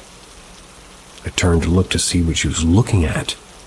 When I turned, I saw a figure of a woman that was just pure white. I didn't get a long enough look to be able to make out features, but I saw something. Now, this thing was not in front of a window, a mirror, or any sort of light. The street lamps weren't LEDs at this point, they were actually a yellow color. I also only got to see this figure for about half a second.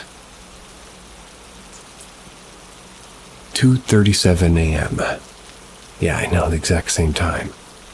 Pack my shit up and I go home. As I'm going home, I feel like I'm being stared at from all corners behind, and in front of me too as I walk on the road. Kept checking behind me. Obviously there was nothing to the eye, but felt there was. The house I lived in had a concrete slab walkway thing that led up to my front door. And as I'm walking out of this walkway, I hear what sounds like heavy boots walking behind me.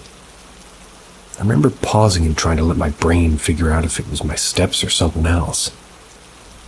As I walked faster, so did the sounds of the steps behind me. Once I got to my door, they stopped. The next day I told my neighbor about this. There's no explanation for this experience. My family, they just tell me and I saw nothing. What I heard was her simply sleep-talking, even though she had no prior experience with it. And also that as her stirring was just normal. About weeks after this happened, I spoke about it to Anne again, and her exact sentence bringing it up again was, "Oh yeah, it was my grandma. She visits me in my sleep now." Now that that's kind of explained, let's get back to the feeling of being watched while crossing the road. This is also where the cliff I lived on comes in. Now, if there are people who don't know Pennsylvania is a state of coal, well, there's a lot of coal mining, obviously. After the whole seeing my friend's dead grandma ordeal, we're sitting around the fire talking about why our parents decided to live where we lived. So we simply asked them. The one thing that really sticks out in the conversation is the risk factor of living where we lived. Underneath all our houses and old mining tunnels that could collapse at any minute. There's not a lot of information on the story, but I'm pretty sure something happens, and there's an accident or people got sick, but something happened, and it was not good. So that could be the feeling of being watched while walking. Maybe there was just making sure that I got home safe. I've never had an experience like that ever since that moment. I'm now 18 and still can't make sense of the situation, and also no longer talk to Anne. It's like a weird unclosed chapter of my life. We all got one of those.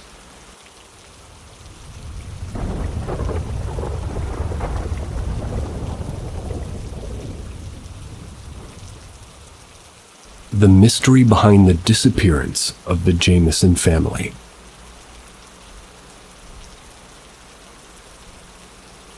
Made up of 44-year-old Bobby Jameson, his 40-year-old wife, Sherilyn Jameson, and their 6-year-old daughter, Madison, the Jameson family appeared to be living a happy life.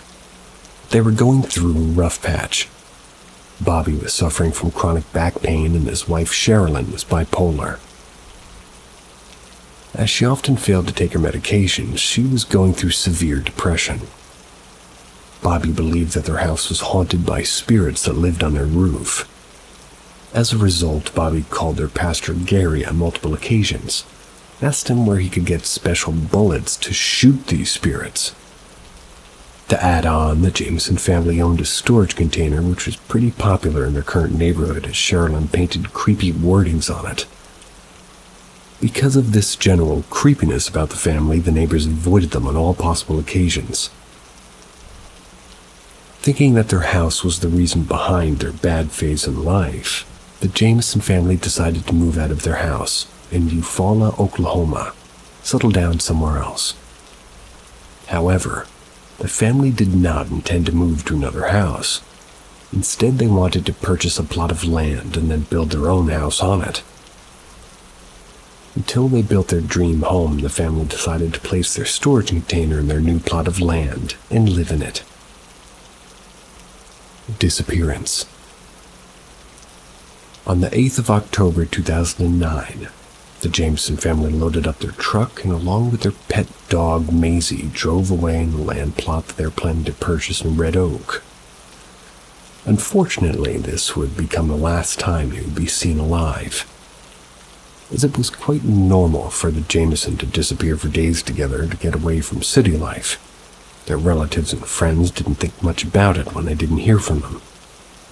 Also, as Bobby and Sherilyn had already informed Madison's school that they'd be changing their school as they were moving, no concerns were raised when Madison did not attend her classes.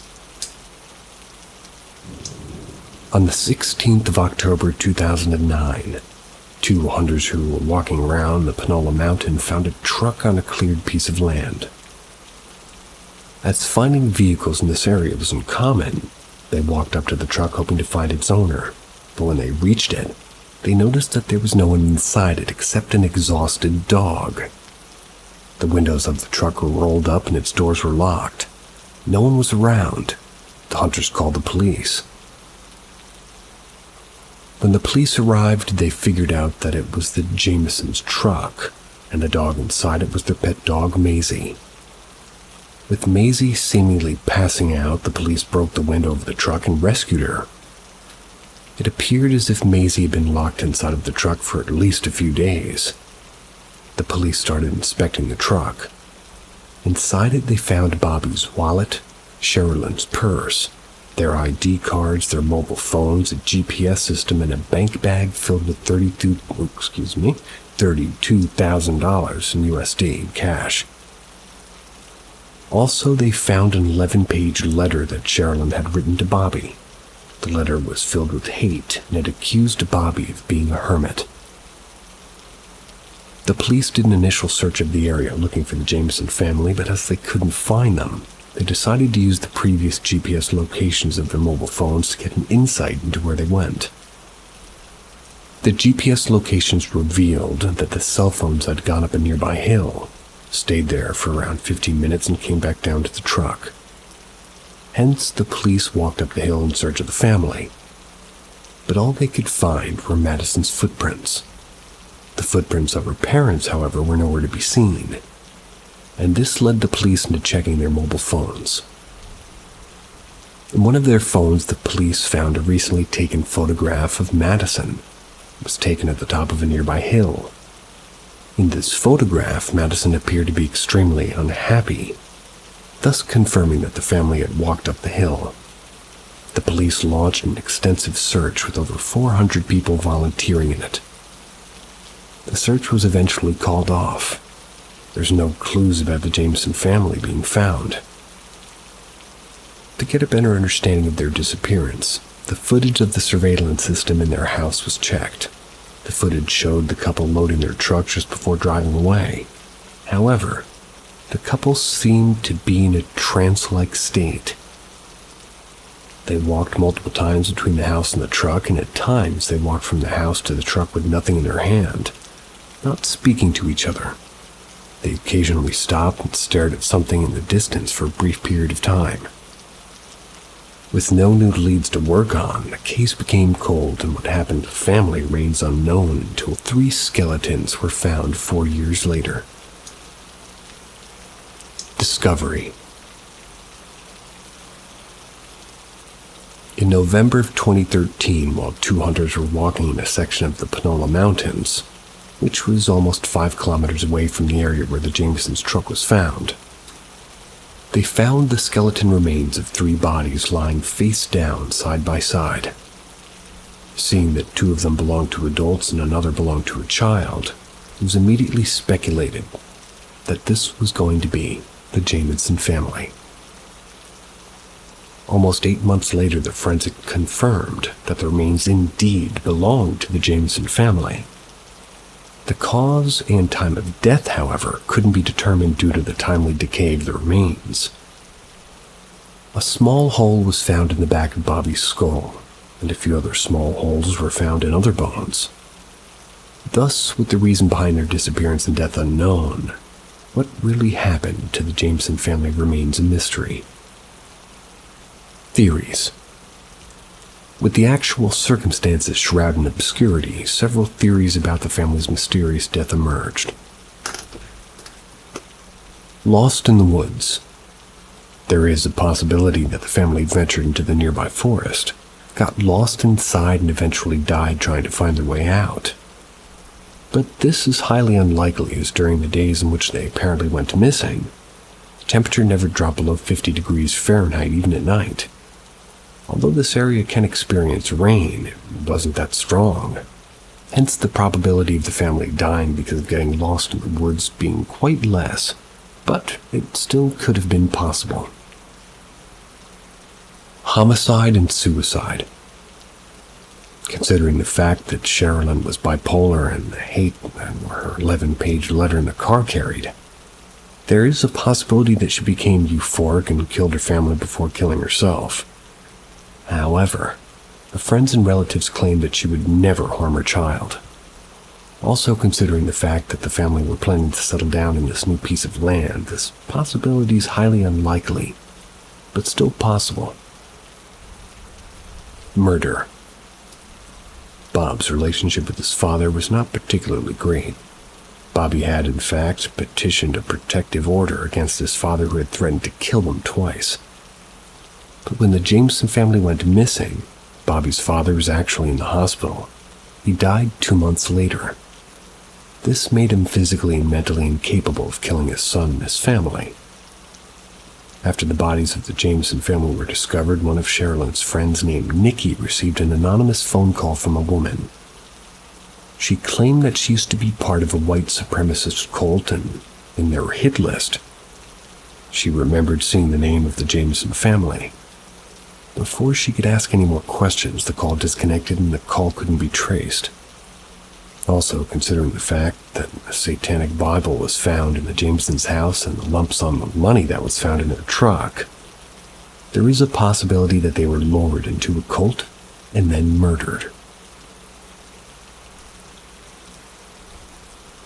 Not saying that I'm particularly knowledgeable in these things, but holes in the bones, you say? I have my opinion.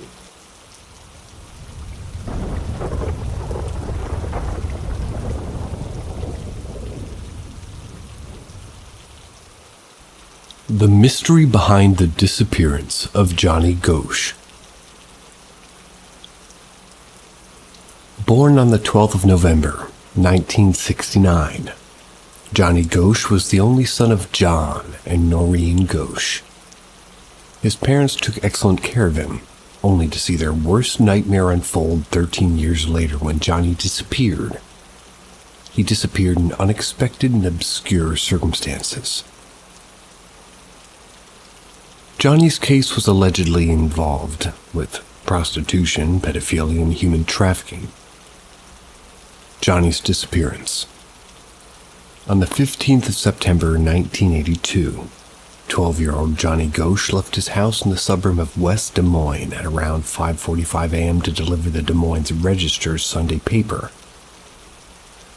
He usually woke his father up before leaving the house to help him with his delivery rounds, but that day, he left the house all alone, with only Gretchen, the house's miniature dachshund, accompanying him. Dressed up in a white sweatshirt with Kim's Academy printed on the back, sweatpants, and blue rubber flip-flops, he took with him a yellow paper bag and a red wagon which he always used to carry the papers. However, Johnny was not able to deliver the papers that day. As a result, at around 7 a.m., his mother Noreen got a call from a neighbor who complained about not receiving her newspaper. Alarmed by this, his father John left the house to investigate. Approximately 2 blocks away, he found Johnny's red wagon with Gretchen and all of the undelivered newspapers in it. John rushed back to the house and, along with Noreen, informed the police. But because of the police policy back then, Johnny could be classified as missing only after 72 hours.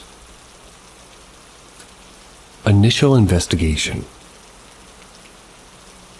The initial findings of the police was that the young boy had run away from his parents, but his parents strongly objected to it and suggested that Johnny had been kidnapped.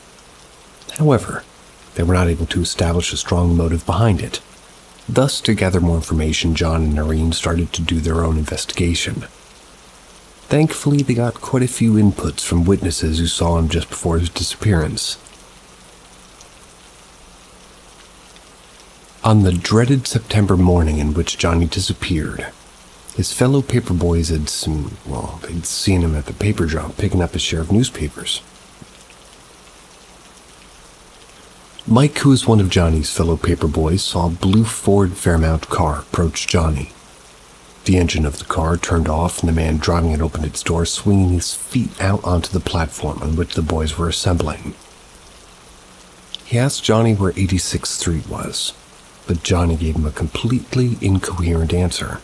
He told the man that his papers were loaded in his wagon. "I'm scared, I'm getting out of here, I'm gonna head home," he added.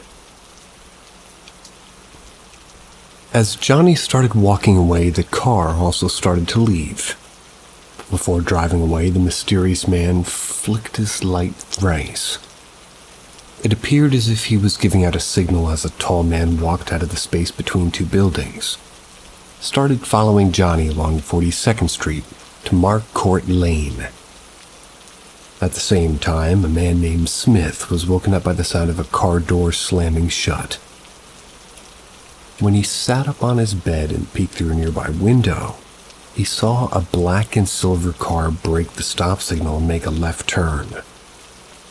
A couple of other residents saw Johnny talking to a strange-looking man in a blue car whose number plate was from Warren County, Iowa. After Noreen and John gave the police the information that they had gathered, the police began scouring the entire area. They even did a door-to-door canvass of the neighborhood to find clues, but they found nothing. It appeared as if the boy had just vanished, and that's exactly what the police officer in charge of the case told in his pronouncement. With the police not doing much to solve the case, Noreen sought the help of two private investigators named Jim and Ted who followed up with the leads that were never pursued by the police. What they found horrified Noreen. Johnny was supposedly kidnapped to be used in a global pedophile and prostitution ring. In March of 1983, roughly 6 months after Johnny's disappearance, a woman from Oklahoma claimed that she was approached by a young boy in a parking lot of a local store. He kept screaming, "I'm Johnny Ghosh. I've been kidnapped." But before she could do anything, two men grabbed him and took him away. They were never seen again. Over the following few years, more evidence was found. The Ghosh received a dollar bill with a handwritten note on it, and it read, "I am alive, Johnny Ghosh." Noreen confirmed that it was indeed her son's handwriting. Also in Denver, "Johnny Ghosh was here" is written on the restroom wall of a public eatery. And whether it was real or not was hard to decide. Another boy goes missing. After the disappearance of another 13-year-old boy named Eugene on the 12th of August 1984, Noreen gained the support of a dairy company in Des Moines. Eugene went missing while he was delivering newspapers on the south side of Des Moines. With the police claiming that the cases had no connection, Noreen claimed that she knew about the abduction a few months before it happened. According to her, a private investigator who was searching for her son told her that the next kidnapping would take place on the second weekend of August, 1984. It would be a paperboy from the south side of Des Moines. After Eugene's disappearance, his relatives, who were working at Anderson and Erickson Dairy, they reached out to the company's president. To help find the boys, he agreed to put their photos and details on the sides of half-gallon milk cans and Dairy Maid. It was later followed by the Prairie Farms Dairy as well. Despite the massive reach it gave, no information about their disappearance was found. A new claim. In 1989, Noreen met a 21-year-old man named Paul, who would also be a victim of the prostitution ring that apparently captured Johnny. He told her that the underage prostitution ring was run by Lawrence E. King, Jr., a prominent Republican Party activist and businessman. He also claimed that the other high-level U.S. politicians were involved in it.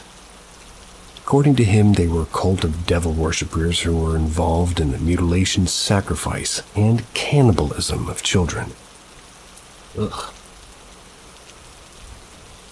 Paul told Noreen that he had met Johnny while he was stuck in the prostitution den. He told her details about Johnny which were never publicized, and this included a scar on his tongue. However, the FBI and the police didn't consider him as a credible evidence, and they didn't even interview him. Also, separate state and federal grand juries ruled out the prostitution ring as a carefully crafted hoax. But according to Noreen, the claims were dismissed just because of the high-profile names that were involved. I believe that. Noreen claims to have seen Johnny again. In the early hours of March of 1997, two young men appeared on the doorstep of Noreen's Iowa apartment. After waking up from sleep because of their knock, she walked toward the main door and peeked through to see who it was. The faces weren't familiar. She asked who it was, and a voice answered. "It's me, Johnny. Can I come in?" She immediately opened the door and let the men in. After entering the house, the young man who claimed to be Johnny opened up his shirt and showed her a unique birthmark on his chest to confirm his identity. Noreen understood that her son had grown into a young man. After a brief conversation with his mother, the young man left. According to Noreen, her son told her that he was indeed kidnapped by the members of a pedophilic crime ring. He had recently escaped from them and was keeping a low profile to avoid getting abducted again. He told her that he was still in great danger and thus would not visit her again. Asking his mother to bring his captors to justice, Johnny apparently left.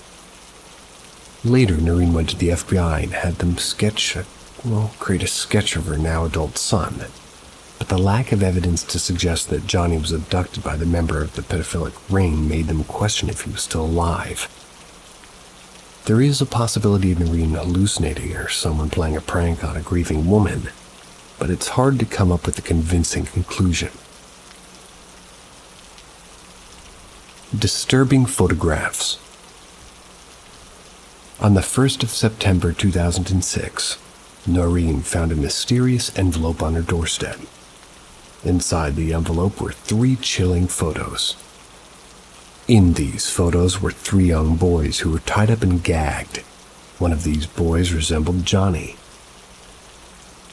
Believing that the photos were authentic, she took them to the police department. But with a Florida law enforcement officer claiming that he had investigated one of these photos a few years before Johnny's disappearance. All 3 boys in this photograph were identified, and it was determined that they willingly posed for it. Assuming that the other 2 photos were related to this one, the police concluded that it was just a bad prank. Noreen, however, asserted that the boy in the photo was her son himself, but the police never took her seriously. With Noreen still insisting that her son was abducted to satisfy pedophiles and the police continually denying it, what actually happened to Johnny remains a mystery. What a horrible story.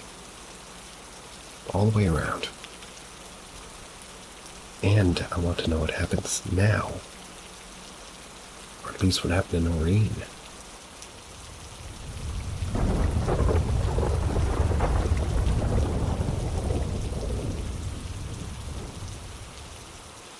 The murder case of the Hammersmith ghost.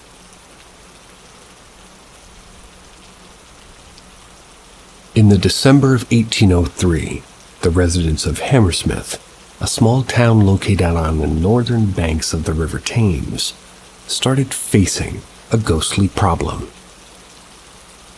They started reporting petrifying encounters with a phantom that haunted the lanes, churchyards, and fields of the town.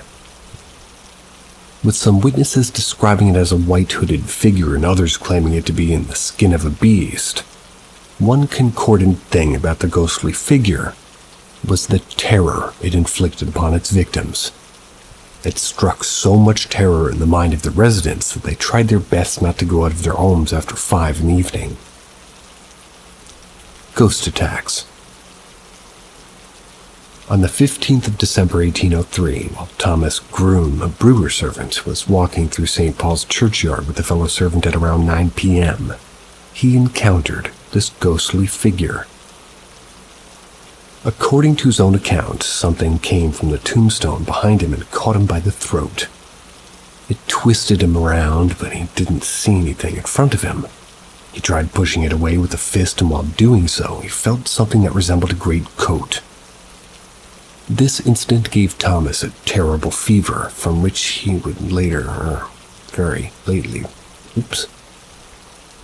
This incident gave Thomas a terrible fever, from which he very lately recovered. On the 29th of December 1803, while William Girdler, the private watchman who was appointed by residents of the town, was on his nightly rounds, he reported seeing a tall, whitish figure. When he walked toward it to get a better look, he noticed that it was a person who had covered himself up with a white cloth. Underneath the cloth, he wore a dark coat with metal buttons. William tried nabbing him, but the person fled into the darkness. Even with the dawn of the new year, the attacks of the ghostly figure never stopped. At the beginning of January 1804, the ghost attacked 2 women. With one elderly and the other pregnant, the shock caused by the terrorizing encounter killed them both.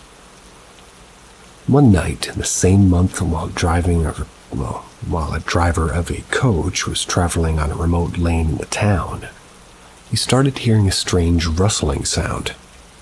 When he looked around to see what was causing the sound, he saw a strange white figure gliding over the nearby meadows parallel to him.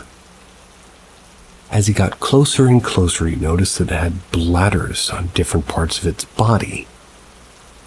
Ew. Completely terrified, the driver jumped out of his carriage and ran back to the town, leaving behind his passengers and his horses. When he returned back with over a dozen residents by his side, he found the traces cut in the horses grazing in a nearby field. The murder. Following this event, a clergyman and a resident of the town offered a reward to anybody who could capture this ghost, with half of the residents considering this ghost a real one, and the other half considering it as a man acting as a ghost. Groups of young men armed with guns began roaming the lanes. They were doing this by night to put an end to the troubling ghost. One of these men was a 29-year-old excise officer named Francis Smith. On the 3rd of January 1804, armed himself up and headed out to hunt for the ghost at around 10:30 p.m. When watchman William met him at the corner of Black Line Lane, Smith told him that he was out in search of the ghost. After the meetup, William continued on his rounds. Smith plunged into the darkness to continue on his hunt. At the same time, a bricklayer named Thomas Millwood was going to his house from his mother's house. He was still clad in his work clothes, which were completely white. Because of his work clothes, he had already been mistaken for the ghost twice, and even this time he was mistaken for a ghost by Smith. Thinking Millwood was the ghost, Smith shot him. With a bullet through his jaw, Millwood met his demise, and his body was taken to the Black Lion Inn. Smith acknowledged the crime he had committed. He turned himself in. Despite Smith claiming that it was an accident and that he only killed Millwood because he resembled a ghost, he was sentenced to death on the 6th of January 1804, but his sentence was changed just in a few days' time. On the 24th of January 1804, he was pardoned by the king himself on condition that he severed 1 year in prison. I'm going to go with suffered. The ghostly attacks pause and resume. By the time of Smith's trial, one of the culprits behind the haunting was found. It was discovered that a shoemaker named John Graham had a habit of disguising himself as a ghost. He was a religiously inclined man who was the principal singer in the chapel. This made him the last guy to be suspected as the man behind the haunting. According to Graham, he did it to take revenge on his apprentices after they scared his children by telling him ghost stories. However, Graham was adamant that he went out dressed up as a ghost only once. This was accepted by the community and no further action was taken against him. Following this incident, the ghost stopped appearing and the life of the town started returning to normal. With the fear slowly dissipating, more and more people started venturing to the dark, and the Hammersmith ghost eventually became a distant memory, but the ghost would come back to haunt them 2 decades later. On the 3rd of December 1824, town residents were greeted by a headline, "A new Hammersmith ghost," in their newspapers. In the lanes and roads of the town, a tall white figure started crossing paths with females only to magically disappear later. One night while a girl was returning home after her work in the Angel public house, a tall white figure appeared in front of her, started chasing her. Poor girl was so scared by this time she was subject to dangerous fits. A few nights later, when a hard-working man was returned home from his work, the ghost jumped on his back, threw him to the ground, and then vanished. The man was left with a broken arm. The ghost attacked its third victim a few days later. This time it was a woman whose clothes were torn to pieces. The woman was found unconscious on the road with multiple deep scratches on her body. On the 15th of February, 1825, the true identity of the ghost was revealed. When the ghost tried attacking a man named Worsley, he got a hold of it. It was revealed that it was not a ghost, but a farmer named John Benjamin who was pulling up the ghostly antics. Scooby-Doo style. After he was caught, the sightings of the ghost stopped. So were all of the ghosts of Hammersmith merely dressed up human beings. The headline of the newspaper published on the 29th of July, 1955, says no. Claims of a real ghost. The newspaper article told a story that was not publicized until then. In 1803, a man slit his throat open and died right next to the church. He was buried in the churchyard, and back then it was believed by the locals that it was the ghost of this man that was haunting the town. The person who shared this information with the newspaper claimed that his great-grandmother had seen a tall white figure rise from the tombstone of the man's graveyard. She claimed that it had flaming eyes and it chased her until she fainted. When she woke up, the ghost was already gone. 2 days later, the poor woman died because of fear. The woman's husband, otherwise known as the anonymous person's great-grandfather, apparently saw the ghost on first full moon night in August for the last time. According to the article, the ghost was rumored to appear every 50 years on the first full moon night of August. According to a paranormal investigator named Chris Farman, the claims became true. On the 5th of August, 1955, which was the first full moon night of August, Chris Farman and 17 other paranormal investigators witnessed a white figure rise out of the dead man's tomb in the middle of the night. The figure didn't seem to have legs, and it appeared as if it was hovering over the floor. After drifting around the churchyard for some time, it moved back to its tomb and disappeared. Conclusion. In 2005, the next time the ghost was supposed to appear, several newspapers tried to build up anticipation for the occasion, but it did not catch public attention as it did in 1955. Thus, not much information about the events in 2005 is known, and to confirm if the ghost is true or not, one has to wait until 2055. So, was the Hammersmith haunted by a real ghost or a man dressed up like a ghost? The answer remains a mystery. That's asking for the mystery machine.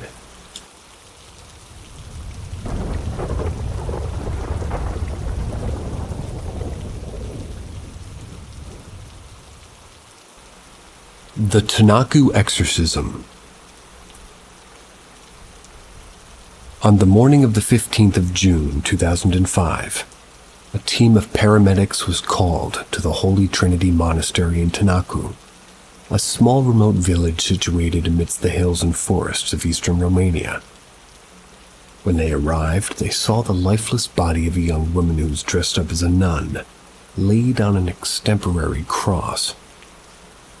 They were not aware of the fact that the 23-year-old woman had just been through a 3-day-long exorcism led by Father Daniel Petri Corgian, who, with the assistance of 4 nuns of the monastery, had attempted to drive out a demon that he claimed had possessed her. The name of this dead woman was Marisica Irina Kornitsi, and her exorcism turned out to become one of the most publicized and highly debated instances of the exorcism in the 21st century. The exorcism was indeed a terrifying battle for Irina, but having lived through a long string of battles with separation, abuse, and inner demons, it was only her last one. Irina moved into the monastery. Irina was born in 1981 to a poor unmarried couple from Vaslui County in eastern Romania. At only 3 years old, she witnessed her father, a troubled brawler, hang himself from a beam of the house, after which her mother was deemed financially unfit to take care of her and her 2 siblings. Thus, she and her younger brother Vasil were left under the care of an extremely corrupt orphanage owned by the state. While growing up, they suffered unspeakable abuse at the hands of those entrusted to be their caregivers, but this, by all accounts, did not hinder Irina's physical and psychological development. Similar to most of the other girls raised in the Romanian orphanages at the time, she was tough, hard-working, and wary of men. She took self-defense classes at a young age, developed a passion for karate, which she often used to protect her friends. Also, she spoke with a deep, intimidating voice, and only felt comfortable dressed in sportswear. Her limited education gave her limited options, so she sought employment when she was 19 years old. She worked as a nanny in Germany. While away from her hometown, Irina was in close touch with her brother and her best friend from the orphanage, Paraskeva. Wanting to escape her turbulent past, Paraskeva joined the Order of the Holy Trinity Monastery in Tanaku in 2003. In her letters to Irina, she wrote about Father Daniel Petre-Corgian, the abbot of the monastery, whom she claimed was a great man. She said that she felt relieved after confessing her sins to him, promising that it would give her the peace and relief that she'd always desired. She invited Irina to the monastery for confession and Holy Communion. Thus, at the beginning of April of 2005, Irina and her brother visited Sister Paraskeva with the plans of returning to Germany in June of the same year. For Father Corgian, their visit was a blessing. With the abbey still under construction, he started counting on their help at the monastery. Story of Father Corgian. Before becoming a priest, Father Corgian was pursuing religious studies at the University of Lasai. I'm going with Lasai. While he was still studying, he was recruited by businessmen from his hometown from the building of the Holy Trinity Monastery, or rather, forebuilding. The construction commenced in the year of 2000, the same year in which Father Corgian was hastily ordained by the local bishop before finishing his religious studies.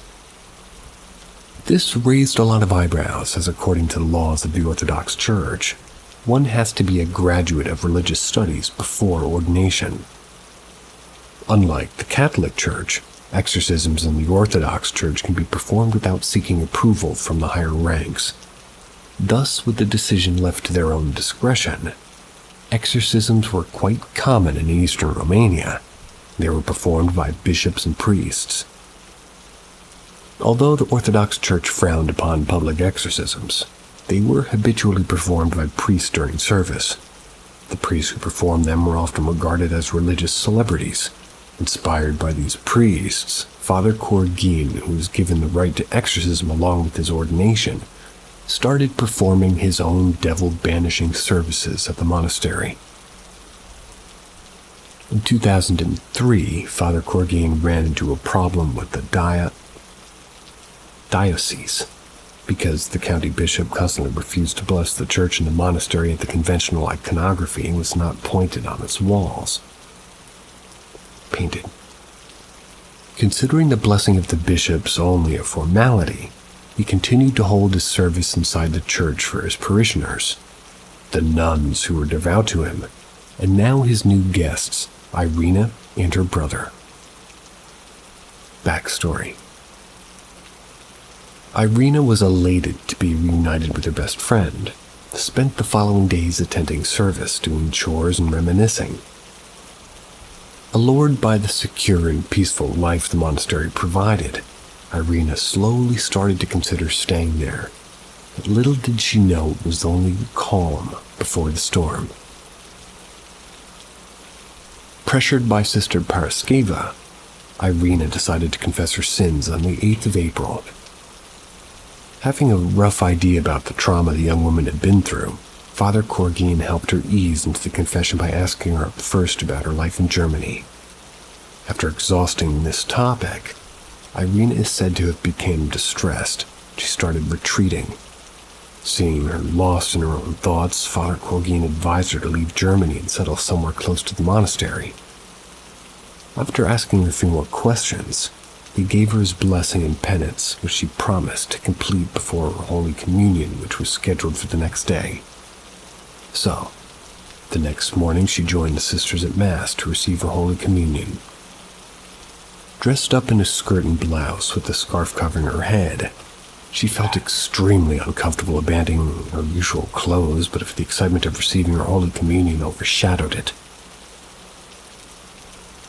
After the communion, she felt that something had allegedly changed inside of her. She felt light as she walked gently around the monastery, humming a song to herself, which, according to her own account, filled her being. Later that evening, the nuns of the monastery started beating the I was startled by that.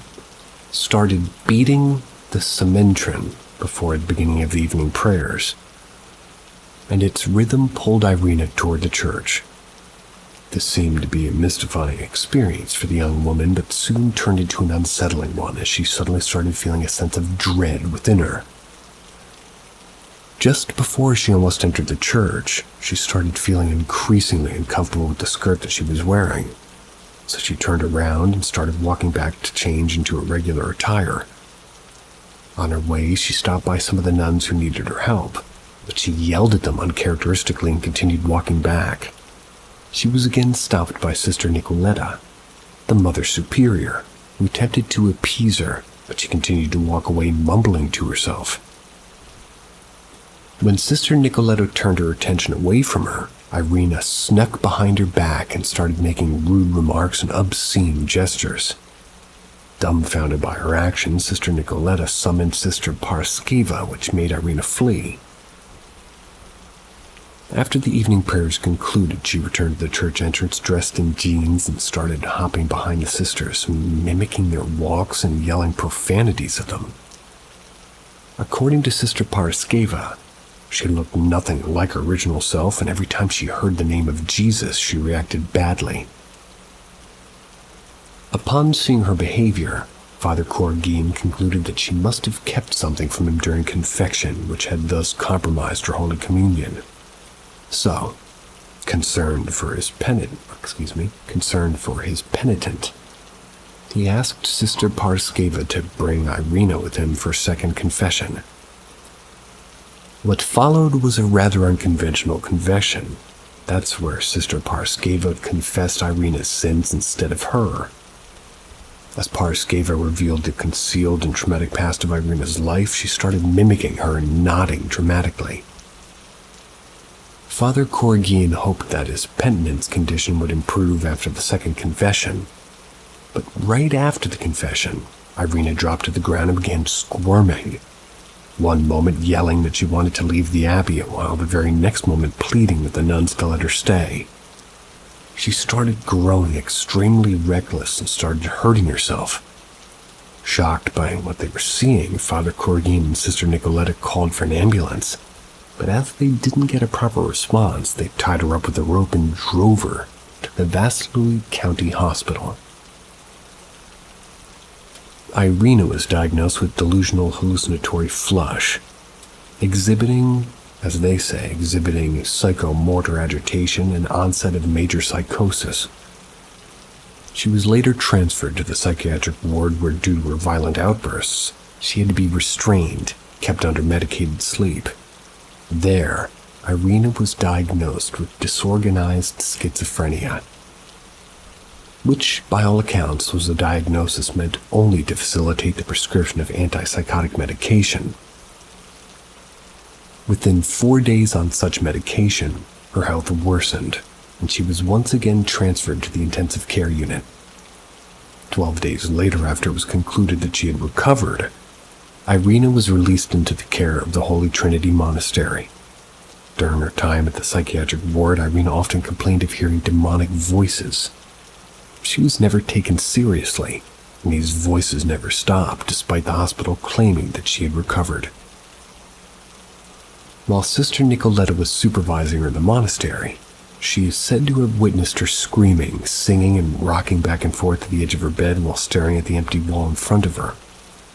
According to her, Irina was demonically possessed, and she felt the shivers of hell in her presence. The Exorcism.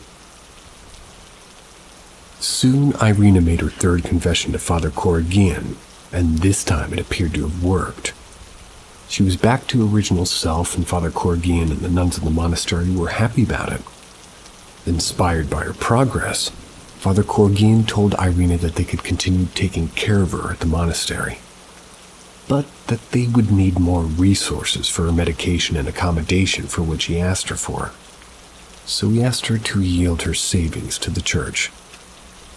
She ended up doing it, only to be filled with distress later. With a huge portion of her savings gone, her tantrums returned. She started cursing the nuns of the monastery, threatened to hurt them with her karate moves. With the situation worsening and her becoming more and more violent, Father Corrigan pinned her down, tied her up, gagged her mouth with a towel, confined her to her room. While being confined to her room for 2 full days, Irina started screaming and yelling in fear, claiming that the devil had come to take her. It was at this point Father Corrigan decided to exorcise her. So, the nuns made an extemporary cross, chained Irina to it, taped her mouth, and took her into the church to begin exorcism. According to Sister Nicoletta, they hadn't chained her to the cross. They could have killed herself or somebody else. Also, one of the other sisters who were involved claimed that Irina knew that she was possessed, and she herself asked them to tie her up and help her. During the ritual, Father Corrigan tried to give her holy water and blessed bread. She refused to take them. This further enforced his belief that she was indeed possessed by the devil. After hours of relentless struggle not seeming to work, Irina was carried to the enclosed veranda of the church, placed on a quilt, but she was still tied to the cross. The entire event repeated for 2 more nights, and then 2 more days. That was before she was finally untied from the cross. On the morning of the 15th of June, after Father Corrigan claimed that she was cured, Irina was untied from the cross after 3 long days. She was too weak to even stand on her own feet. Her mouth was severely wounded, and she appeared to be completely dehydrated. The nuns tried to feed her bread soaked in warm tea, but she soon became unresponsive. With her body barely breathing and her pulse fast dropping, the paramedics were called. Before they arrived, the nuns prepared Irina for the hospital as they washed her body and dressed her like a nun. The whole time, Irina was simply limp and quiet. When the paramedics finally arrived 30 minutes later and checked Irina, they concluded that she must have died a few hours prior to their arrival. But Father Corrigan and the nuns refused this. They claimed that they had been giving her tea and bread only an hour before. Overwhelmed by the situation, the paramedics drove Irina to the hospital, and on their way, they attempted resuscitation by injecting her with adrenaline every few minutes. When they reached the hospital, it was concluded that the girl had already died. The doctor who examined her said that the young woman looked like a 6-year-old woman because of her injuries and intense dehydration. The authorities were informed about Irina's death, and a criminal investigation commenced. Aftermath. Father Corrigan and the 4 nuns who helped him, Nicoletta, Adina, Elena, and Simona, were charged with murder. Although they strongly claimed that Irina had died because of an overdose of adrenaline which was injected into her on the way to the hospital, Father Corrigan was initially charged with aggravated murder and sentenced to 14 years in prison, while the 4 nuns were sentenced to between 5 and 8 years. But upon appeal, Father Corrigan's sentence was later reduced to 7 years. he was defrocked by the Romanian Orthodox Church, and the 4 nuns were relieved of their duties. While some believed that Irina was suffering from mental illness, others, including Irina's brother, still insist that Irina was possessed by the devil, and that Father Korogin was trying his best to save her. So, was Irina's final battle against the devil or a mental illness, or a combination of both? I leave it to your own judgment. And I leave you guys to tomorrow. See ya.